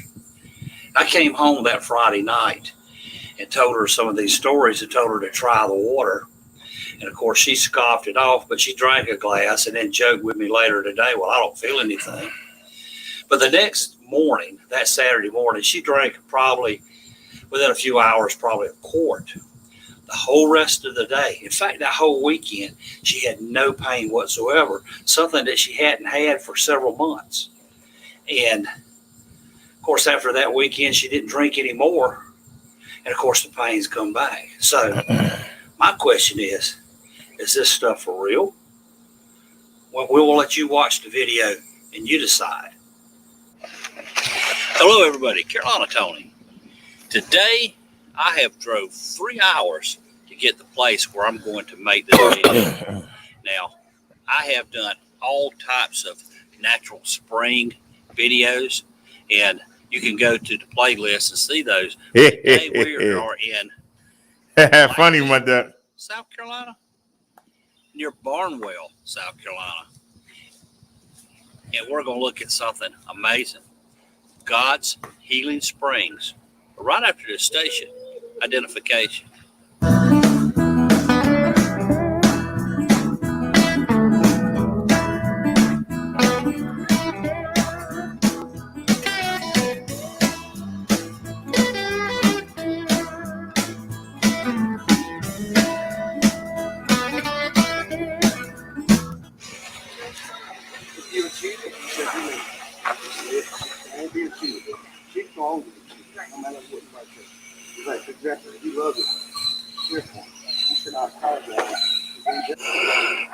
It's a paved road that comes in here with a little picnic area.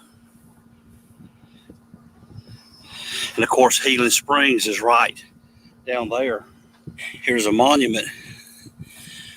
God's Acre, Healing Springs, deeded to the Almighty God to be used by the sick and the afflicted. L.P. Lute Boylston, July the 21st, 1944. The most precious piece of earth I have ever owned.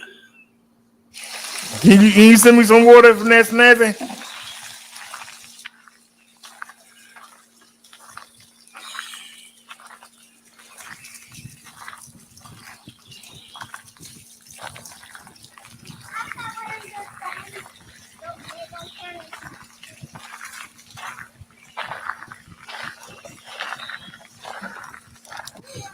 The Healing Springs, the ownership has passed down through several hands. Eventually, L. Boylston bought this, and in 1944, he deeded this property to God. And now it belongs to God and all the people. According to legend, right after a bloody battle during the Revolutionary War, 4 soldiers were supposedly killed, and their commander ordered them to be buried right there where they lay.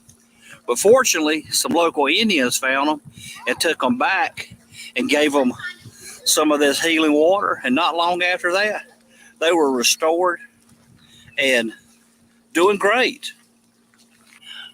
All right. Okay. I came down to God's Healing Spring, and I met this gentleman here, Quinn Caldwell, and he's going to tell us a couple stories about the Healing Springs. Well, I've been coming down here probably for like 3 or 4 months now, and I tell people about the water in my hometown. I usually give the water away. Like I post it on Facebook and things like that, get a reaction, people wanting the water. And I give them the water, and they usually text me back instantly, maybe the next day, and tell them some of the things, how the water has benefited them.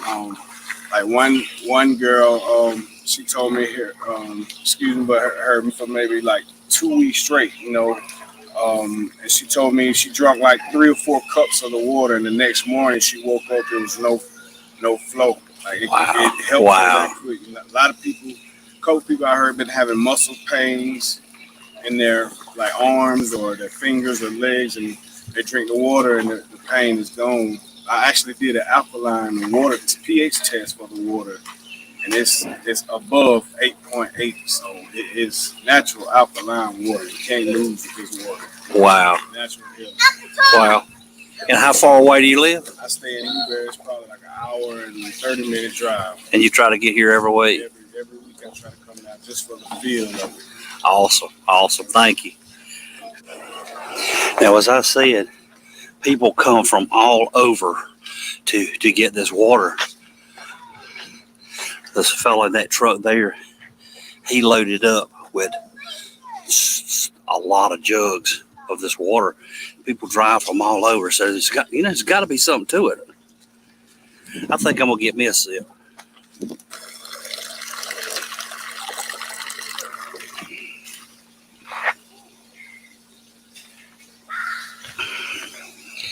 Man, that is smooth and surprisingly pretty cold, right out of the ground.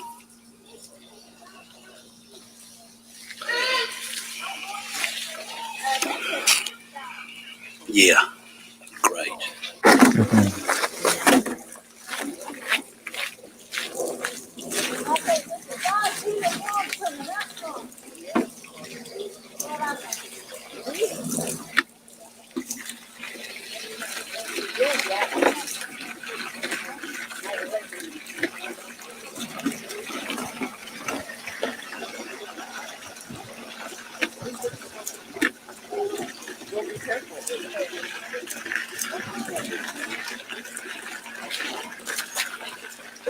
Well, you didn't think I would drive all this way and not take some home.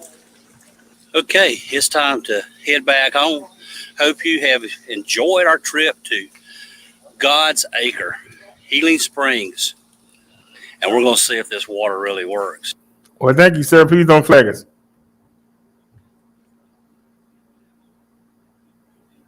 Yeah, I want some of that water.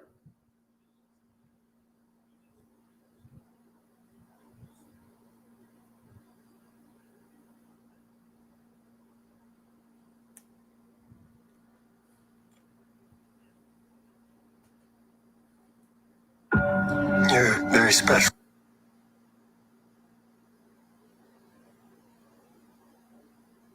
Ride.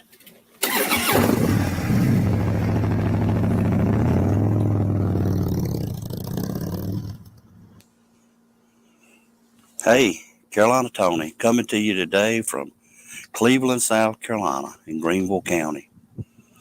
Some of my videos you may find a little interesting, some mysterious, but then sometimes I'll do one that's, will just take your breath away. And today is one of those days. Now, if you like our videos, be sure to subscribe. Go down here, click the little box subscribe. Next to it, there's a little bell. If you click the little bell, every time I put out a video, you'll get a notification. But from now, let's go get your breath taken away. DeFred Sims Chapel is part of YMCA Camp Greenville. It's also known as Pretty Place. It's a branch of the YMCA of Greenville. It's near Caesar's Head State Park. When entering the chapel, one of the first things that catches your eye is engraved in a wood beam. It says, "I will lift my eyes unto the hills." Songs. And then the view just takes your breath away. Looking through the cross. It's awesome, isn't it? Fred Sims gave the chapel to the YMCA so that campers could enjoy its beautiful view all summer long. Camp Greenville spans 1,600 acres, serves as a summer camp, conference center, environmental education facility. And there's many weddings that go on here as well.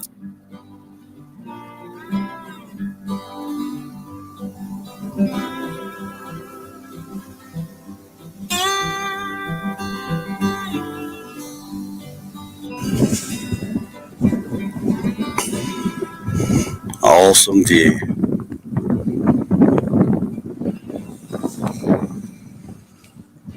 Of God's creation.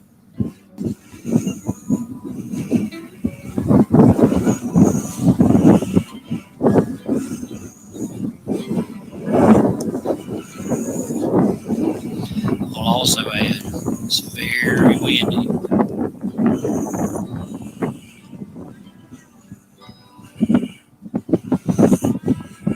Various thoughts and quotes on bronze plaques. To the people watching, I hope you've enjoyed this. To the people watching on the Minister channel, it's for y'all. Come on over to the Ebike channel. That's where everybody is. Come on over to the Ebike channel. As much as I had sharing it with you. Just saying, come on over. And as always, y'all have a good day.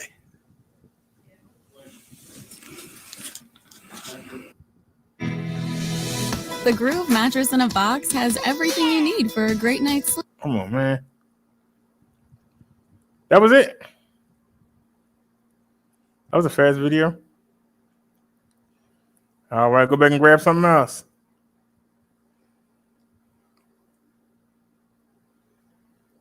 Okay. Hey, what are you doing? Oh, it's right there. That's why. Okay.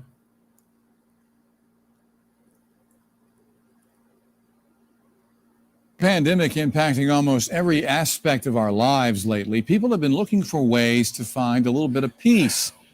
On the top of a mountain in the upstate, people from all over the country have traveled to find Pretty Place, seeking a moment of rest and reflection to think about life in a different way.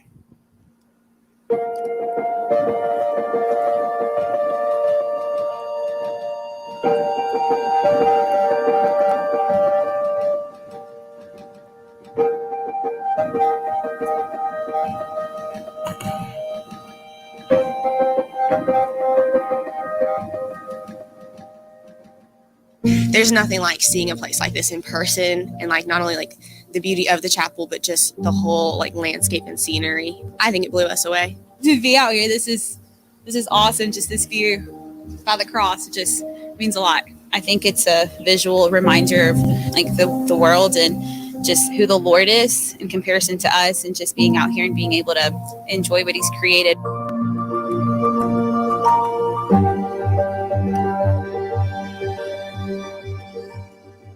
On a daily basis, we see somewhere around 400 cars and visitors at Camp Granville on any given day. Pretty Place for me is a place where people can experience a bit of solitude, a bit of connection with Creator, with creation, and it's an opportunity for anybody of any faith, of any background to come, sit, and just refresh and reconnect with themselves and the world around them.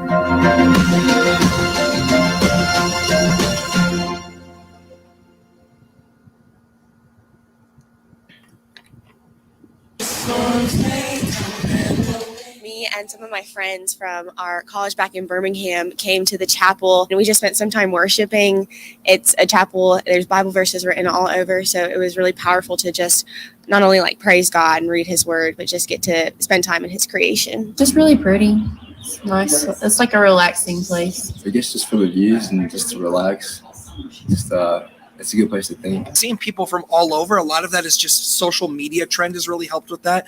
Most recently, in the last 30 days, there's been about 44 million TikTok views, and that's really increased the traffic of visitation at Pretty Place. We open it to the public because we feel like it's a place we want people to experience, and so we keep it closed during different events, weddings, and things like that. But other than that, we try to keep it as open and as long as possible for the public to come up and check it out. I think it was important for us just to step away from our everyday life, where it's like the middle of finals week, just to step away from the assignments, from the papers and the routine, and just to get out of that mindset, to see like that there's so much we're celebrating as well, that we're not just graduating one thing to move on to the next thing, but like we're enjoying the experience right when we're in it.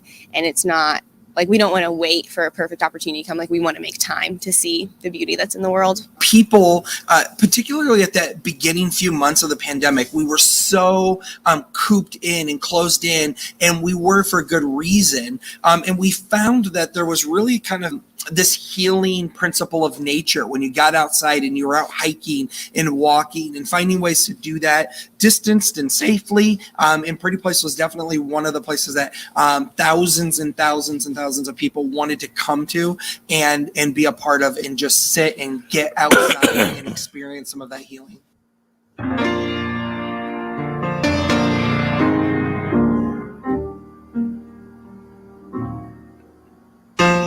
We came right at sunrise, and so like the sun was just coming up over the mountains and looking out, and I read the Bible verse, like I look up to the hills, like where does my help come from? And it just really hit me that like this is real. There's just something so much bigger than myself. This all existed before me, and it's all going to exist after me. And so like the time that I get to spend here, like it's so small, but yet it's incredible that I get to be a part of something so beautiful.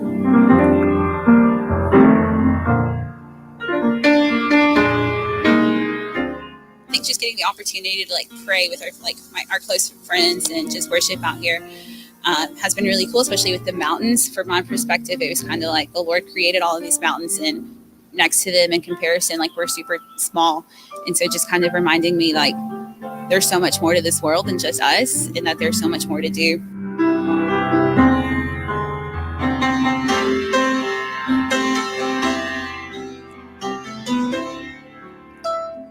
Pretty Place is a place that really does change people's lives. We read about it all the time, mostly in like social media comments. We do read comment after comment about how special this place is.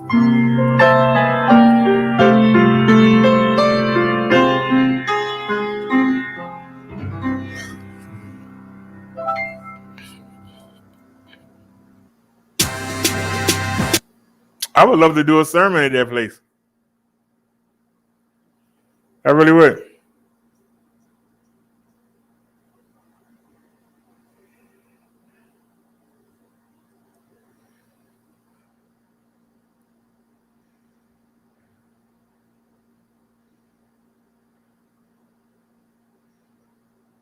All right, get the next one.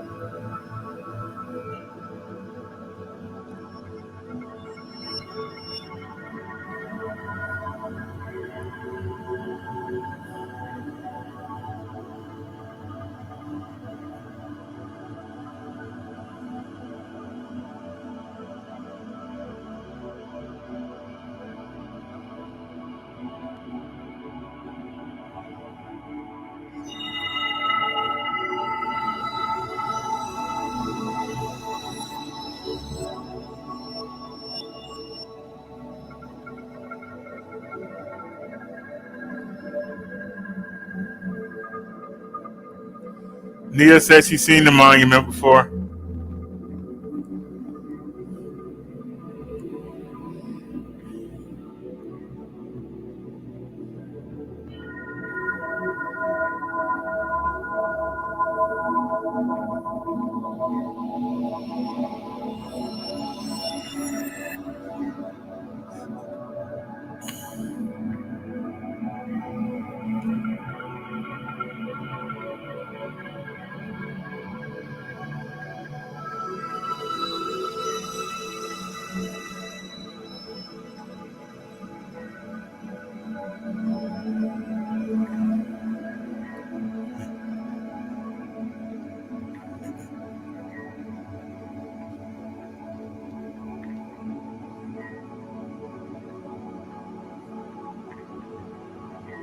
Ten Commandments in every language.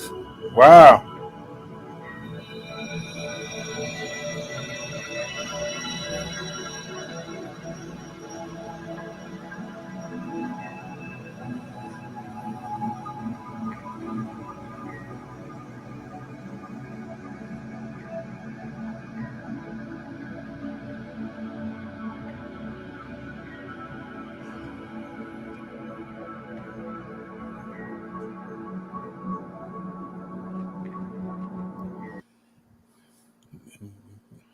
Thank you, Georgia.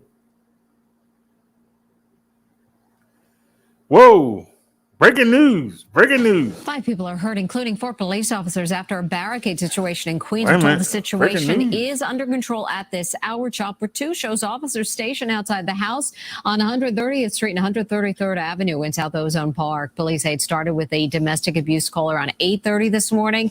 The extent of the injuries is unclear, but we do know 3 officers were treated on scene and the others hurt were taken to the hospital. We'll keep you posted as more details come in on this. Anybody know what the details was? Hold on. We got one more video from Snazzy. Hold on.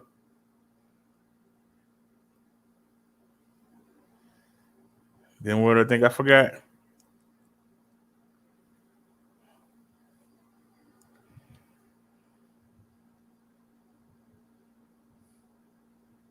Samson.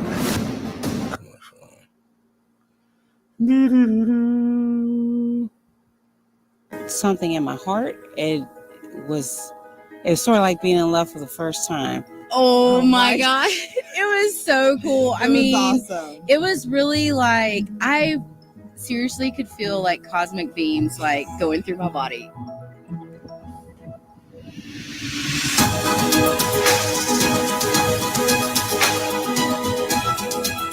Today, we started on our adventure 2 days ago. We are from Pennsylvania. We're from Westchester, Pennsylvania. The reason why we drove down this far is it wasn't that long, Snazzy. Totality for the Great American Solar Eclipse of 2017. We've known about the Georgia Guidestones for about 4 or 5 years. A friend of ours down in Orlando told us about it. And then when we found out that the Guidestones would be in the path of totality, we were like, too perfect an opportunity. The Guidestones were envisioned by a gentleman who came to town back in the late 70s by the name of R.C. Christian. Mr. Christian had a vision to build the monument which you see behind me. This is my preferred spot. I have been here like 10 times, mostly in equinox and solstices. So I love this place. It has a lot of messages and a lot of alignments. Architecture is amazing. There's a lot of math in order to get all the alignments. So someone had to think through it to get it done the way it is. Because we haven't had a full solar eclipse across the continental United States in 99 years, this has got to be a sign of something. God said that he was going to use the sun and the moon as signs of the times that we're in, and that they were even going to point towards his return. And I believe his return is coming soon, and I believe this eclipse is a sign that it is indeed very soon. The fanciful part of my mind would love to believe that, there would be omens connected to the eclipse. In reality, though, I hope not.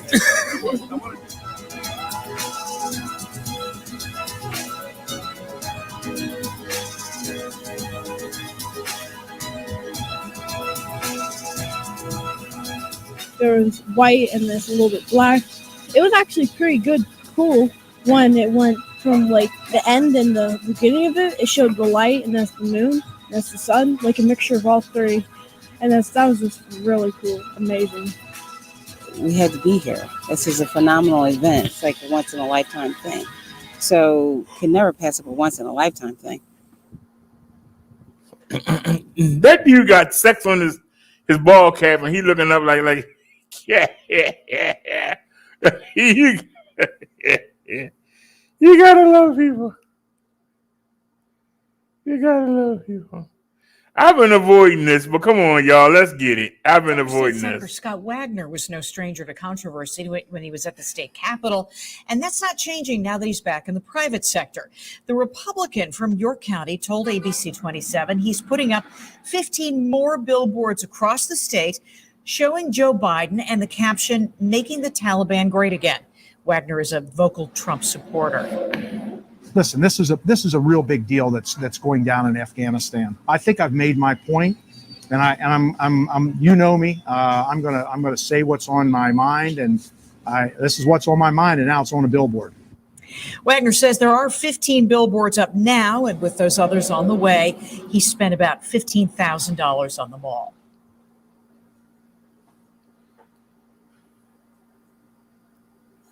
Okay.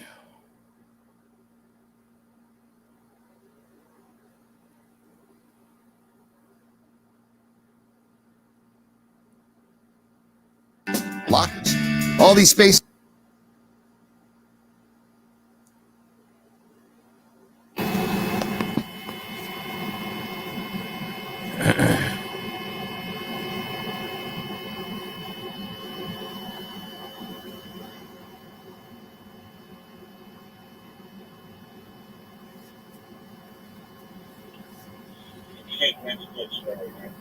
Go ahead. Back to the street morning. I'm on my next work job. I'm in the street. I'm on my married grab the shield on.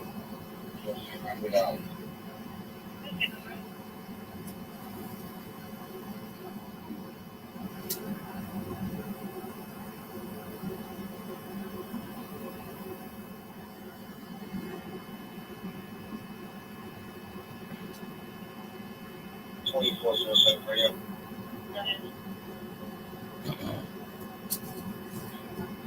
The female will be transported to the school night grade.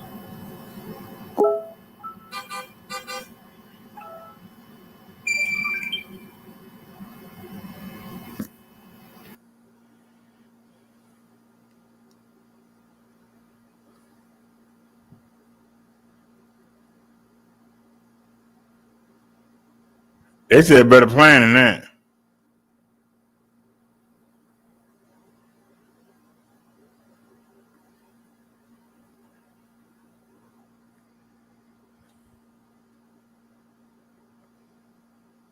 South Carolina. Fun mask for a fun day.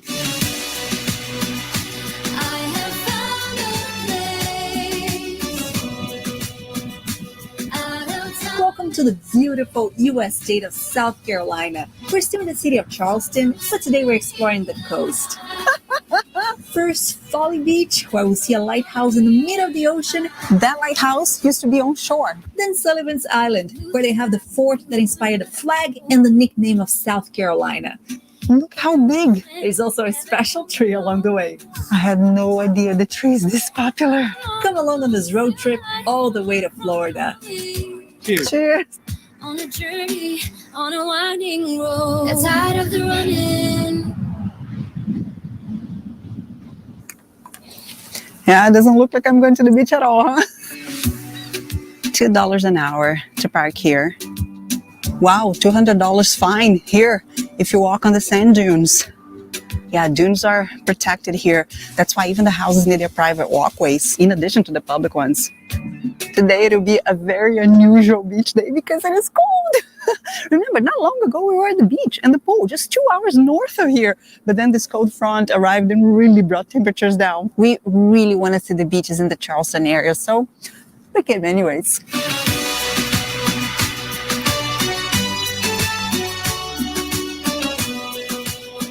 This is Folly Beach, probably the most famous beach in the area.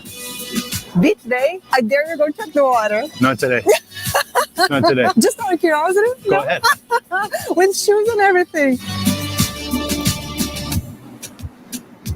Not that bad. Try. I don't know. Yeah, I think Myrtle Beach was worse. It's cold. My feet are almost numb. There are no beaches in Charleston itself. The city is located more inland. It's surrounded by rivers and protected by barrier islands. So when you want to come to the beach, you come to one of these barrier islands. We're planning to see at least 2 beaches today, 3 if we can. Folly Beach is a 12 square mile island. It's actually a separate town called Folly Beach, and it has the reputation of being a very bohemian, laid back town. I love to ride across that destination. That scene with Marsha. One of the most famous places in Folly Beach is that pier over there, but it is closed at the moment. There's this whole part of the pier here that was taken down. They're doing some repairs over there. There are hotels here in Folly Beach too. You can stay here. You know, you don't need necessarily to stay in Charleston only. And they check for parking. Look at that. He just gave a ticket to all these people here. That's why I like an e-bike. No tickets. There is one main street here. It's Center Street right here where everything happens. It's full of bars and restaurants. Even the city hall is right here.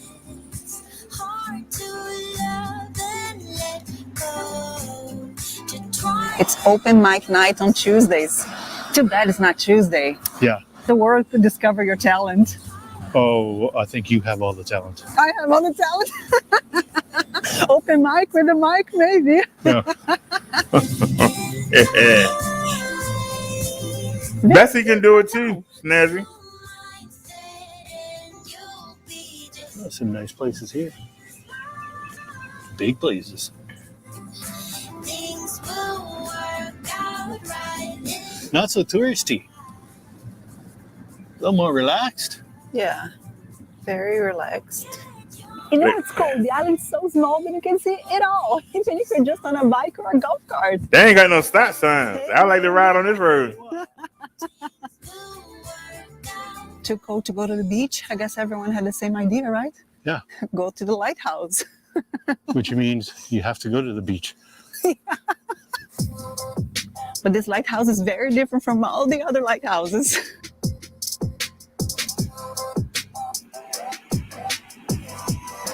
Deadly currents. No swimming or wading. You can see what they did to the lighthouse. That lighthouse used to be on shore, 2,000 feet inland. Now it's a 1/4 mile offshore. That's because of erosion, over time. Now it's abandoned. It's more a tourist attraction. Now there's a sandbank in front of it, but I saw a few images online that sometimes it's totally covered. Not even the sandbank appears.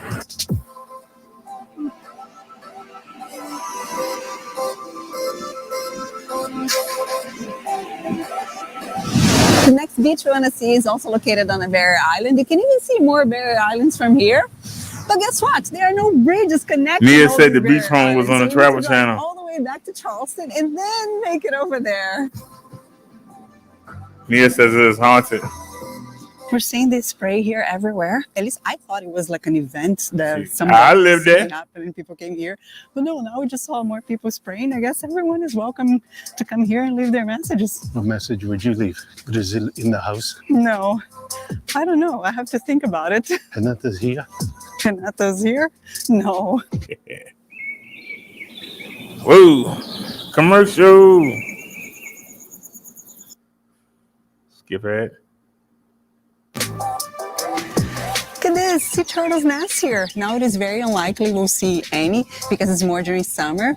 But yeah, it's the perfect place. It's isolated enough, no light at night. That is really cool. And they even ask you here to, if you come to this beach, to fill in the holes and knock down your sand castles so that it makes it easier for the baby turtles to go back to the ocean. It's a cardinal. Yes. Ones I kept telling you. Saw in Austin.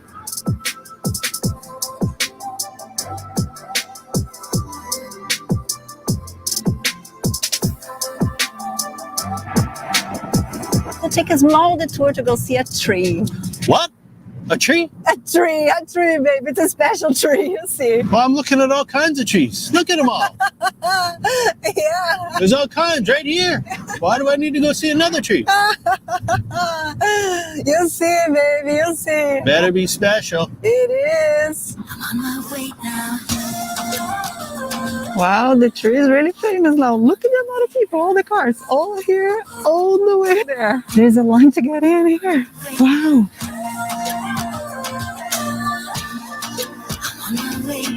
I had no idea the tree is this popular. It's located inside a park here. They control the access to limit the amount of people here. We waited like 15-20 minutes to get in. Look at this branch here, so heavy. They even need to add some support here on the bottom. And in certain parts, the branches are even buried. Look at this. Oh, yes. Just don't climb the tree. Yeah, I'm on my way now. Wow, this is really a ginormous oak tree. No one knows exactly how old it is. You know, online there are people saying it's 500 years old. Others say it's 1,000 or 1,500 years old. There's no consensus. There's no way to know for sure because there's no way to compare this with anything else. What they can know for sure is that it measures 28 feet in circumference and it produces shade that covers more than 17,000 square feet. Now, just to understand what that means, compare this area to the area of your home, for example. Hey, baby, we're separated by a tree here. All this is still the same tree. Oh, look at how interesting. It closes on Wednesdays.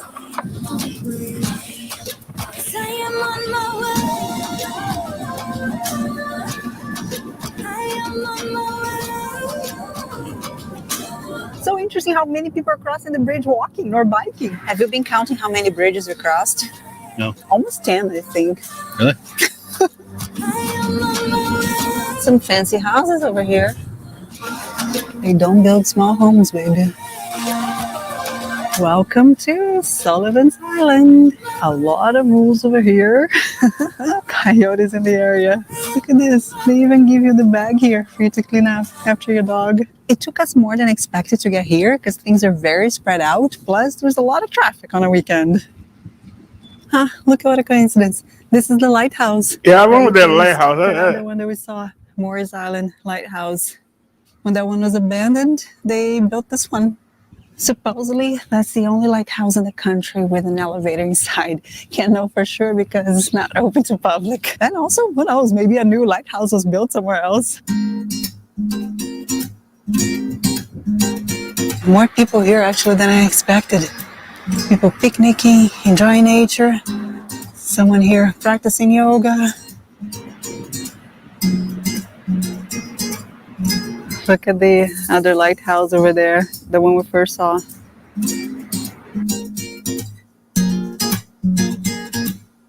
Cheers. Cheers. Just sat over here and they brought us some popcorn. I'm already loving this, baby. In the main street here, you have many options of restaurants, cafes, bars, dessert shops, right?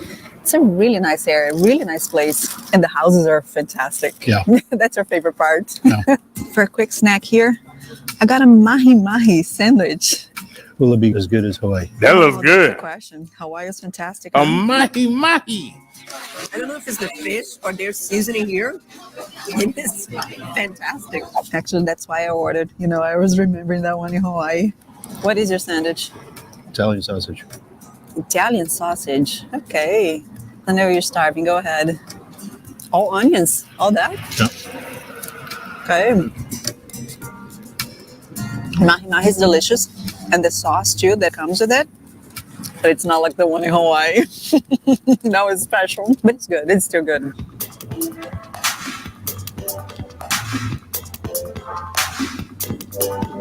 These cannons are totally different from those you normally see. Baby, it's not raining. It's cold. This is Fort Moultrie here on Sullivan Island, and it was built to protect the city of Charleston. It's very well preserved. Here's a cannon from the Revolutionary War, the Independence War. And this fort here was used from the Revolutionary War until World War II. When they were preparing for a British invasion, 1776, look at how they built the fort. With spongy palmetto logs filled with sand here. The purpose was to absorb the impact of the bullets, and it worked. The British didn't succeed invading the fort, nor taking over Charleston. That's how the palmetto inspired the flag and became the nickname of South Carolina as the Palmetto State. This episode against the British was considered a major victory in the fight for independence. Submarine, 1864, sunk. They found it, 1980, and then they brought it up 2000. That's the submarine at the Charleston Museum from the last video. There's the city. There's Yep. Charleston. Yep, And there's a fort over there. where we were. Isn't it where we were yesterday? Yes. Double protection here. Fort Moultrie and Fort Sumter over there. Oh, that's the lighthouse. And today, also some $1 million homes. Feels weird.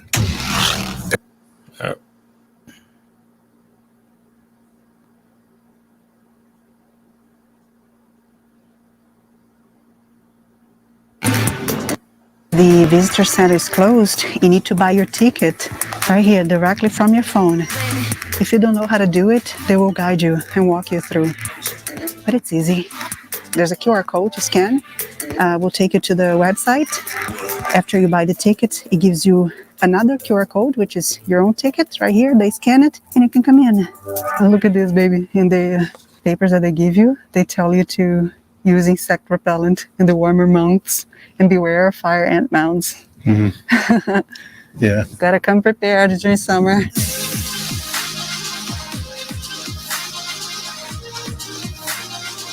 Here it explains that with the bombing of Pearl Harbor, the entire country prepared for World War II.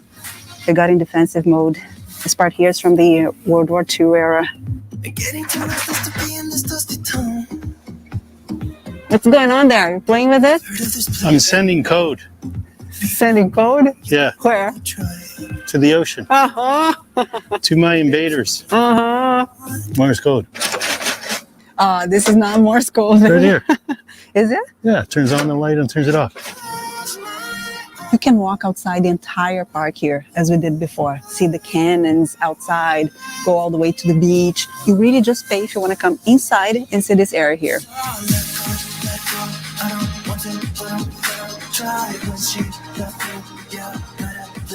Wow, those cannons are really huge, huh? You normally don't see cannons this big anywhere. Look how big they are. Wow. It's massive. Answers your question. How'd they move it?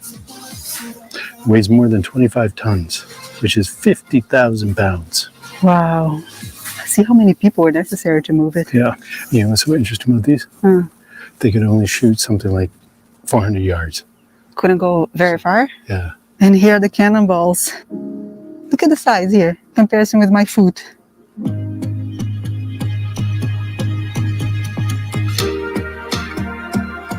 Ammunition was stored just down here, ready for, in case it was needed for an attack. See, the cannons would be up here. They preserved here a direct hit from the Union artillery during the Civil War. Any questions at all? Actually, I have a question.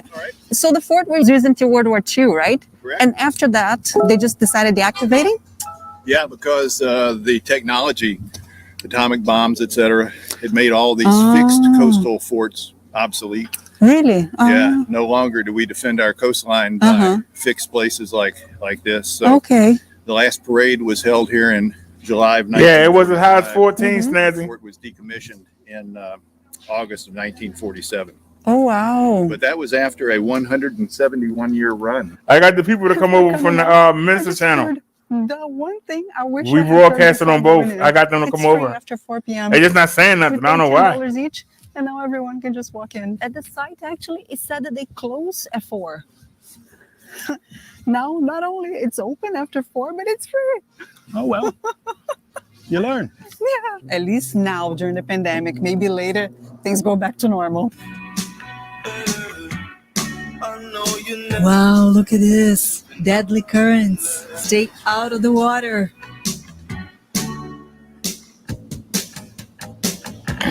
Look at the jellyfish. Y'all like to find down there. I see that. Snazzy. There are many. Y'all like to find people. There's a fine for everything. We're on Sullivan's Island. It's already very cold, as you can tell. We heard that there are good places here where you can see dolphins. So we're gonna try our luck.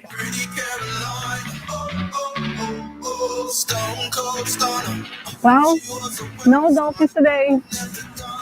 Can't see them every day, huh? Just saw lots of birds and jellyfish. Dead jellyfish, though. But as a reward, we got this sunset. I guess we accidentally discovered the Sunset Beach, huh? All righty. Oh, I'm enjoying these videos.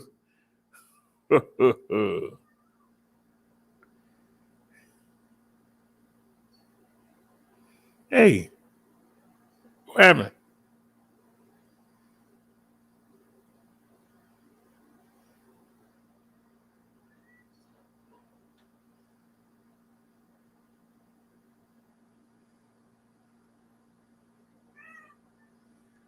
Did we go to sleep? T-Mobile is upgrading.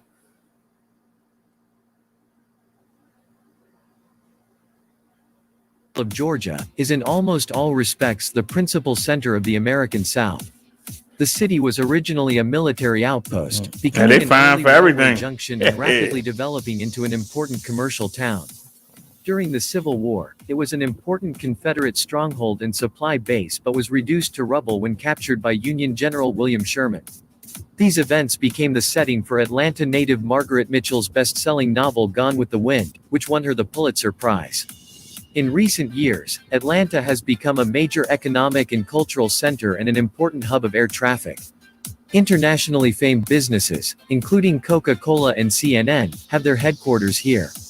Don't expect to find a romantic southern city, but rather a large and vibrant American city with southern charm and plenty of things to see and do. Its tourist attractions range from the arts to sports and include historic sites, museums, and gardens. Here is our list of top 5 things to do in Atlanta, Georgia. Number 5, Center for Civil and Human Rights. Atlanta's place in the American civil rights movement of the 1950s and 1960s is marked by a beautifully conceived interpretation center museum that places this epic struggle into the greater worldwide movement for human rights. The Center for Civil and Human Rights explores the history of Jim Crow laws with actual television newscasts, speeches, photos, videos, personal accounts, and interactive experiences that bring visitors into the struggle. Portraits and stories of their work honor men and women who lost their lives in the struggle.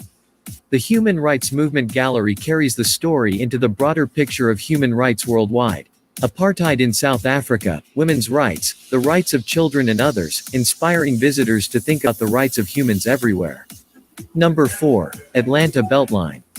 What started as an idea for a Georgia Tech graduate thesis has become one of Atlanta's best-loved outdoor attractions.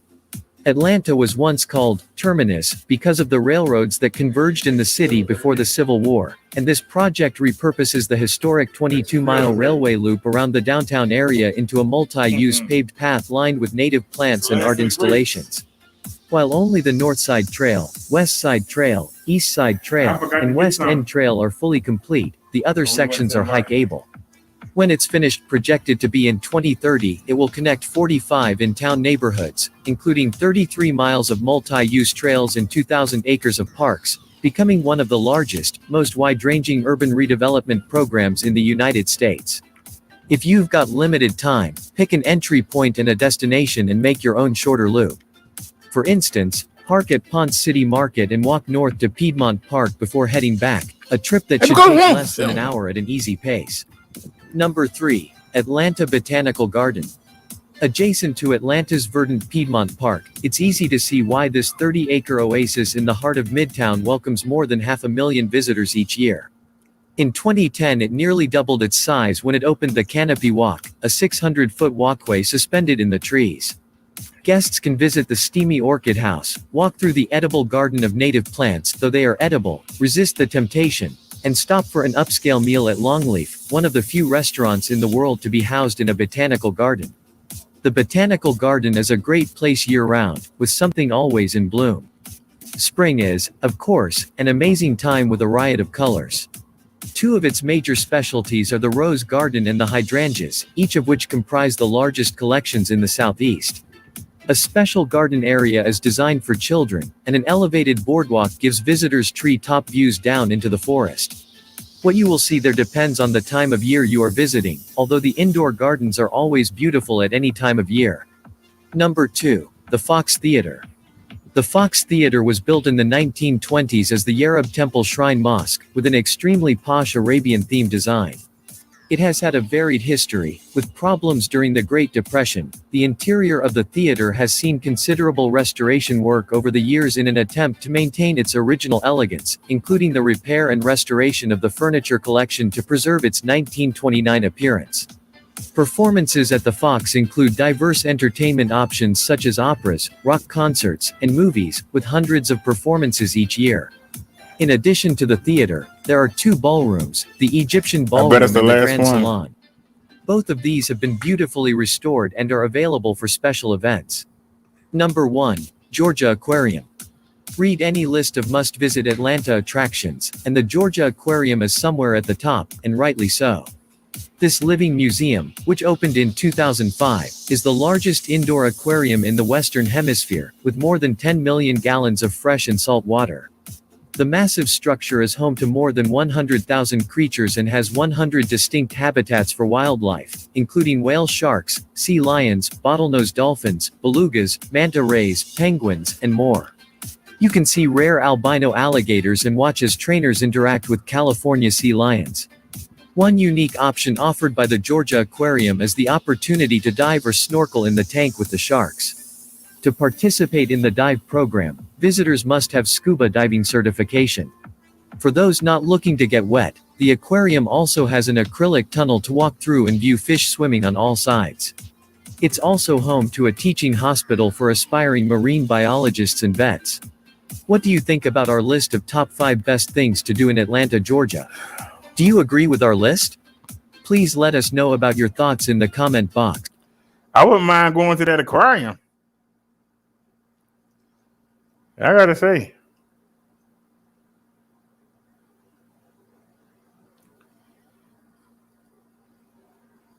And I think it was one more.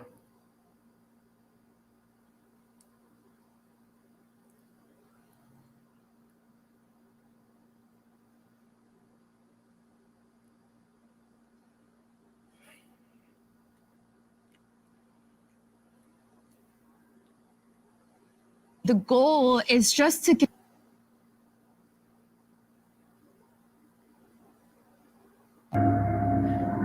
It is said this is the most haunted city in America. Affirmative.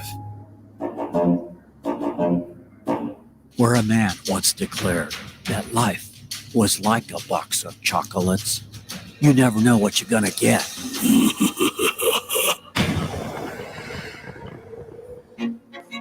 Snazzy said she went in 2008. Wow.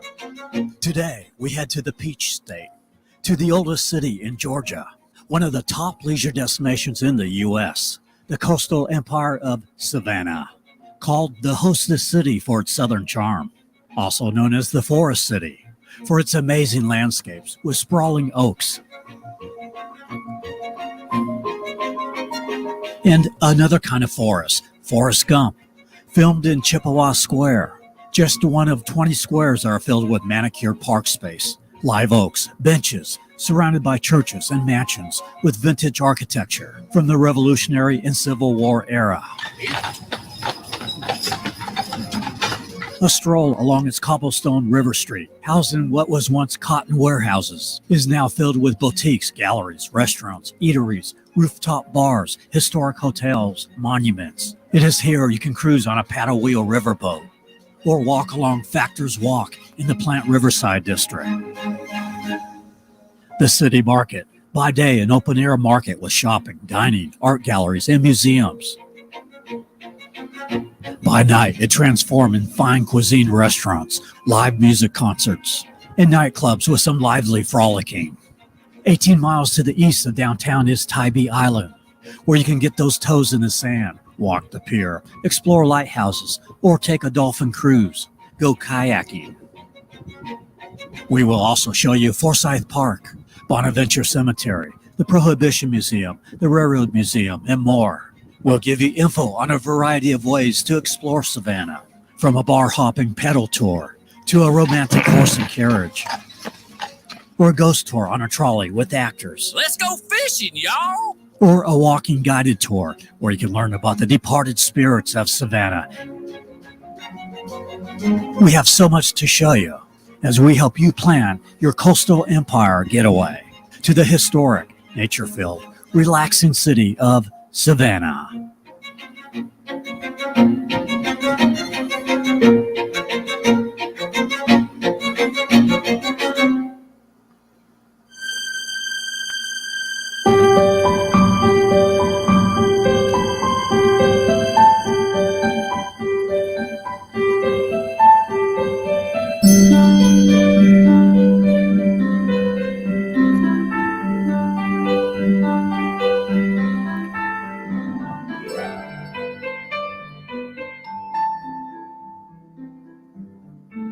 We begin our tour of Savannah amidst the sprawling oaks and friendly people walking in Chippewa Square. There's an awful lot you can tell a person by their shoes. Where they go, where they've been. I've worn lots of shoes. And from the looks of these shoes, these people seem to be enjoying their walk in the park. Savannah is ranked as one of the 10 best walkable cities in the U.S. Founded in 1733, the city was designed by British soldier James Oglethorpe, who laid out the city in a series of grids that allowed for wide-open streets, intertwined with 24 shady public squares that served as town meeting places. Today, 22 of those 24 squares still remain, providing refreshing green areas amidst the historic buildings.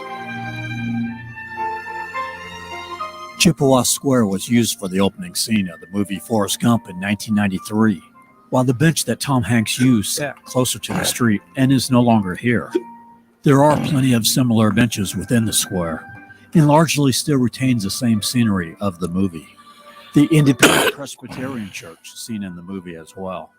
On the east side of the square is the Savannah Theater, and on the south side of the square, get some coffee at the Bohemian Cafe, the Gallery Espresso. And further down, the Sixpence Pub with a phone booth. You don't see many of those anymore. A couple of blocks southeast at Lafayette Square is the most photographed church of Savannah, the Cathedral Basilica of St. John the Baptist. One of the best ways to explore Savannah is on a narrated trolley tour. The Old Town Trolley, where a hop-on, hop-off day pass is $35 for adults, $15 for children, 4 through 12. Or try their Ghost and Gravestone tour. Also, the Old Savannah Trolley. A day pass is $35 for adults, $13 for children. They also have a 90-minute day tour and a ghost tour with actors that we will show you later in the video. Third is Kelly Trolley Tours. They didn't have the prices online without signing up, so I can't say what the rates are. Also, a couple of options for touring the city on a horse and carriage. First, carriagetoursofsavannah.com. A 50-minute tour with a group is $25 for adults or $13 for children. Or a more private, romantic 40-minute intimate tour is $135. Or try SavannahCarriage.com. Rates are about the same. Or for something a little ghoulish, tour Savannah in a hearse. I cannot go there. You can also take an audio tour with your phone at your own pace via an app both a sightseeing tour, which is 99 cents, and a ghost tour, which is $3.95. At each place of interest, you hear an audio recording about that location. I put the links in the description below for Android and Apple smart devices. Feels weird.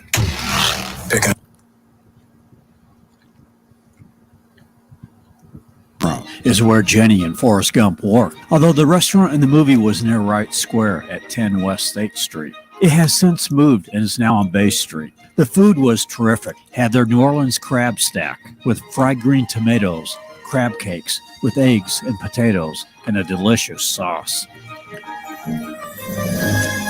Now driving down East Oglethorpe Avenue, one of the many streets covered by a cathedral of trees. On the right, the Juliette Gordon Low House, the birthplace of the founder of the Girl Scouts. The Collins Quarter, a cafe serving espresso drinks, wine, and Australian accented meals. With more than 40 acres, Forsyth Park is Savannah's largest and oldest public park. The park's iconic fountain was built in 1858, one of the most photographed places in Savannah. There is plenty of shade and benches to sit and enjoy the breathtaking towering live oak trees and garden area, as well as a playground. Now let's head to one of the main entertainment districts of Savannah, River Street. The Savannah City Hall, constructed between 1903 and 1906, is the iconic center of downtown. It sits between Bay Street and River Street. From Bay Street, there are about 4 cobblestone access alleyways that lead you down to River Street. River Street runs one way from west to east.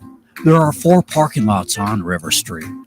We are going to start on West River Street in the newer entertainment area, the Plant Riverside District, anchored by the JW Marriott, where you can enjoy stunning river views at the Myrtle and Rose Rooftop Garden Restaurant. Further down the Riverwalk is the Electric Moon Skytop Lounge with illuminated smokestacks at night. Now, you know, with surroundings like this, there has to be a great coffee shop here. And there is. Black Rifle Coffee. This is a veteran-owned company. They, as well as their 9 Lives apparel shop, do a lot to support military and law enforcement. We ran into Kita here with her owner, Ben. You will find Savannah to be a very dog-friendly place. Man, that's good coffee. Ready to walk the cobblestone streets. A little ways down from Black Rifle Coffee is the Dockside Seafood Restaurant with elevated seating. Many of these buildings originally cotton warehouses, thus where the name the Cotton Sale Hotel gets its name from. At the top of the Cotton Sale, the top deck bar overlooking the river. Next to the Cotton Sale, the 4-star Bohemian Autograph Collection Hotel. At the top of the Bohemian, another rooftop bar rocks on the roof. Across the street on the Riverwalk, the Arilda Park Monument, dedicated to the courageous men and women from Chatham County who served in World War II. On the other side of the Hyatt Regency, the African American Monument. The Olympia Cafe, a cherry Greek eatery. And across the street is where you board the paddle wheel riverboat, the Georgia Queen, with Savannah Riverboat Cruises. A narrated sunset cruise is $43 for adults or $28 for youth. For dinner, just add $33 for adults and $12 for youth.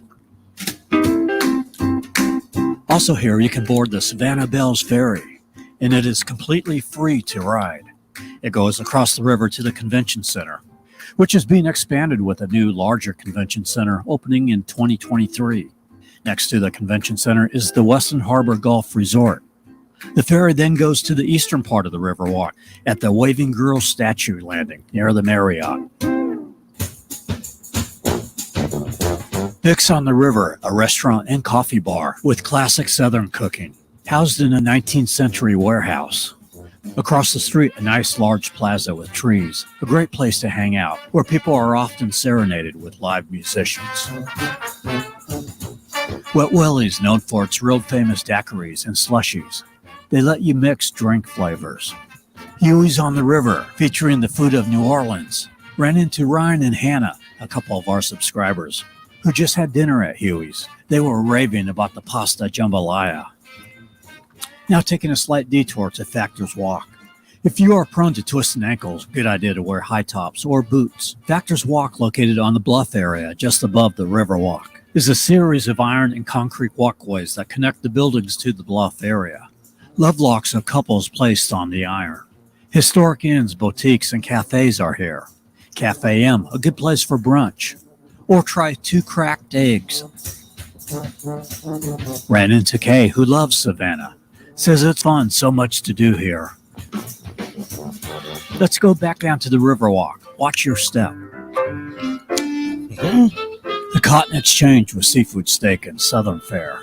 Savannah's Candy Kitchen, where you can pick up a box of chocolates. Homemade Southern candy, pecan pralines, gourmet popcorn, or gelato. I'm going next door to the Boar's Head Grill and Tavern. It has that 19th century tavern atmosphere, located in a restored cotton warehouse.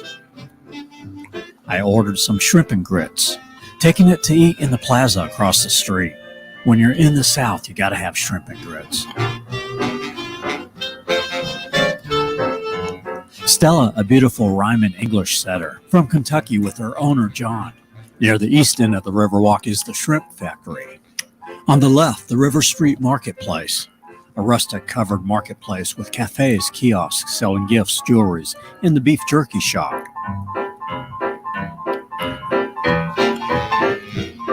Across the street, Lizzie's Burger Bar. On the left, Morrow Park with the Waving Girl statue that we saw earlier. The Old Harbor Inn, a boutique hotel built in 1892. All right, that's the end of River Street. Now let's head up to Bay Street and over to another very popular entertainment district, the City Market. Lodging in the historic district can get a little pricey. Expect to pay between $300 and $500 a night on weekends. Weekdays will be That's done, Snazzy. On the left, here's the Hampton Hey, how's the mother down there? Inn Express, a good location on Bay Street, right across from Factor's Walk. City Market is a 4-block open-air market area. While it is easy walking distance from the Riverwalk, it is a whole separate area with its own distinctive atmosphere. By day, a pleasant shopping area with eateries, art galleries, museums, around a nice courtyard and green space. At A.T. Hun Art Gallery, you can find a range of eclectic paintings here, or try a peach sangria at the Georgia Tasting Room.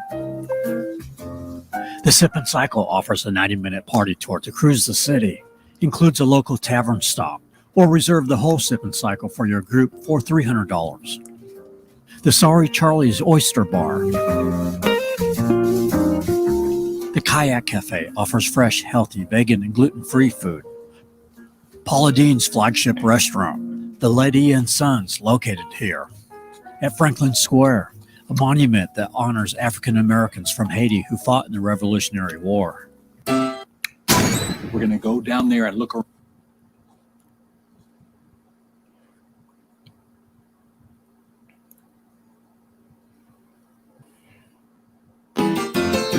The Roaring Twenties come to life in one of the better museums of Savannah. Located in City Market is the Prohibition Museum. It displays artifacts, mannequins, and cars from 1920 to 33 during the Prohibition era. See how the people creatively made their own whiskey. Learn about gangsters Bugs Moran and Al Capone and mobster Machine Gun Jack McGurn. A retro speakeasy serving drinks. It is $15 for adults, $10 for children. Once I was in Ireland, a digging turf and taters. Way Holloway, Holloway Joe. The Irish began arriving in Savannah on some of the first ships to the new colony in 1734. Savannah has a rich Irish heritage, and so every year it has the largest St. Patrick's Day parade in the Southeast. You've left yourself exposed. As people are decked out in crazy costumes, bright wigs, and face and body paint. I wish to join you. It's so cute. She is. Such an amazing gesture. Touch the puppy. Touch the puppy. I love that puppy. Hi. Aw, little fur baby.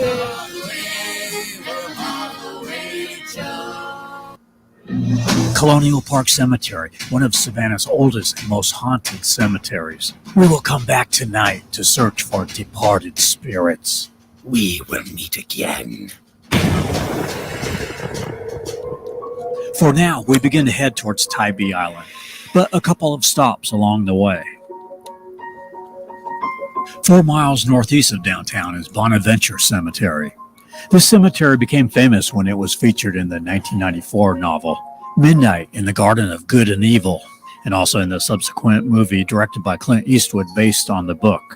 For $25, you can take a 2-hour guided tour by a storyteller at 10 a.m. and 2 p.m. daily. 9 miles south of downtown is the Warmslow Historic Site. It is $10 for adults or $4.50 for children. The drive from the front gate to the visitor center is a mile of breathtaking huge live oaks with sweeping branches that create an archway over the dirt road. You can take a guided tour or hike along 2.3 miles of trails. This is the site of the oldest standing structure in Savannah.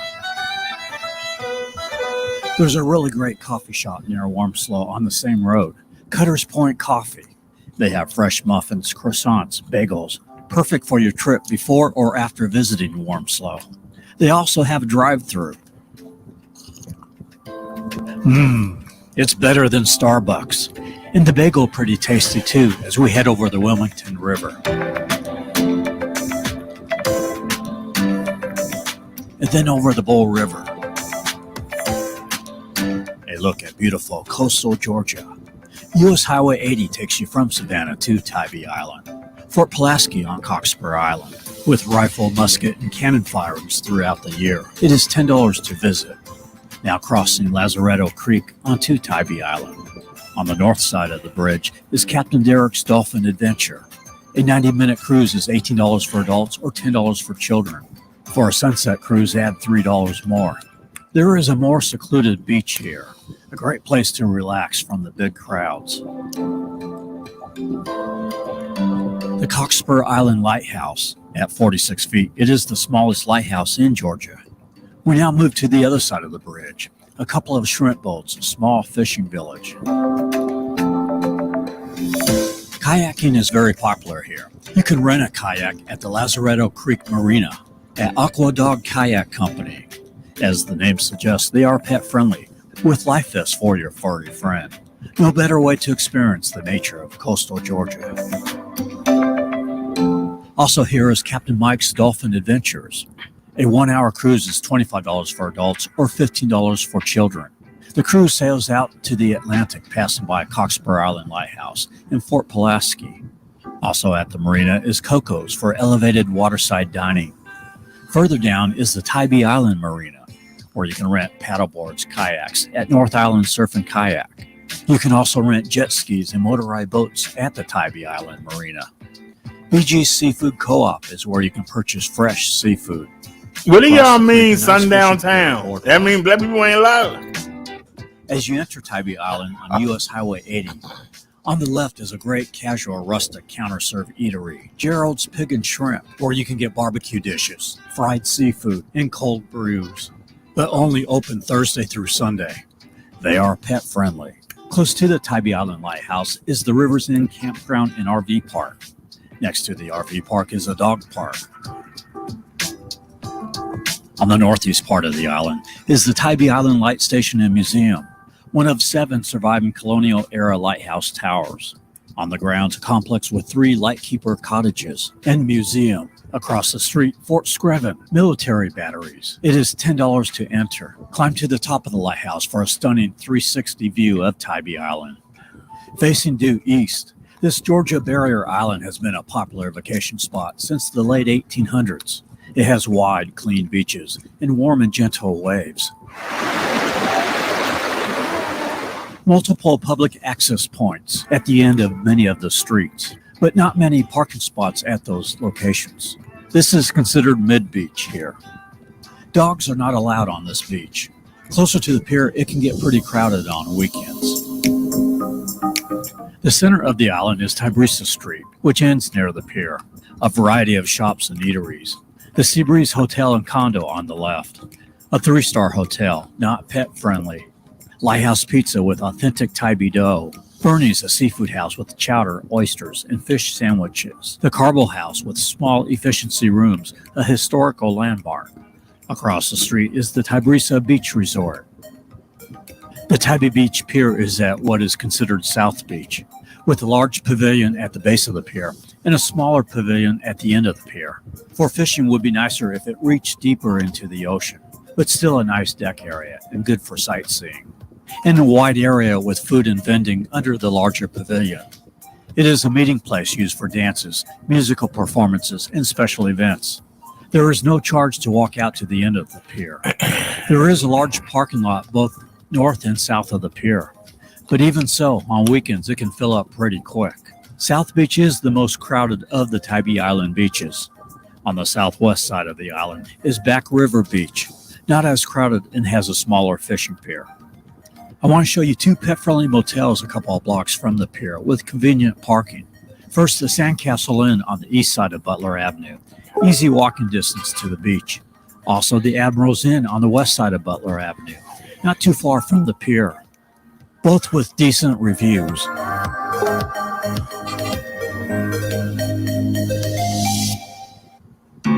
Grammarly helps make your writing clear and concise.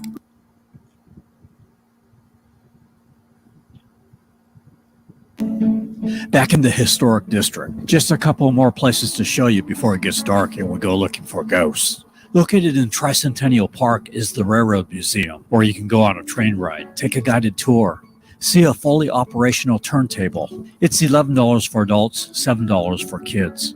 Next to the Railroad Museum is the Savannah Children's Museum and Battlefield Park, the location of one of the most bloodiest battles of the Revolutionary War, where 800 soldiers lost their lives in 1779. Britain would hold on to Savannah, only to lose the war a couple of years later.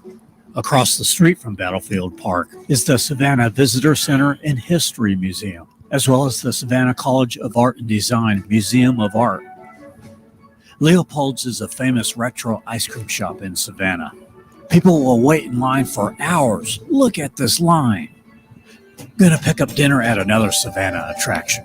Since 1753, the Pirate House has been welcoming visitors, located a block from the river. It first opened as an inn for seafarers and fast became a rendezvous for bloodthirsty pirates and sailors from the seven seas. Ordered some fried green tomatoes and peach cobbler. When you're in Georgia, you have to have peach cobbler. Good stuff. The sun is setting. It's time to go. I have a couple of ghost tours to catch.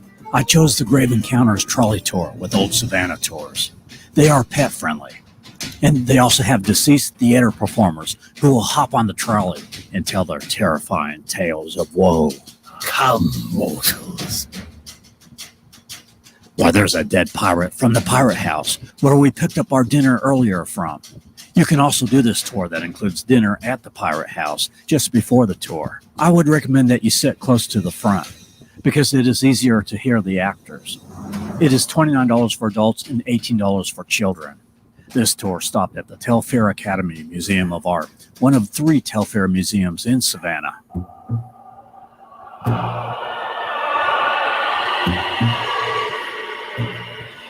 We have arrived back in the Colonial Park Cemetery. Let the living beware.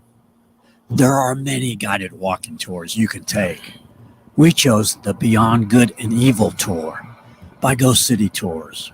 $37 for a 90-minute tour. As soon as this building was created, there was death almost immediately, a violent death and an unsolved murder. We still to this day have no idea who shot Dennis Edwards, but he definitely had a long list of enemies, let's just say that.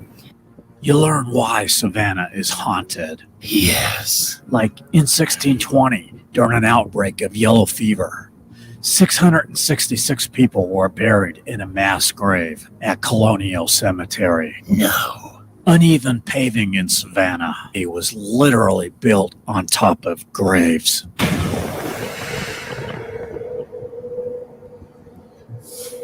That was well done. Before we leave Savannah, I want to go back to City Market. This area gets pretty lively and a little crazy at night. Many nightclubs like a Treehouse with 2 covered balconies and live music. Or the sports bar Poor Larry's, said to be haunted. B&D Burgers, with a cozy courtyard and a massive big screen. Or how about a romantic dinner at Belford's Seafood and Steaks? Or a pub crawl booze cruise tour with Savannah Slow Ride. $35 a person or $4.25 to rent the whole bike. Marilyn Monroe out in front of the cafe at City Market. There is no lacking for nightlife in Savannah. I hope you have enjoyed our tour of Savannah. We have put addresses below of all the places and services we have shown in this.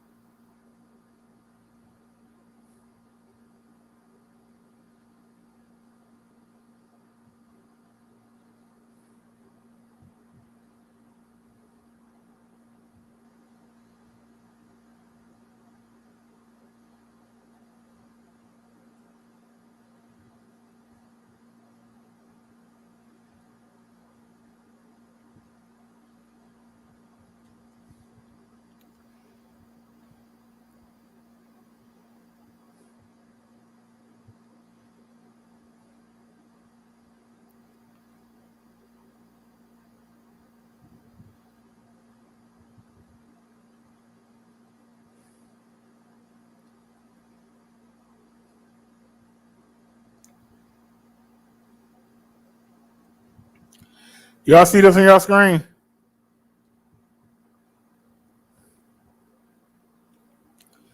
Sundown Town, also known as Sunset Town, Gray Towns, or Sundowner Towns, are all white municipality or neighborhoods in the United States that practice a form of racial segregation by excluding non-whites via some combination of discriminatory local laws, intimidation, or violence.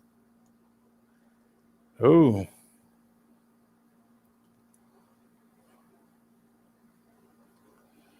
Well, trust me, I'll have no desire to go there.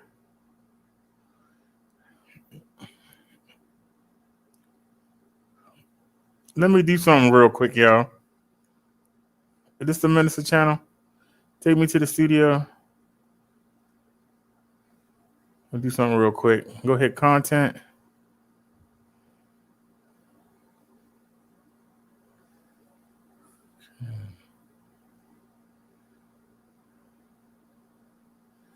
I'm going to put that on private.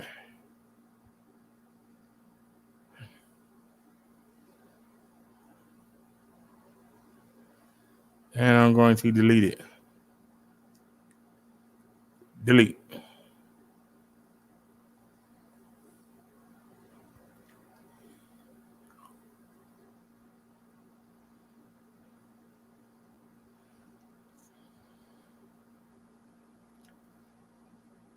Alrighty, y'all. I didn't want to take no chances. So I deleted the video on the Minister channel. Everybody over here anyway. So why risk it getting flagged? So I just deleted the video. We still got the video here on the Ebike channel. And like I said, everybody's here.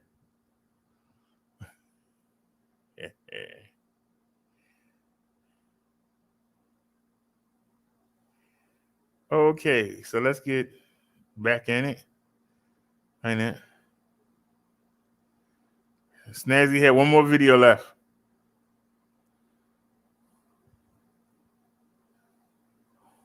Share. All right. Let me grab the linky dink.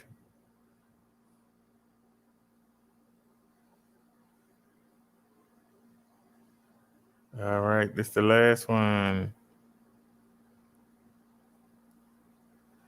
Copy link address.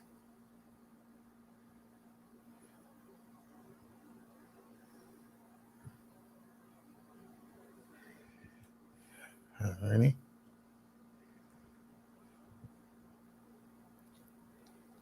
All right. I like sharing the story about Miss Sarah Hudson Grant as a beginning story, basically because she was one of last 10 midwives that was on the Fusky back in the like day. Somebody I know. And her service ended in 1969, started in 1932. She gained 130 babies. And I love to say that I'm in the 30s, not the 100. I'm one of her babies she brought into the world. Miss Sarah used to charge $5. She later raised it to $10. And she also did laundry for a week. Amazing lady to have the love for what she did. She was also married to a gentleman named Mr. Joseph, and he was the undertaker. They had us coming and going. I always say I can't imagine the story of them at dinner saying, well, honey, I brought 2 in today. How much you took out? I said, I'd love to be a fly on the wall with that one. But Miss Sarah, when she came to rescue a mom helping with the baby, this was the actual wagon she used. She had a horse named Tillman, who she hitched it up, and she raced off to help the baby come into the world. Amazing history of a lady who had a love for not only what she did, but the people on the island. And I grew up knowing her, and she was like the island mother of the over here, because she really helped brought a lot of folks into this world. This used to be a church when I was growing up. Well, when my parents was growing up, back in the day when I was growing up, we used to use this building as a place of where my parents would bring us to the library over there and have events. Pat Conroy brought us to this building to do the Scrooge play, the wood floors. We had an awesome time sharing that. But today, this building displays a lot of the history. We have a timeline. We have a lot of artifacts of Indians, the time of folks when they worked here, a lot of old stove, even the Civil War gun, a lot of these antique little pieces here. We have also in here, this happens to be the I went into the closet. Gullah Bible. And it's amazing Bible that shares the English as well as the Gullah dialect. And snuck into the closet. And I love letting folks know that if you want to understand a little more Gullah from the Bible perspective, this is it. Meet Editor X, the world's most advanced website design platform.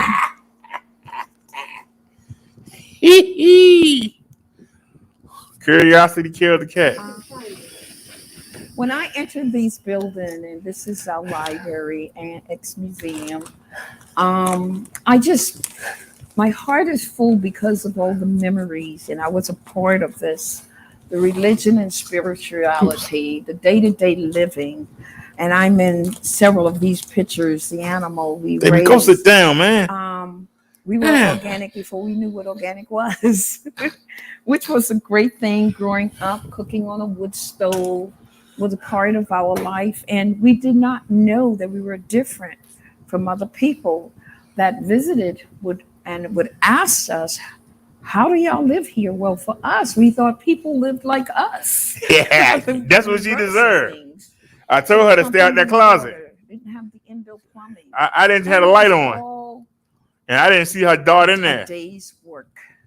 They didn't have the funding, but as time brings on changes, I look back and I realize how precious our time was and special. So today, these buildings that displays our history, and I like sharing and wanting my grandkids and children, great grandkids to know their Nana was a big part of it.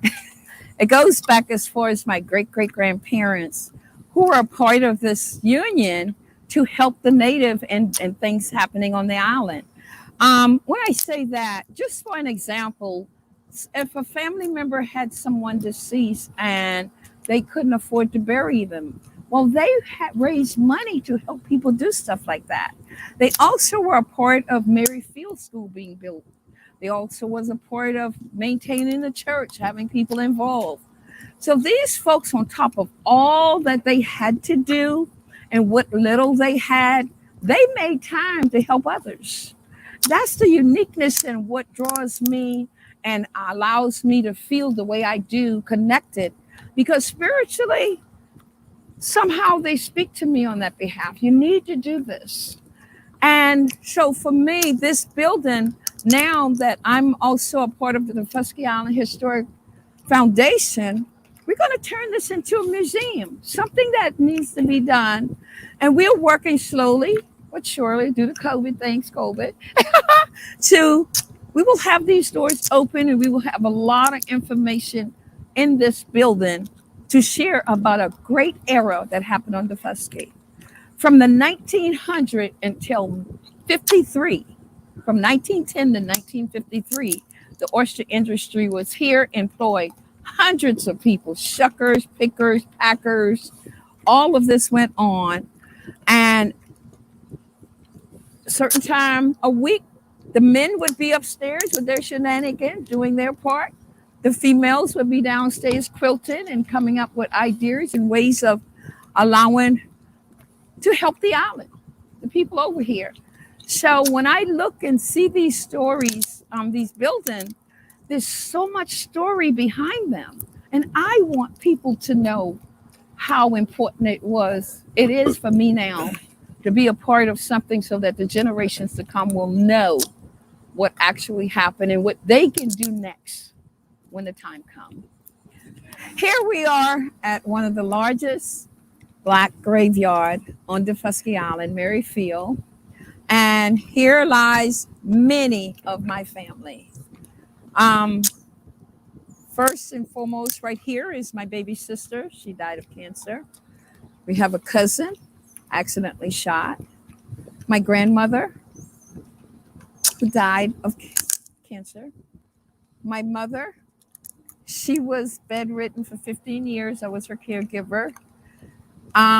We have two cousins, the brothers to the young man who was shot, died different deaths. Then their mother, my mom's sister, many other family along the way here. This is one of my goals, praying that I can get the help to get these graveyards cleared. A lot of unknown graves are here that I like to get some markers and put names of folks so that the next generation and those to come will be able to recognize family. So this is a mission for me. And one I'm going to work very hard at accomplishing. Needing some help, but for what it's worth, I don't feel that folks who work all their lives, who've done so much, living on this island, burial resting site should look like this. So with any help, I'd like to see this cleared, names put on markers, and maintain.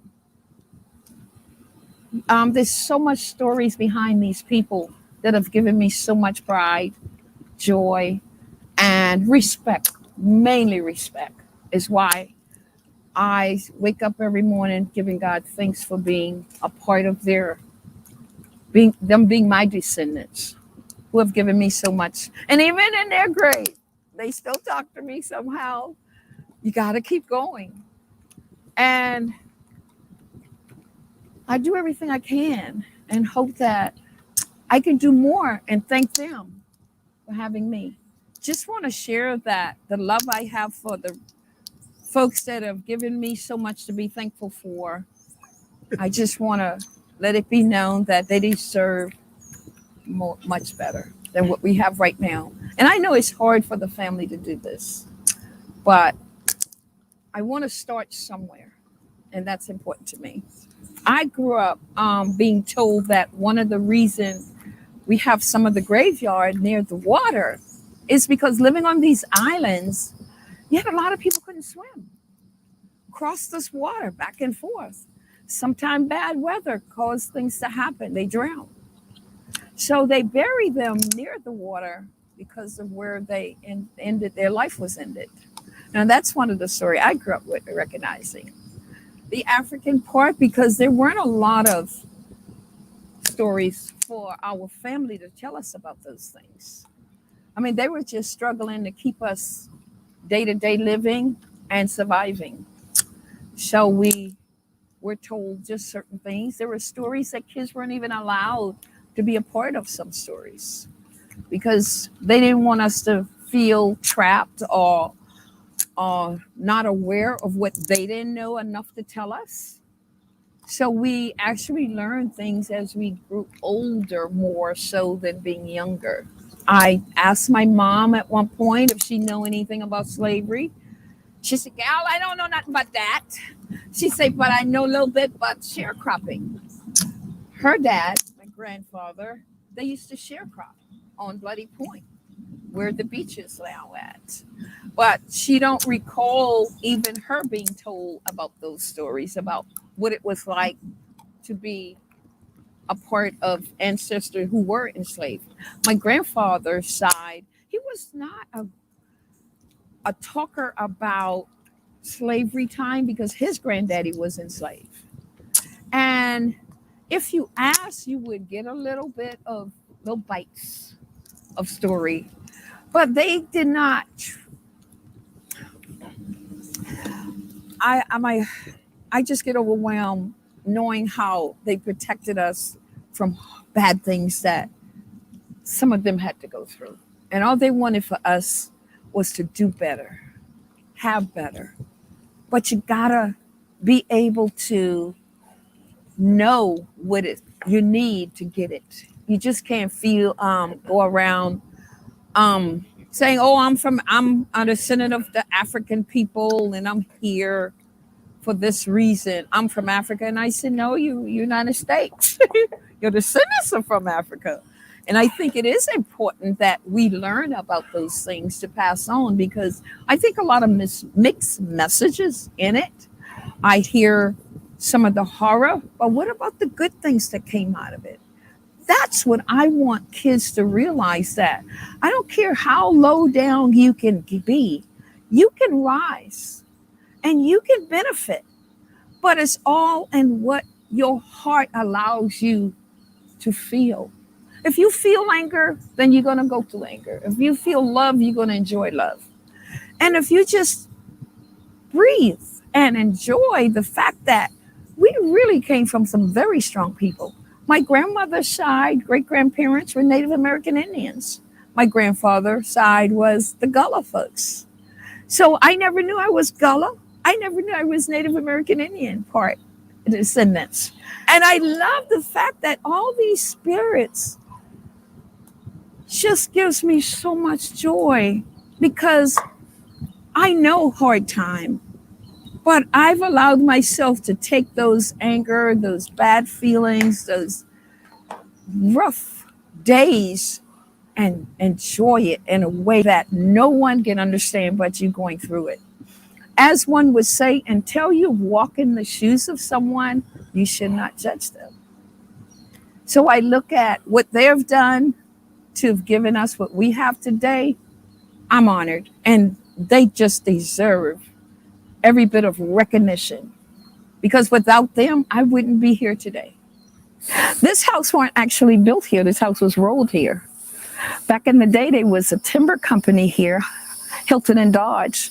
And my parents and grandparents would talk about how when they came and they practically cleared most of the trees here, they said you could actually see from one end of the island to the next. Imagine that. And they would roll houses in order to move them on logs.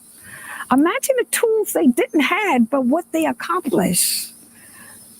No electricity or wires or plumbing had these houses bound so you could move them. And families was there supporting each other. There were no, this mine and that's yours. It was ours. We be, this be we on.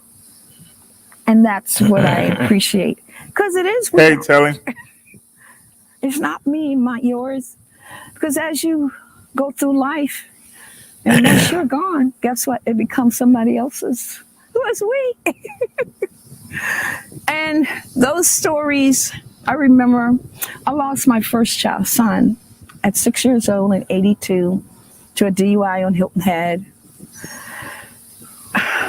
And he was not punished, but when the Joy Floyd and all these stories come to life, I feel those pain because I too was one of those people that it happened to. But instead of being angry at the world, I had to hold myself up and grab on to the voices of my ancestors saying, keep going, stay focused, do what you have to, but you don't have to be bad to do it. My grandmother sat on this very porch and had that talk with me because I had never experienced my own child. That was the first time I had that closeness of death. Yes, I lost granddaughters and different people, but when it comes to your own child, it's totally different. So she sat and she explained that in life, we all have a time, and she said, God just wanted in his angels. The Geechee people. This is what happens, and you too gonna hurt, but you're gonna get through this. And it's gonna help make you stronger. So I decided that instead of being angry at the world due to the fact that this gentleman did not pay for what he did, and he should have, I decided, you know what? I have a mission, and I'm going to do everything I can to share the love. My grandmother had a very nice yard. I want to see this house come back to life, and folks can stay in it and feel the spirit in it as well. Because believe me, these houses do talk to you in a sense of, you got to listen now. You just can't ignore it. It's just like, oh, okay, I hear something. Well, it's not just something, it's someone. What you doing here? But chicken yard, sweet potato. In the back of this house, I have a clearing where I'd like to honestly build my house eventually. Have people come, tell them stories, sit around, have family dinners, or just family talk. Also sharing with folks, teach your kids to always stay focused. Cooking was important because my pop would say, y'all girls need to learn how to cook so you can find a good man. And my mom would come racing up the kitchen. Y'all girls need to learn how to cook so you don't starve. When I left home, I saw there was different in taste of their food. And it drove me to say, hey, I like what I grew up with. Respect was definitely very important. Survival, also so important. I go fishing, crabbing, I go shrimping. I can do these things without having a dime in my pocket and eat better than most people. And that was something that I feel so proud of, but also know that I have a mission that I'm going to continue until I can't anymore. I'm just going to do what I can until I can't. And that is to pass on. That's why I write my books, telling the stories. I share the love of the food, to share the love of loving people. Because everything don't work for everybody. But I find these things to be very peaceful for me. I still sing today in remembrance of the ancestors. This church, we just had our church anniversary, 139 years. I'm honored to say, again, my ancestors had a hand in it. That's why I can't help it. It's all about it being passed on, sometimes spiritually, but I feel great knowing that I can do what I can do. Many of the songs that I used to hear, I did not understand as a child. As I got older, understood what the message was and why they sang these songs, whether it was a funeral or just around the house. My grandmother, I remember she'd get in her garden early morning to beat the sun before it got hot, and she would be chopping the weed and humming an old folk song. And then I realized how it soothed them to get through their tough, do that work that day. They didn't worry about how much they had to do. What they did was kept themselves feeling good about what they were doing. This one was one of my pop favorite because he always said when his time come, he wants to go home on the morning train. Morning train meant early morning. A lot of deaths come early morning, they used to tell us. So this one, I remember him doing. I'm going home on the morning train. I'm going home on the morning train. Evening train, y'all, be too late. I'm going home on the morning train. Yay! I'm going home on the morning train. Get back, Surgeon, let's go home. 'Cause the evening train will be too late. I'm going home on the morning train. Woo! Get back, Surgeon, let's go home. Whoa! Get back, Surgeon, let's go home. 'Cause the evening train will be too late. I'm going home on the morning train. I went to school here. My mom went to school here. It started in 1934 when this school was built by the Native African American because there were no school on the Fusky for the Native to go. They started out in the praise house behind the church. And when Pat came in 69, 70, he taught in this very room. 18 Native kids was where we had him for 1 year. It was really a treasure to have him as a teacher. And every time I feel the spirit moving in my heart, I can see and remember the time when we just thought we were doing everything other people was and wasn't. But our life wasn't complicated because even though we went through those tough time and tough love period, we were happy. Yes, we had moments like everybody else. That's part of life. But most of all, I found out how precious we had things happen for us that others did. Shucks.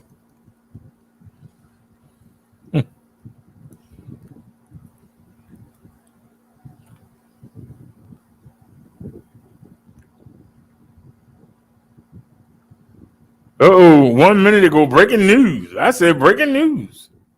Police say that this shooting happened just after 9 o'clock. We are near Clifton Park in Northeast Baltimore. This is still a very active scene and an active investigation just unfolding. Here's what we do know so far.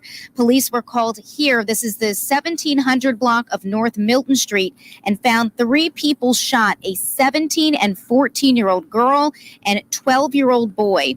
Multiple gunshot wounds to their extremities. All of them were taken to the hospital with non-life-threatening injuries. And just a short time ago, police confirmed that a 14-year-old girl walked into a nearby hospital with gunshots to the extremities, and they have confirmed that she is now a 4th victim of this incident. This happened not far from where a 14 and 17-year-old were shot yesterday afternoon. Police say it's also one of 3 shootings that happened around the same time tonight, all in different parts of the city. Now, of course, police are continuing to investigate, and we will bring you the very latest updates as we get them on air and online. Reporting live in Northeast Baltimore, Kim Dacey, WBAL TV 11 News.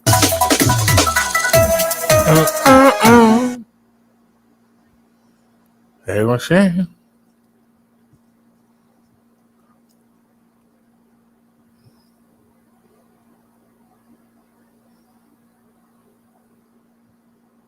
Don't pay another auto insurance.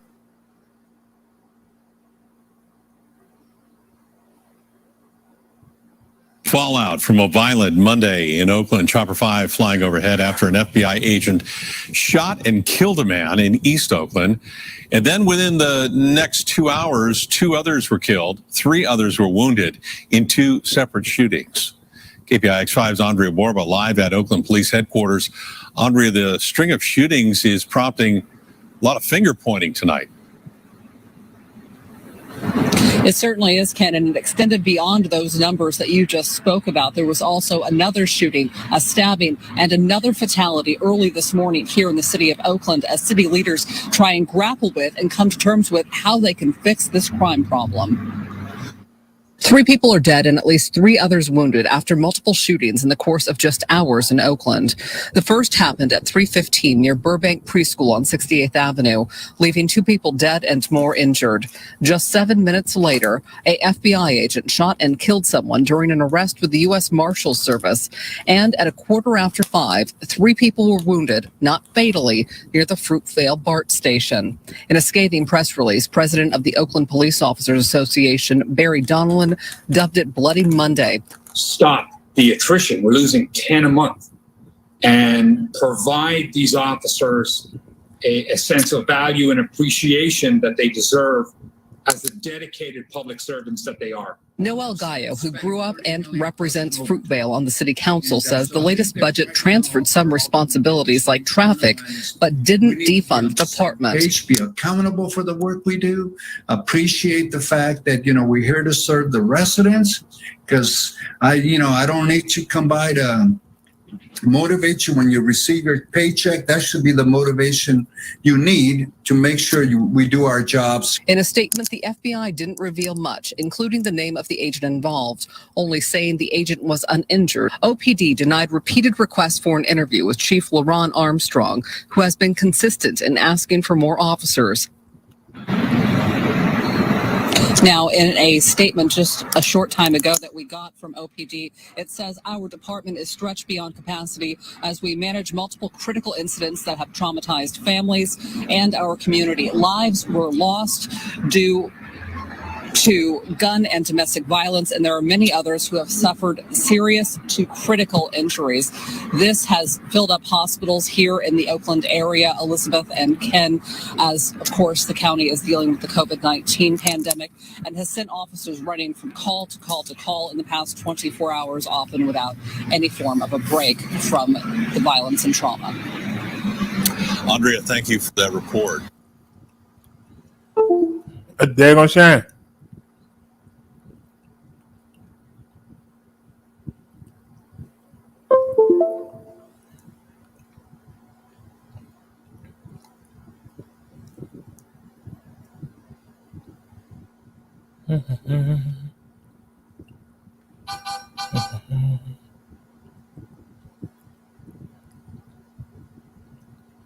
Meet Glowforge, the 3D laser print. Are you going to sneak me? Food and Drug Administration and World Health Organization are arguing that booster shots may not be needed for the general population. It's a conflicting message within the Biden administration. And ABC 7 News reporter Stephanie Sierra is digging into the implications. She's in the newsroom taking a closer look at the mixed messaging. And I suppose, Steph, we shouldn't be surprised. Almost from the start, there's been mixed messaging since this pandemic began. Right, Dan. It certainly creates confusion when the FDA and the WHO are both at odds with the White House. And doctors are concerned this mixed messaging will make people more skeptical when to get another dose and even further delay the rollout. The COVID-19 booster shot controversy continues as the White House battles mixed messaging with the Food and Drug Administration and the World Health Organization. I would wish that the federal government could speak with one voice. A review published in a top medical journal, The Lancet, argues there isn't enough data to warrant booster shots are needed for the general vaccinated population, citing the vaccine's current efficacy is still high enough to prevent severe disease and death. The report has 18 co-authors, including 2 high-level FDA officials, who have since resigned over the controversy. This is one of these questions about the perfect is the enemy of the good. And these guys want perfection. And I think we'll probably have to make the decision on less than perfect data. UCSF lead epidemiologist Dr. George Rutherford says he's concerned the mixed messaging will result in added confusion and vaccine hesitancy. I mean, clearly it'll make people it'll create dissonance for people, cognitive dissonance for people who are planning on getting a third dose about what should the timing be and whether they should really get it or not. Most of the authors in this report are from overseas, including experts from the WHO that are calling for a COVID booster moratorium until 2022. Stanford infectious disease physician Dr. Jorge Salinas agrees. while at a personal level there may be a slight benefit of a third dose, there is a tremendous benefit if that dose goes to somebody else who has not been vaccinated. As far as All what right, happens Naya sent next, something. the FDA's advisory committee will meet this Friday to review Pfizer's COVID-19 booster shot data. The CDC will then make the final recommendation. Do we not do this because studies are imperfect? I think you have to act on the data you have and make hard decisions based on what's in front of you. All right, Snazzy. Have a good Now, night. the report does acknowledge booster shots may eventually be necessary for the general population if immunity continues to wane even further or another infectious variant emerges. Again, we'll know more after the FDA's advisory committee meeting this Friday. In the newsroom, Stephanie Sierra, ABC 7 News.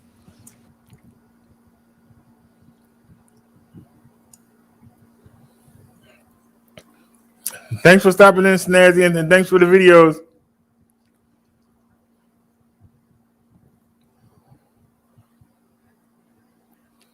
And hold on, Nia sent us something. I sent it to Snazzy Hangout. Copy link address.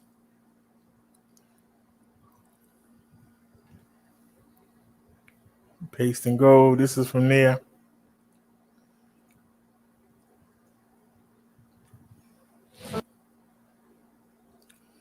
Loading the ad.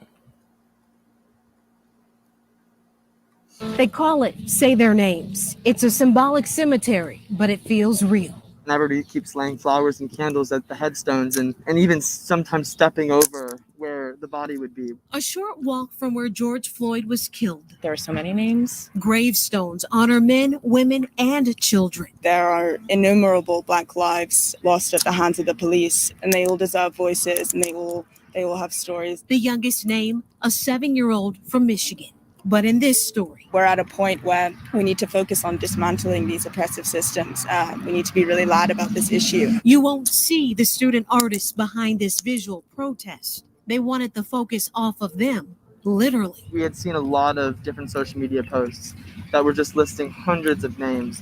But there was something about the nature of looking at these names on a phone screen that didn't quite give them the real estate. It was almost like everything's being shrunk down to the size of an iPhone. They started with 100 names, a list including Philando Castile, Michael Brown, George Floyd, and names you've never known. It's not just an Instagram post. It is a field, and not only a field, but miles and miles of bodies if you were to ever try to make a comprehensive list. It's actually completely impossible to even try to make a comprehensive list of the Black lives lost at the hands of the police.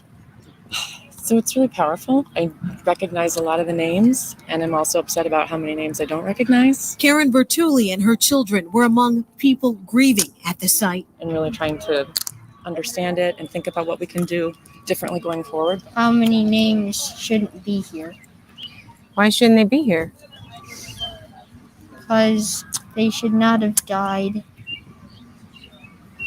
because they were Black. So for now, these students, one from London and the other Missouri, will use a little art to put what they call a big problem into perspective. This shows the true tangibility and power of art in that, at the end of the day, these are just, 24-inch by 13-inch pieces of plastic. George Floyd's murder really exemplifies the larger issue with systematic racism in not only the criminal justice system, but also just really every institution in America. And today, George Floyd was buried in a real cemetery in Texas, next to his mother, Sissy, whom he called out for in the final moments of his life.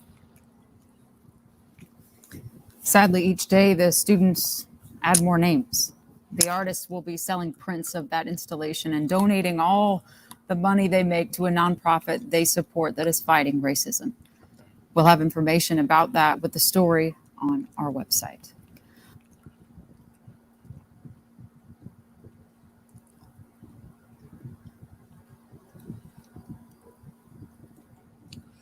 All righty, y'all. That was from Nia.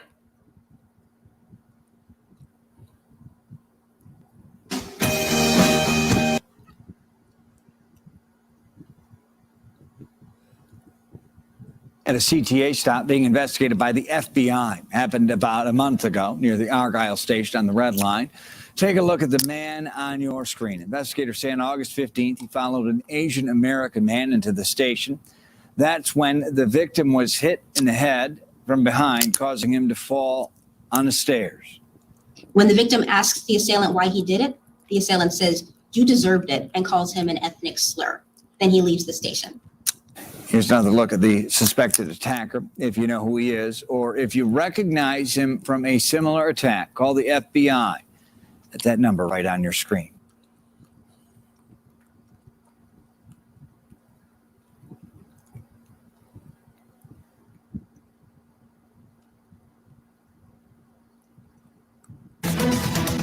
Good minutes evening, ago. I'm Micah Mater. And I'm Ray Cortopassi. Right now at 9 o'clock, Chicago police warning people on the northwest side about a rash of armed carjackings and robberies. There were 4 incidents at Bucktown and Wicker Park just last night, and police believe all are connected. WGN's Patrick Elwood is live in Lyons with the victim story. Patrick. Great, Michael. Good evening to you in Lyons outside a gun range. And here's why. The woman you were about to meet never, ever before considered getting a gun and a permit. But that has changed, and she is taking matters into her own hands. For Jamie, it's come to this. Practicing at a suburban gun range. Her friend Ricky in law enforcement is teaching her how to shoot. Can't knock it till you try it. I've never tried it before and decided that this would be the time just to see if it was something for me. Last Friday night, Jamie and another friend got carjacked in the city's Bucktown neighborhood. There was 2 cars working together. That same lady. I felt as they were double parked that it was perfect opportunity for them to block us in. Tonight, Chicago police are warning people living and working in the Bucktown neighborhood to be warned about a rash of armed robberies and carjackings. Jamie isn't sure if hers is related to those. You can carry mace is a good idea. That's what Jamie was told when she filed her police report. And to consider A conceal and carry because of how there's been elevated cases that have been armed carjackings in the neighborhood. And it's something I would never have considered before. But given the state of affairs these days in the city, she just might, because she never wants to be that defenseless again. Just familiarizing. So far, I'm a pretty decent shot, according to Ricky, but we'll see how it goes. There's no commitment yet, but I have to just try it first. Options. Yes, I want to keep my options over to feel safer. So she says she will decide in relatively soon whether or not she's going to get that gun and permit. She's also taken to social media to warn her friends and neighbors about what happened to her. Reporting from Lyons tonight, Patrick Elwood, WGN News. Back to you guys in studio. Thank you, Patrick. Possible hate.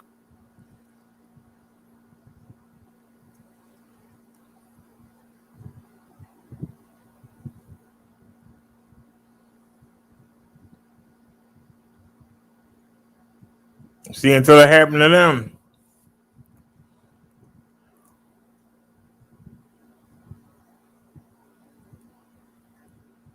Now they want to get guns.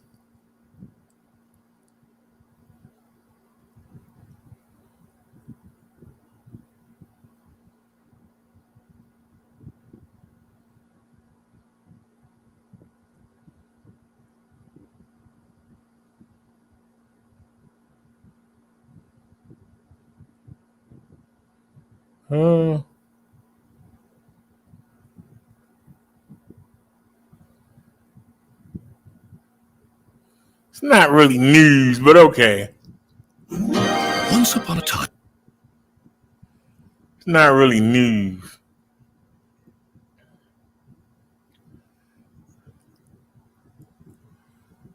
Senior says he may not get to walk at graduation over a prank. On Friday night, he interrupted a football game when he ran out onto the field shirtless. KCTV5's Nathan Vickers explains why some in Kearney are taking his side.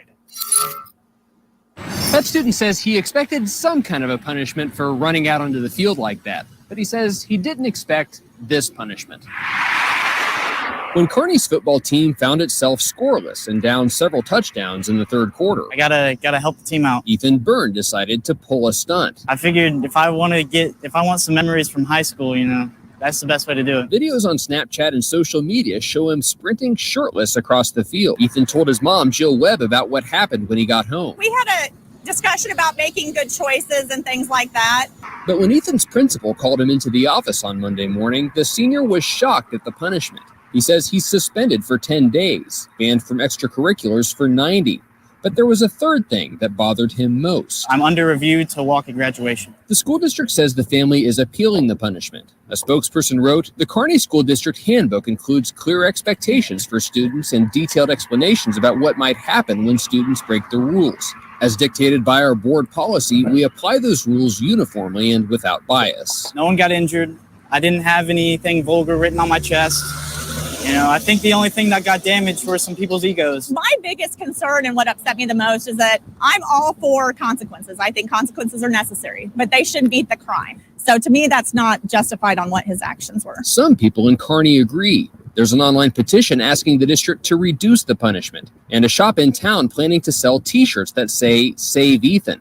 He says no matter what happens, he's not going to pull another stunt like this one. I've learned not to do that. I'm not doing anything like that ever again. Ethan's mom actually sent us a page from the school handbook, and they say the punishment that Ethan is getting is usually reserved for third offenses. In Kearney, Nathan Vickers, KCTV 5 News. I hope that wasn't a Fox affiliate.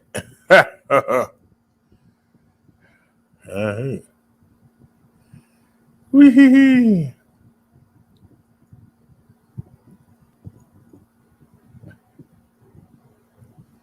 Do-do-do.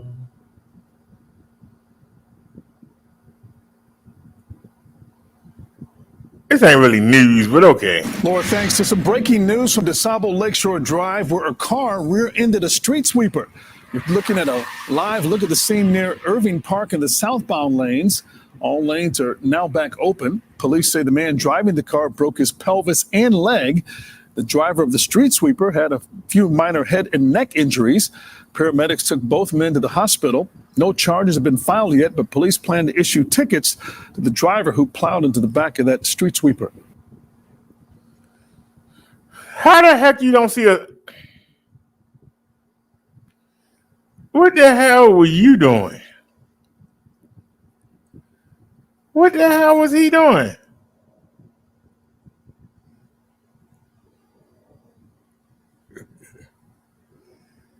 How the hell you...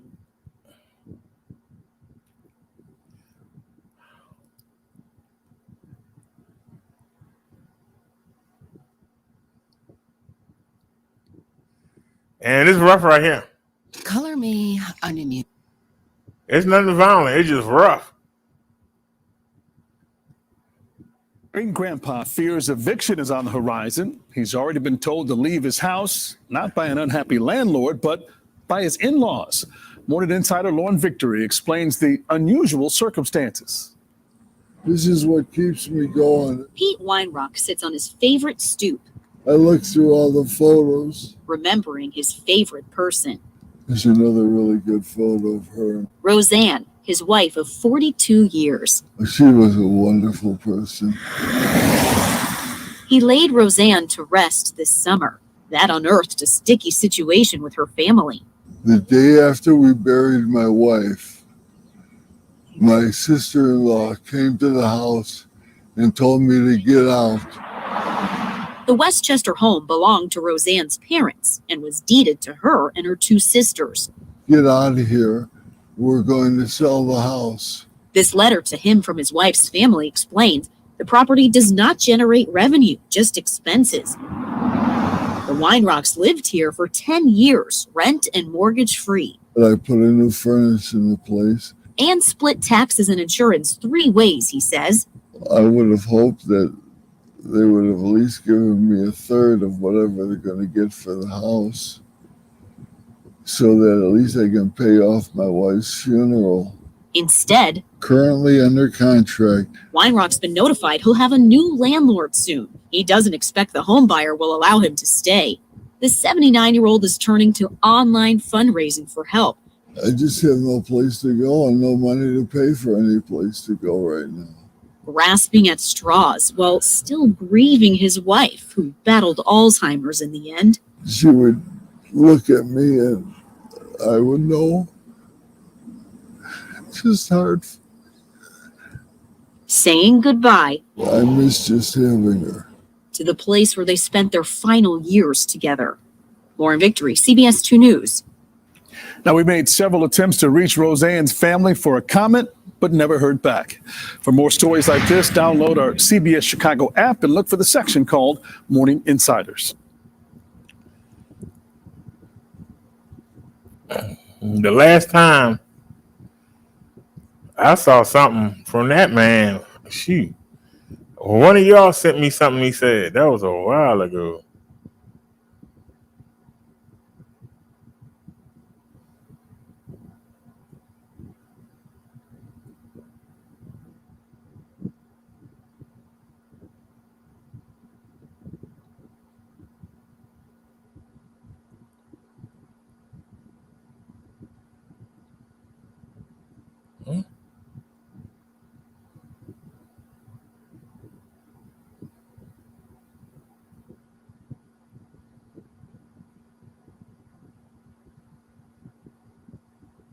Wait a minute, y'all. This is my WJZ city. is live tonight. Kelsey Kushner with more on these developing details. Kelsey.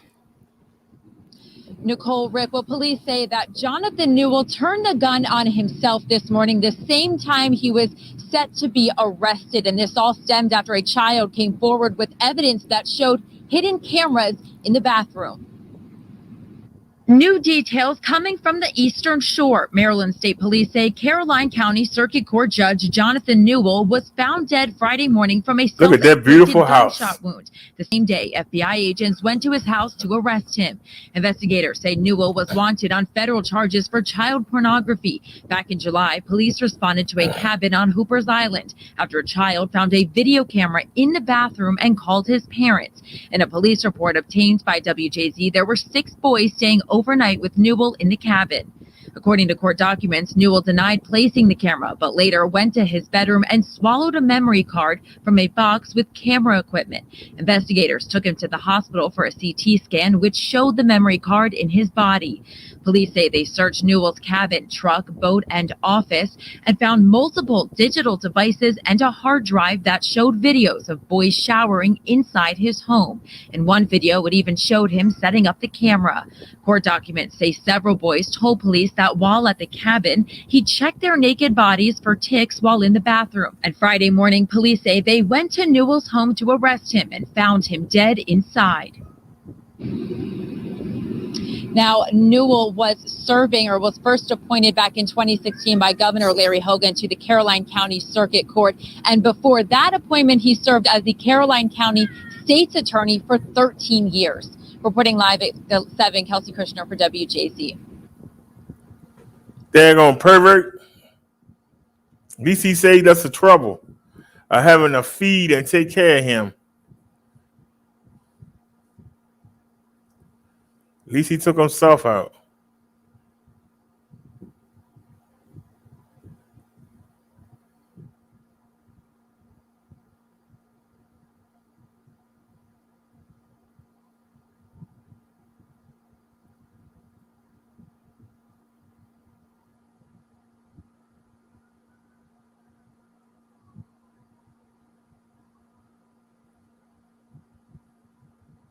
If you suffer from diabetes type 2 or pre-diabetes, this might be the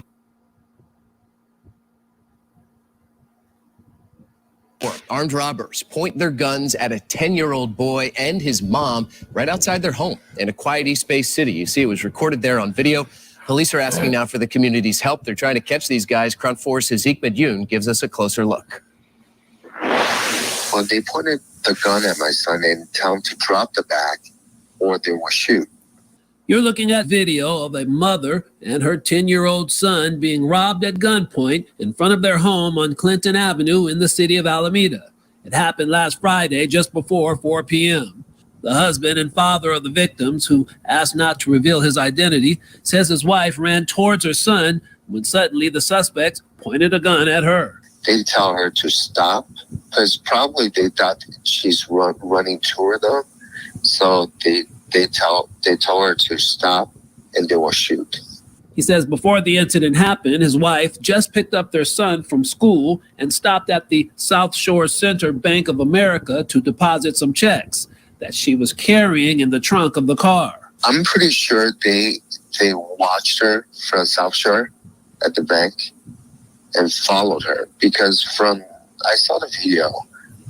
It seems like they followed her and then they made a U-turn. He talks about the lingering impact this experience is having on his son. Mostly it's my son. He's still a little traumatized. He wakes up in the night and kind of scream or cry. Guns being pointed at children, yes, that's absolutely out of the norm. Any person that points a gun at a 10-year-old child is a coward. Alameda Police Chief Nishant Joshi says there is limited information on the two suspects other than what you see here. And this is a type of crime that calls for all resources to be focused on. And we're not going to stop until we locate the people that are responsible and ensure that they are held accountable. Anyone with information is asked to contact the Alameda Police Department. Hazik Medyun, Kron 4 News.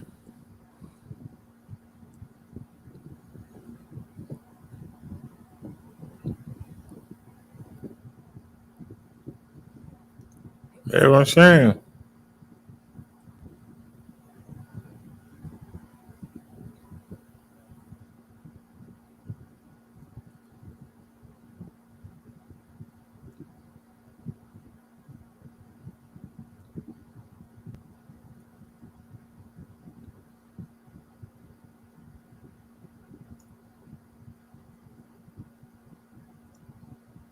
What?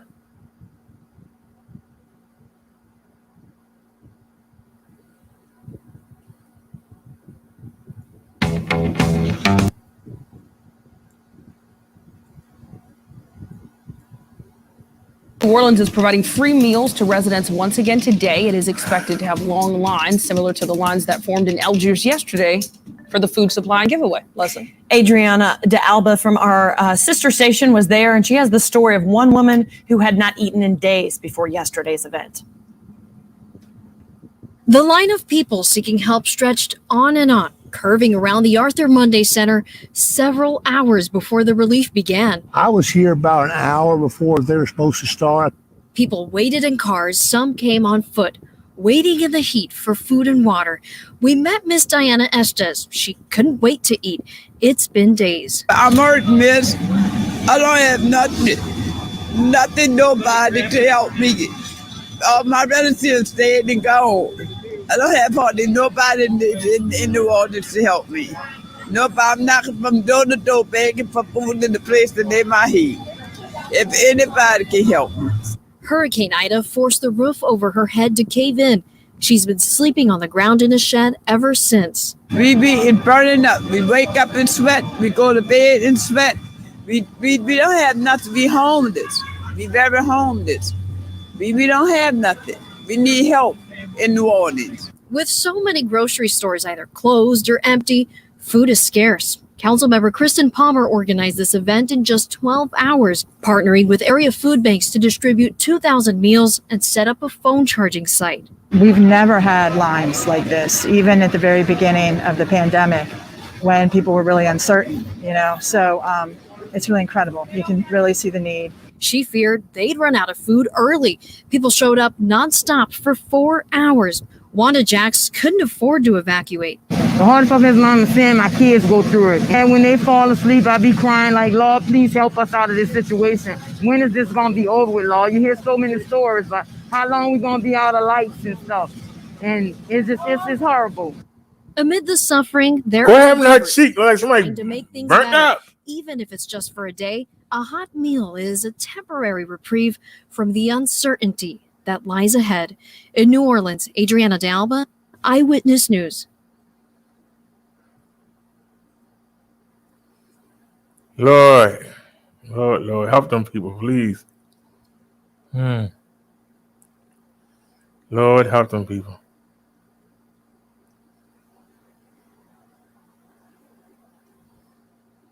I just don't understand.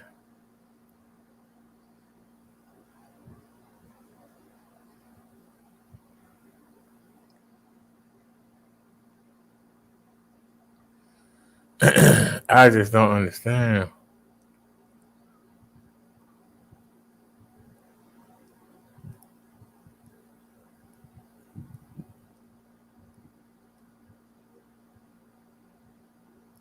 So a week ago,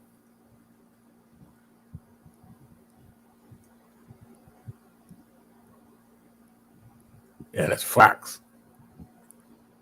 Fox get on my nerves.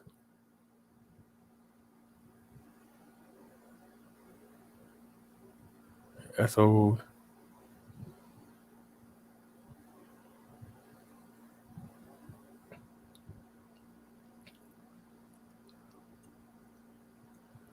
Do-do-do.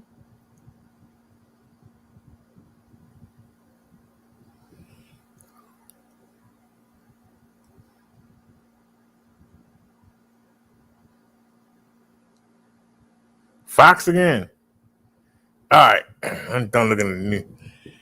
All I keep saying is Fox this, Fox that.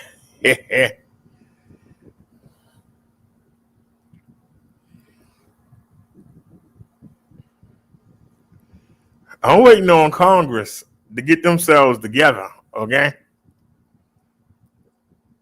Because it don't look like we're gonna make it. They only had 2 left. I told them about it. Let's see if they got some more in. Oh, wait a minute now. It says in stock. But they got any green ones? No, and I don't want no green anyway. I want black.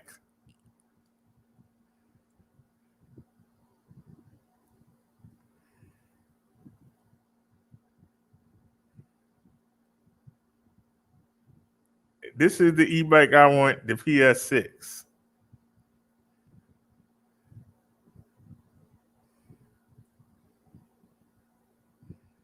Damn, raise the price.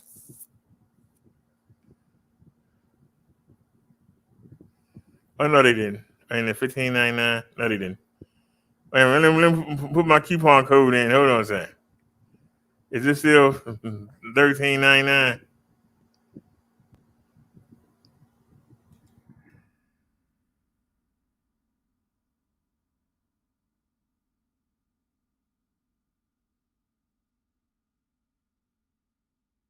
Yeah, it's still $13.99. With my coupon code, you can get that for $13.99.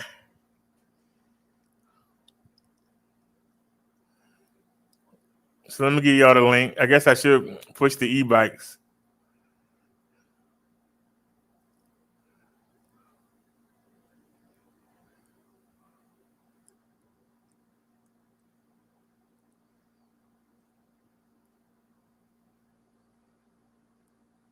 Uh-oh. Hey, y'all, are we still live?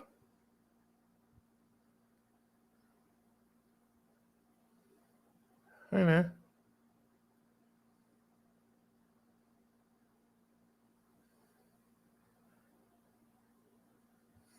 Oh, I know what happened. I deleted. Y'all know we were broadcasting on both channels. I deleted the Minister Channel video because of all the videos we were looking at. I know we were going to get copyrighted. So to protect the big channel, I deleted it. And now it's telling me that it got deleted.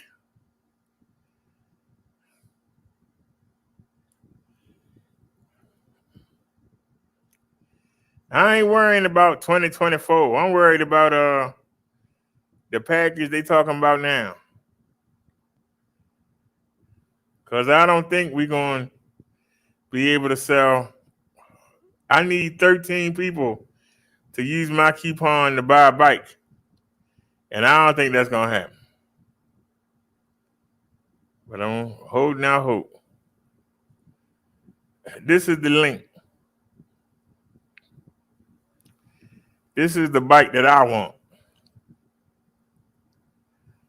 The Passelet P-6. What's so special about this e-bike? Number one, look at that heavy-duty rack. Number two, it got a 12 amp hour battery. It got a color display. It got front suspension. It got rear flex frame suspension. It's got an 8-speed Alta shifter. It got hydraulic brakes. And it got a 750 watt motor that can peak well over 1,000.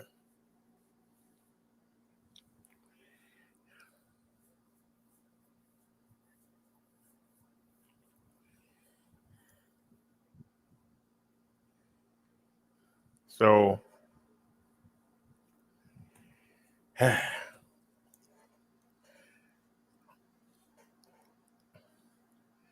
$13.99, this bike is a steal. This is the upgrade to the bike that I paid for with the last stimulus. Y'all see them both here side by side? They've really raised the price of this bike. Hey, what happened? They really raised the price of this bike. But this is the PX5. And the PS6 is the upgrade to this. This is the bike that I have. Y'all see me riding this. I took this to the hospital yesterday. Mine's is black though, but the same bike. This got a 10.4 amp hour battery. It got mechanical brakes. It's got a 7-speed turning shifter. It's got front headlight, and it got a light in the seat. It's like I said, it got a 7-speed shifter. This bike, during my speed test, hit 34 miles per hour. It's peaking at almost 800 watts. So if $13.99 is too much for you, if $13.99 breaks the bank for you, okay.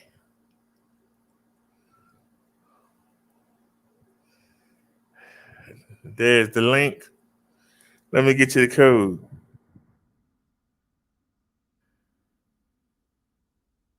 For the Dart PX6. In the beginning of the video, y'all see me riding it. That's my coupon code. Let me show you what you do with it. You scroll down to more payment options and come up here to discount code. Paste my, oops, I messed up. It's PX5. So we're going to have to do that. Copy. So if you want to be a little cheaper and you don't need that over 1,000 watts of power, you satisfied with almost 800. You don't care about the hydraulic brakes. You don't care about the bigger battery. You don't care about the upgraded shifter. Hey, this is only $1,099.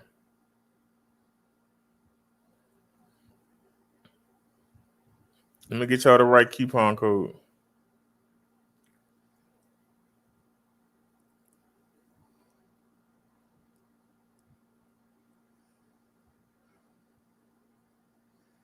You know how long it's going to take to raise $1,399 when you on a fixed income? By that time, the bike will be replaced with something else.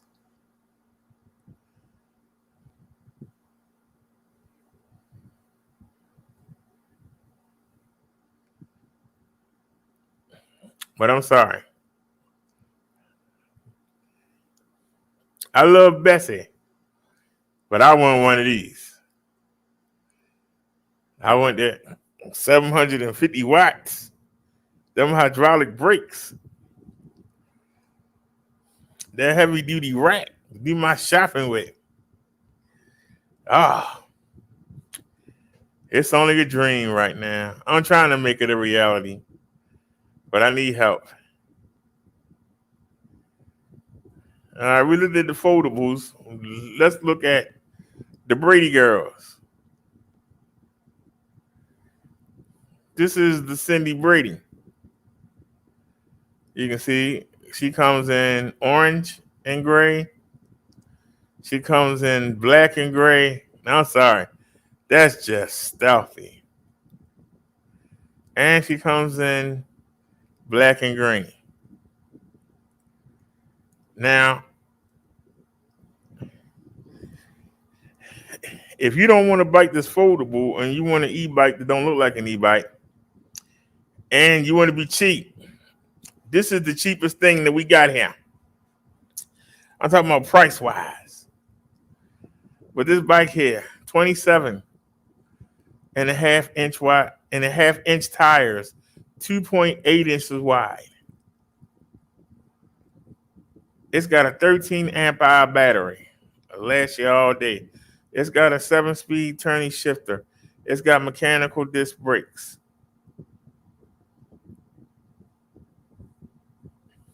This is the budget. This is the baby. This is the Cindy Brady. But it's got a 500 watt motor that peak at almost 800 watts. It's the cheapest bike that they offer right now. Let me get you the linky dink for the Cindy Brady.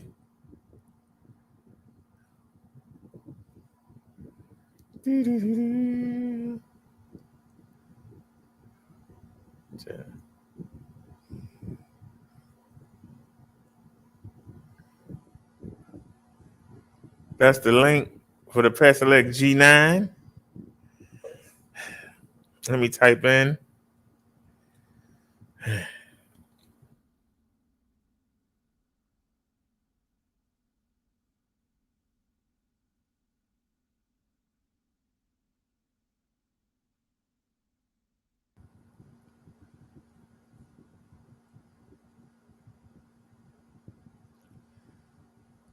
That's the coupon code. Let me show you what you do with it. Scroll down. If you're interested in getting the Cindy Brady, you put my coupon code in. $9.99. You can get this bike for $9.99. 13 amp hour battery. 27 and a half inch tires. Doesn't look like an e-bike. 13 amp hour battery. Almost 800 watts. To power you along. $9.99.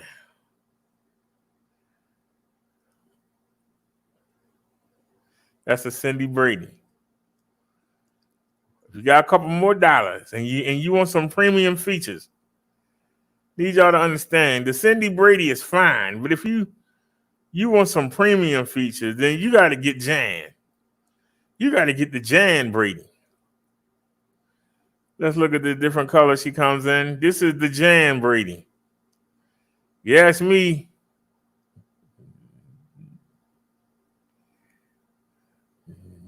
Jan is the prettiest of them all. You ask me. Well, I love that green and gray. I'm sorry. And it was black and gray. It looked gray on here. It was black and green. But anyway, this is the Jan Brady. Now, why would I just showed you the Cindy Brady for $9.99. Now, why would you want to spend more money on Jan? Well, let me get you the link first. And let me give you the code here, and then we'll tell you why. This is Jan, the GS9.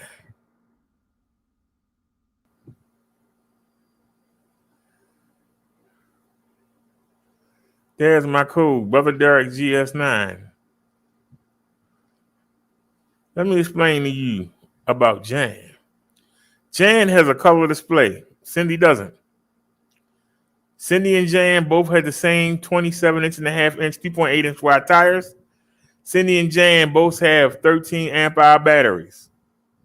And that's where the similarities in. Not only do you get a color display, but you get hydraulic brakes, not mechanical disc brakes. You get hydraulic brakes. Hydraulic brakes, they just like your car brakes. These are not regular bike brakes. Hydraulic brakes have excellent stopping power. You don't get a 7-speed shifter. You get an 8-speed Altus. Cindy doesn't have rear suspension. Jan has flex frame suspension. So what are you paying for? You're paying for the color display. You're paying for the rear suspension. You're paying for the hydraulic brakes. You get a better gear. And you get a sexier looking bike. Now, these just premium features. If you want these premium features, then you're not going to mind paying a little bit more. So let me show you what happened when you put my code in. They're asking you for $16.99. You put my code in, Brother Derek GS9, you're only going to pay $13.99. So I don't know if you noticed, but on the foldables, the PX5 is $10.99 and the PS6 is $13.99. The upgrade. Well, this is an upgrade to Cindy. Jan is an upgrade to Cindy. The only reason why the PS6 is better than the GS9 is the motor. They made a mistake putting a 500 motor on this, 500 watt motor on this bike. They made a mistake, in my opinion. They should have put a 750 on here, but they didn't. But guess what? They fixed that mistake in the next upgrade, because now it's time to go to the Marsha. And you can already look and see what the difference is. Look at those 26-inch, 4-inch wide fat tires. She got a 9-speed shifter. She got the same flex suspension that Jan has. She got the same hydraulic brakes that Jan has. She's got a color display like Jan's, but this is updated. She got hydraulic brakes like Jan. But what separates? Well, you already see the tires. Instead of 27-inch, 2.8-inch tires, this is 26-inch, 4-inch wide tires. But what makes this bike, what sets it apart from Cindy and Jan, what they could only dream of having. Let me give you the link here real quick. That's the link for the Marsha Brady, the mother load. Let me type the code in for you real quick.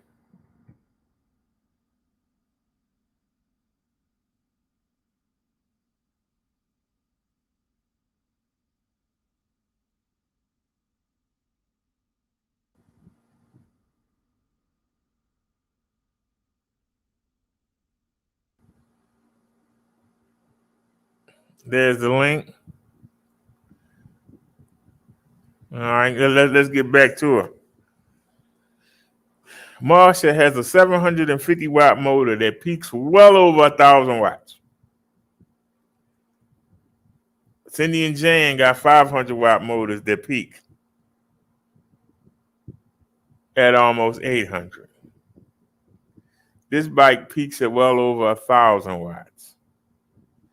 You get the big fat tires. It also doesn't have a 13 amp hour battery like Cindy and Jan. It's got a 14.5 amp hour battery. Bigger battery, fatter tires, almost 1,100 watts of power, hydraulic brakes, color display, full suspension. And let me tell you, I got a Marsha sitting right here, and I'm telling you, that suspension is to die for. I rode Bessie yesterday, and all I could think about was riding Marsha. And Bessie did a job and we were rolling, but it's just something about them hydraulic brakes, something about them 26-inch fat tires. It's just something about that 750-watt motor. Because when Marsha is on, boy, she is on. Let me tell you, when she is on, she is on. Now, they asking for $18.99, and she worth her a penny. Well, you put my coupon code in and hit apply. $16.99. You can get that beast for $16.99 with my coupon code. My coupon code, you can get this bike. Look at them fat tires. And it don't look like an electric bike. The only wire you see is what? The wire for the brake cable. That's the only wire you see right there for the brake cable. Nobody will know this is an electric bike. Nobody will know that this is an electric bike. That's the best thing about it. And you sitting there with all that power, and nobody don't even know you got an electric bike.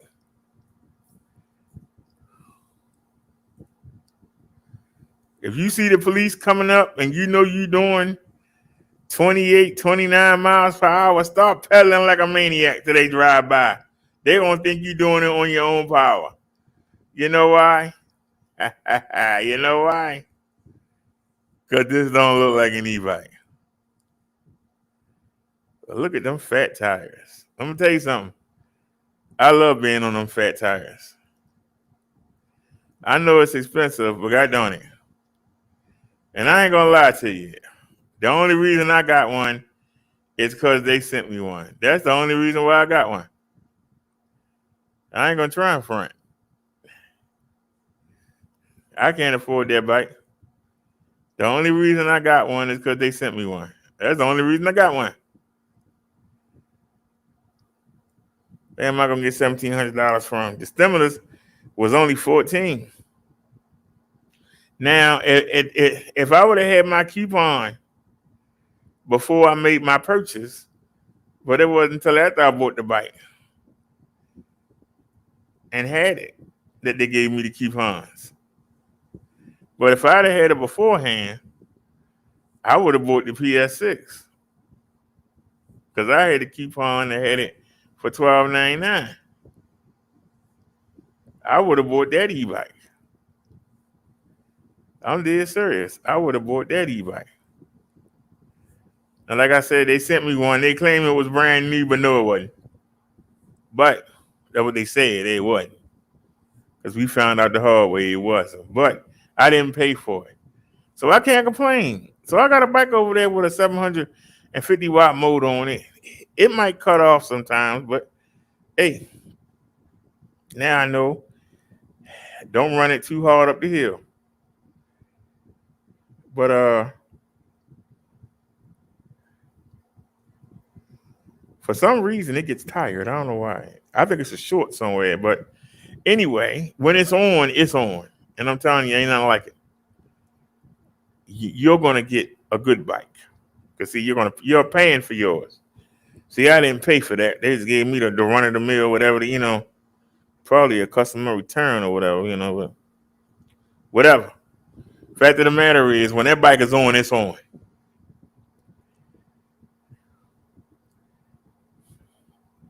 Now my PX5 over there don't give me no problems. But tomorrow we going out. And I'm taking Marsha. And even though I don't have no problems out of Bessie, she is a dream, a delight. It's just something different. It's just something having that extra power. Having them big tires. You know what I'm saying? It's just something special about it. It is. It's something special about her. And I know that the PS6 got the same motor. They got the same hydraulic brakes. They got the same flex frame suspension. They got the same color display. And they got 20-inch wheels instead of 26-inch wheels. That 750-watt motor is going to push them 20-inch wheels faster, stronger, give it more torque than it will the 26-inch wheels. So that's why I want the PS6.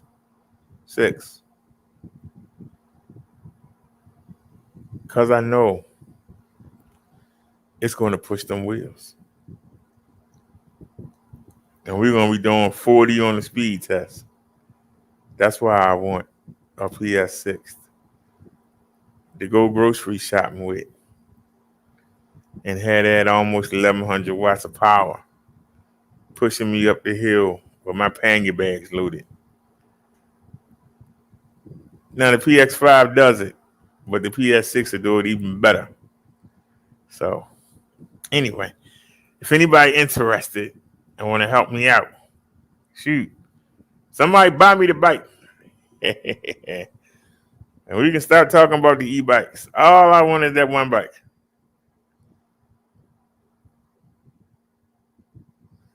That's what I want. I applied to Bobcat suggested a company called Ingu.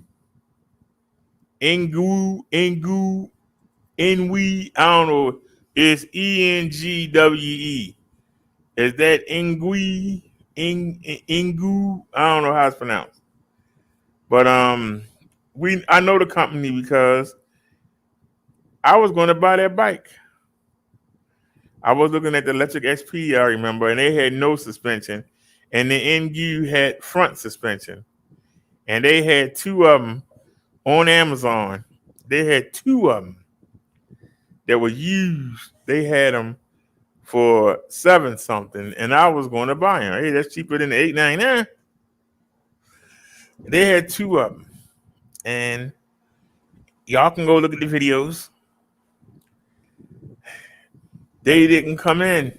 We didn't get the stimulus check. People that was working got it, but we didn't get it. So somebody bought them. They got their stimulus check and they bought them, which is what I was going to do. And then they had two more. And guess what? Another week went by, still no stimulus. But everybody else was getting stimulus. And guess what? Somebody bought them too.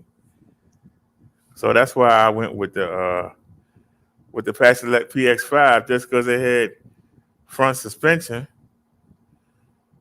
And I called them at a time when Passelec had them on for $8.99. And I said, well, it's the same price.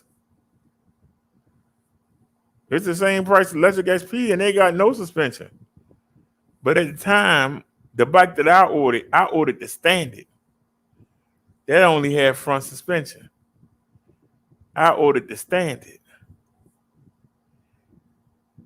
I was surprised when I got my bike that it had suspension seat-posts.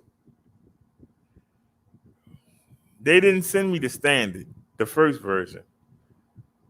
They sent me the new version, which is the version we have now.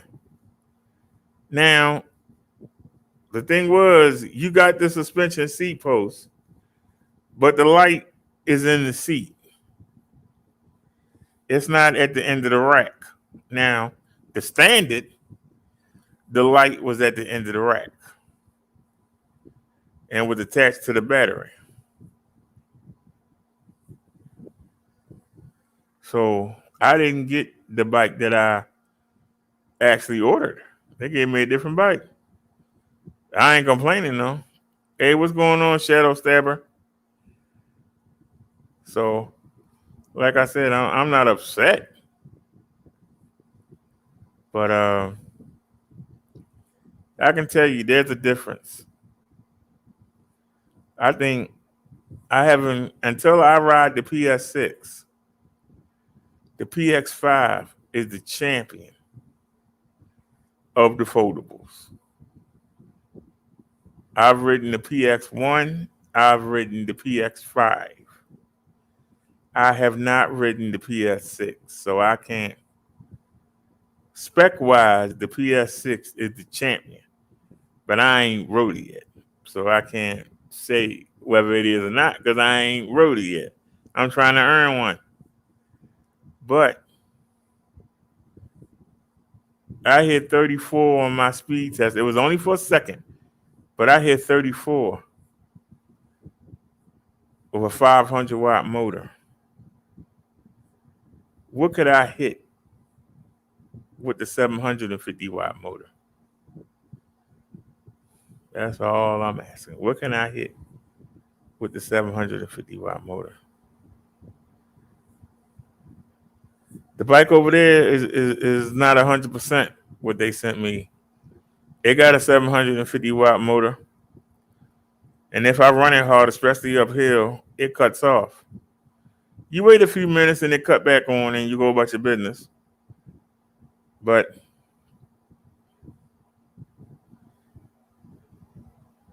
it's got a 26-inch, 4-inch wide tire wheel to move. It's not gonna have as much torque. It's not gonna have as much power because it's got more wheel to turn. That's why I want the PS6, because I know if I can hit 36 on my speed test with that bike,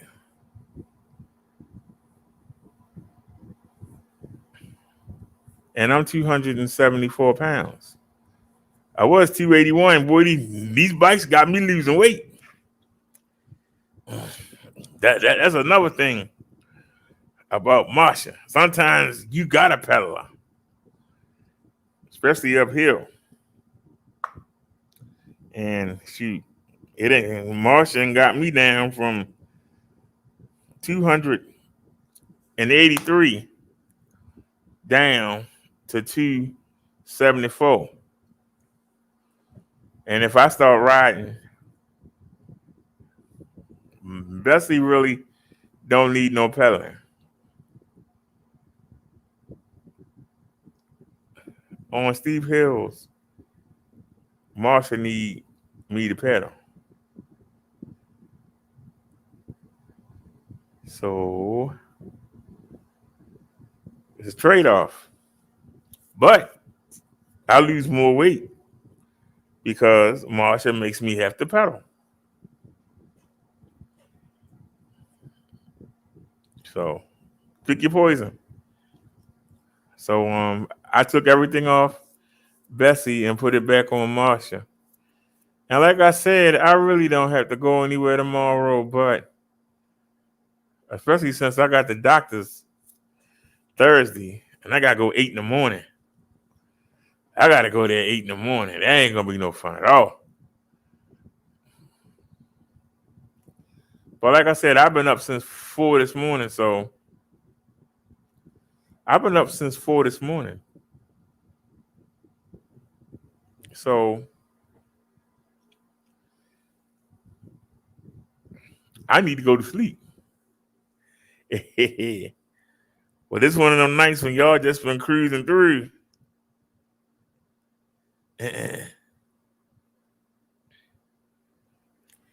Wait a minute.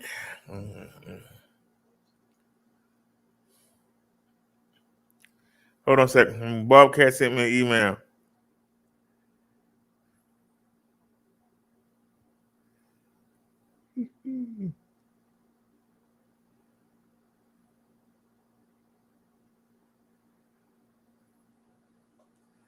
Ain't there?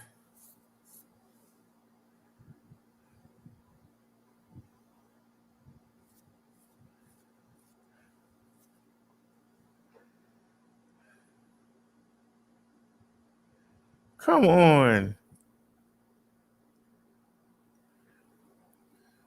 Oh, that's that same man. He said he just bought an electric vehicle. I don't want no vehicle. I don't want no parking tickets. I don't want none of that. You know what I'm saying? I'm good. You know?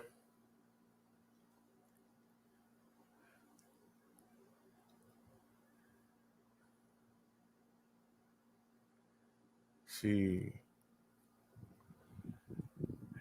Yeah, what's going on, Shadow Stabber? Like I said, we showed the e-bike video earlier. I'm just saying, as far as the comfort, them 26 4-inch wide fat tires, the hydraulic brakes, the flex frame suspension. I'm telling you,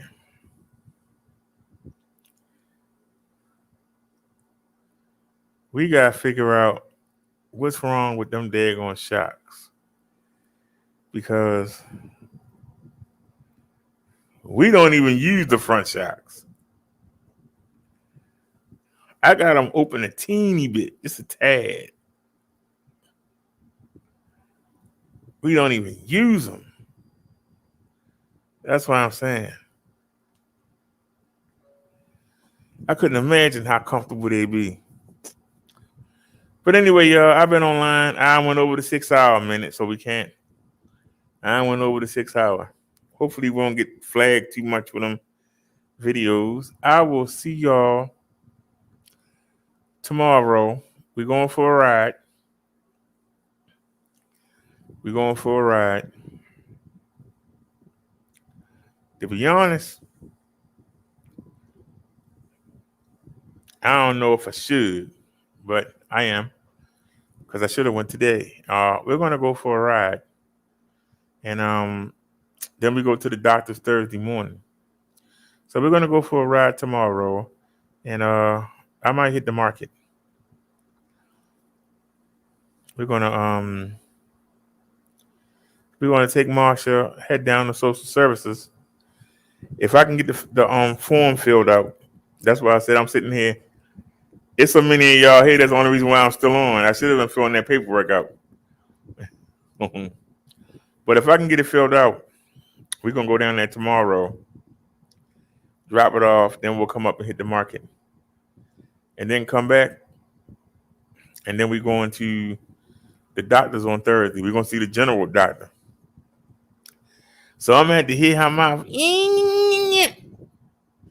Because y'all know I was in the hospital. So you know I'm going to hear it. Y'all know I'm going to hear it. But hopefully, with the hospital food, hopefully, the fact that I've been eating right, we ain't had no, oh my goodness. The only sugar we really had is the grapes. Hopefully, I'll get a good lab. Hopefully, we'll get a good lab. And won't have to hear her mouth. So we'll have to hear her mouth when we first get there. And then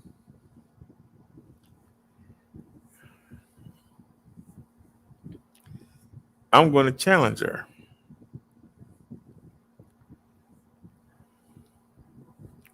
Because we did do what I said we was going to do. Except for, the ding dongs, the gummies, the powdered donuts. Now, I had cut out the ding dongs. I had cut out the powdered donuts. But I was still getting the gummies. So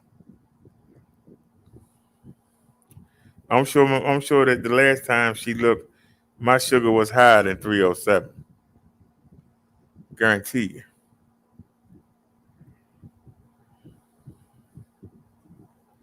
So hopefully I get a good reading.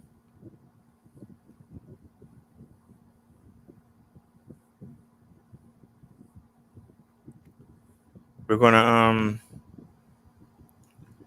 like I said, I got up at 4 this morning. I don't know what time I'm getting up today, but God darn it, That's why I don't need to be staying on here this long. I need to get to sleep. Because y'all know how slow I am at getting going. So I need to get up. I need to be up at least 5:30, 6 o'clock. If I got any hope of making that 8 o'clock appointment. If I got any hope. Now, the only thing is, we're going back to that same hospital. It's not far away. Y'all can see how easy it is to get there.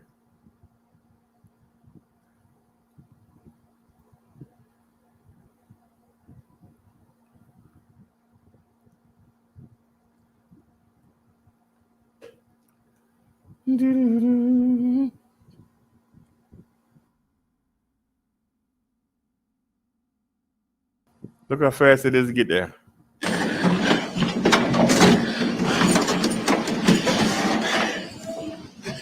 I'm trying to figure out if I'm doing it, how is it worse? And I ain't been away in 2 days. I haven't been away. I'm trying to figure out. I mean, if we the ones doing it, we the ones doing it. I'm just saying, make it make sense.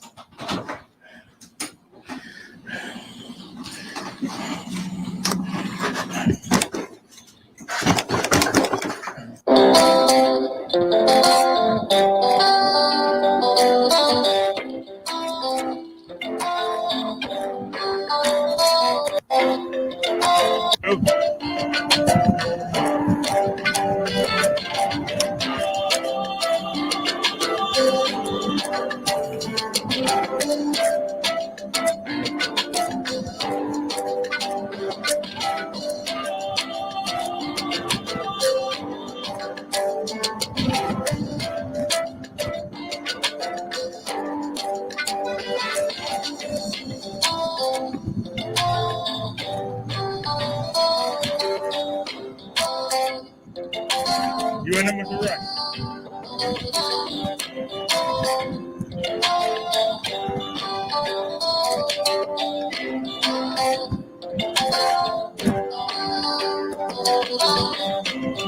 So we did the first hill, and this is the second hill.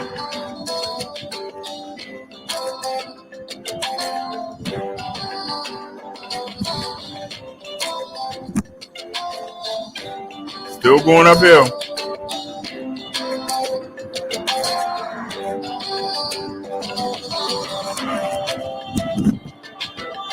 Still going uphill. So we gotta go up 3 hills.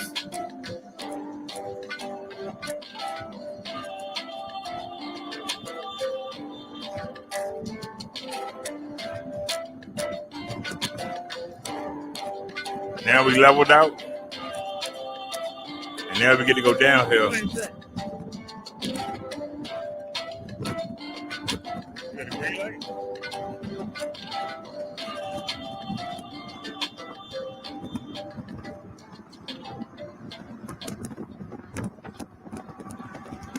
Nope. Gave it a shot. We gave it a shot. Wouldn't let us have it. You know we need that light.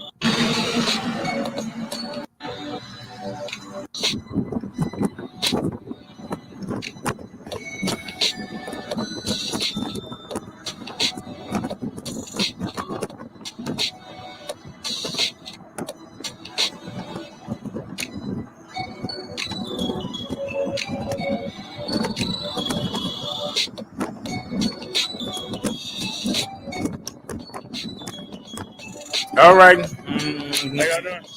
Good night, Shadow Stabber.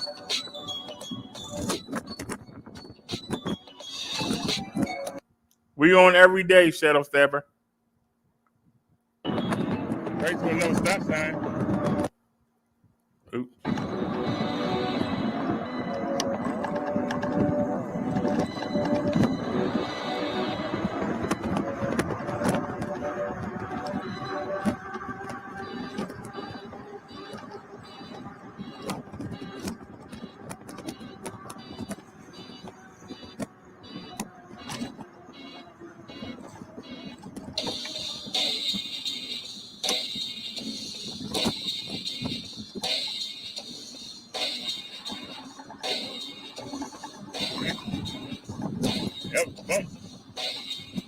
made sure I felt every bit of it too.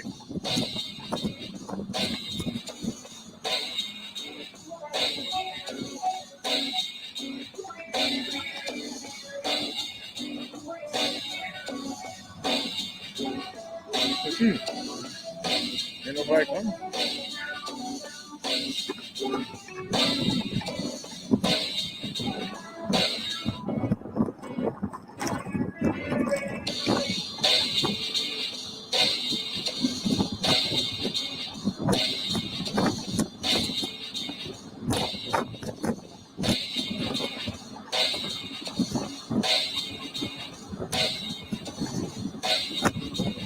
Got a red light.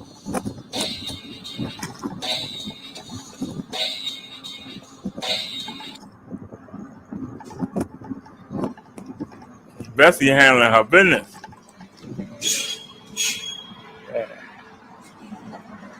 All right. Well, we got 19 minutes.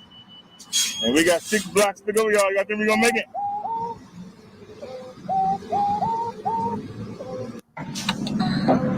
How long that light is. We still in the light. Always a buck sitting right there. Always somebody sitting right there. Come on.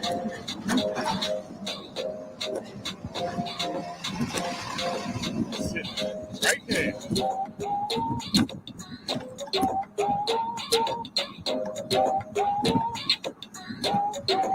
Right to another light.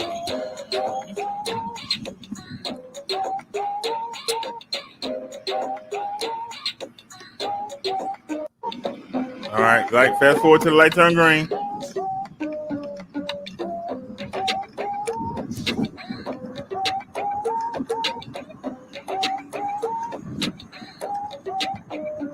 We right to a daggone hill, you know that. Right to a hill. It's the first stop right here. Going past it.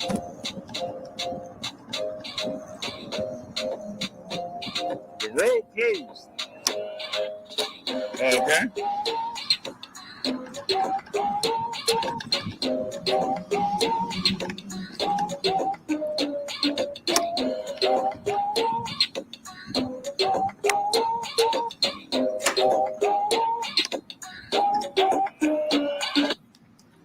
The music, huh?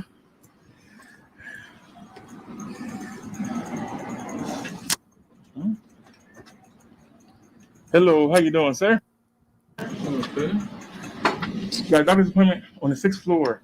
Now, my pacemaker check. The name y'all is see. Franklin. I'm a regular at the hospital. Y'all see how fast we got there. Y'all see how fast we got there. I don't know if I have.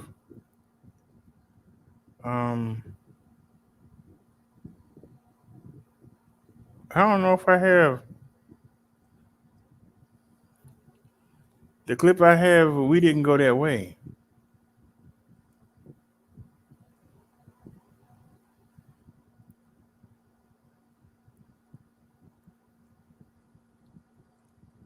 Well, hold on.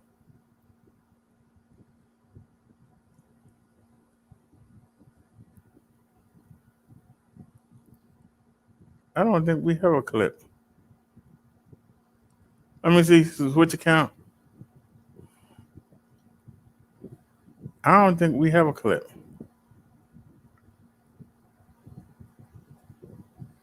But let's take a look. This is the channel, Ebike Life. Look at all the pictures in the banner.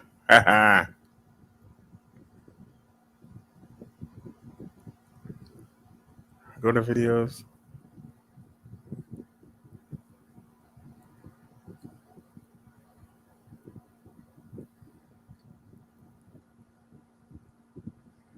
Amen.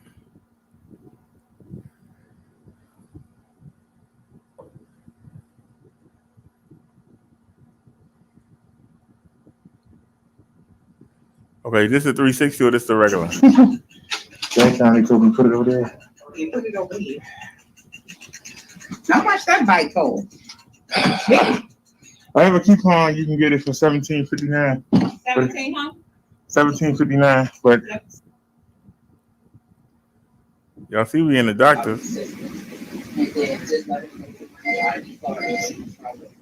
Oh, that's only the front view. All right, well, hold on a sec now. Wait a minute. Wait a minute.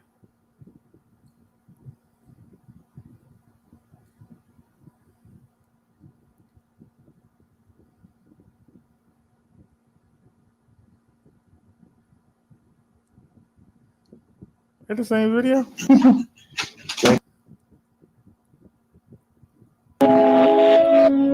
I can't wait for tomorrow. All right, this is the camera view. It's not as good as the 360.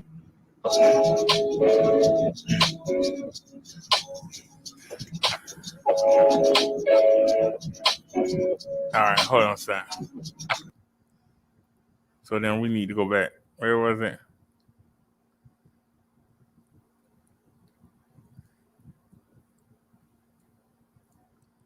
Yeah, it's on here. They're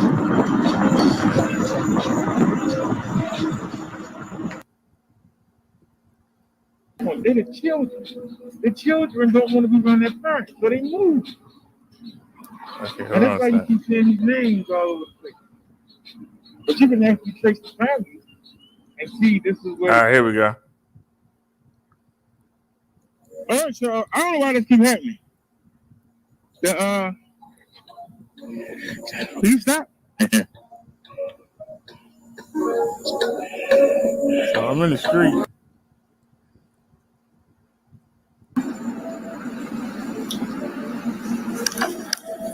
And then can we cross? See?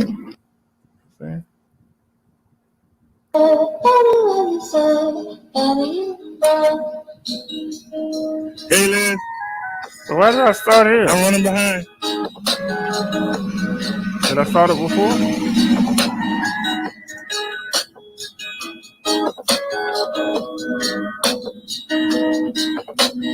Okay. Well, this is the same bike. This is Marston.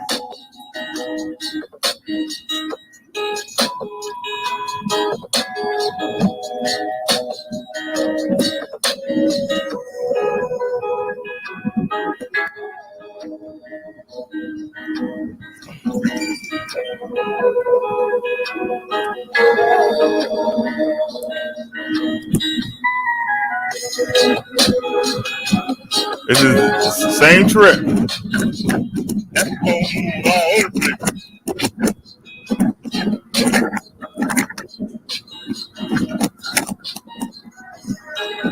Please try and get out my way.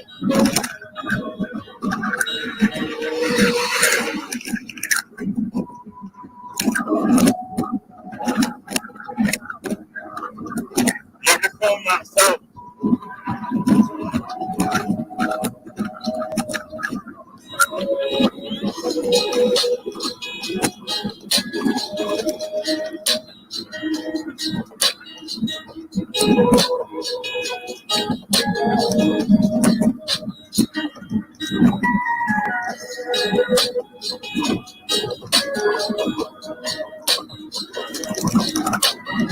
How you doing?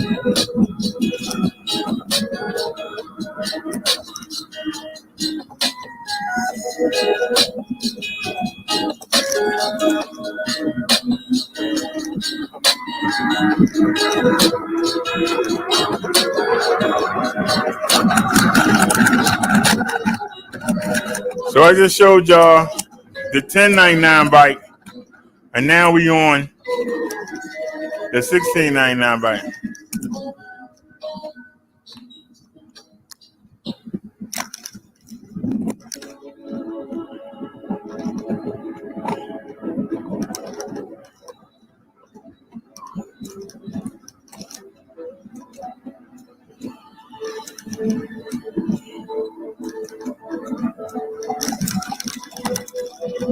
Come on, girl. Come on, let's go. Come on.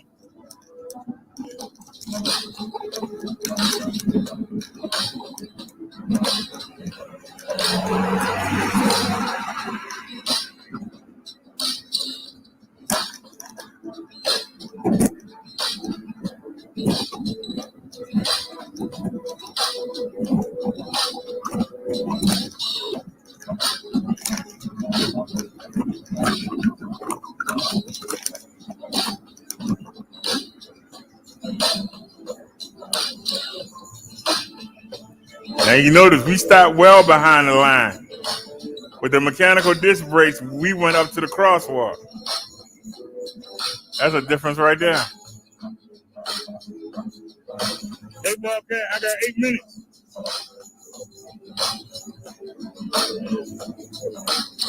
The light will come on.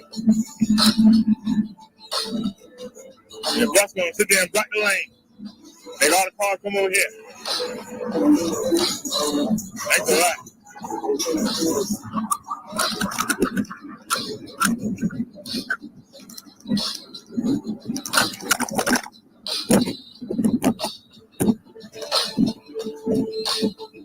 5-0 right there.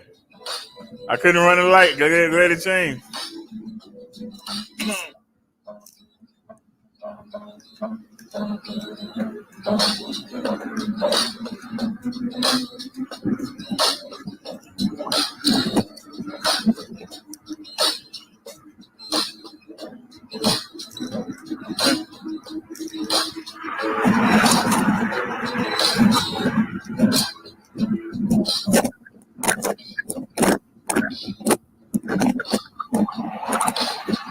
That's our time.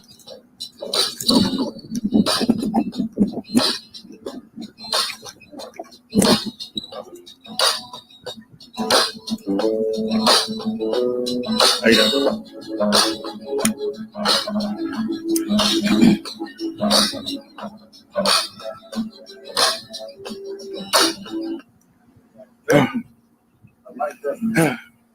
What time is it? They said if I don't get hit by 3, forget it. We got 5 minutes. I want to see Dr. Epstein. My name is Derek Franklin. I'm still being your assistant. Oh. All righty. Now, I just showed y'all. Oh, Lord. What happened? All righty. Uh-oh. Y'all couldn't see any of that?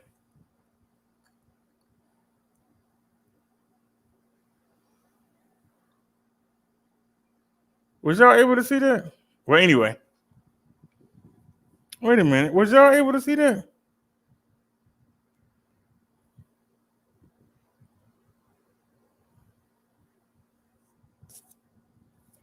A mosquito just made its way in here. I don't know how.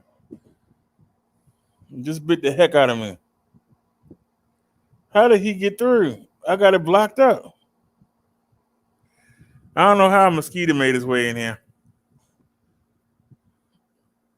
But I see we're going to have to kill him. All right, y'all. Y'all have a great night. I'll see y'all tomorrow. Should be going out tomorrow.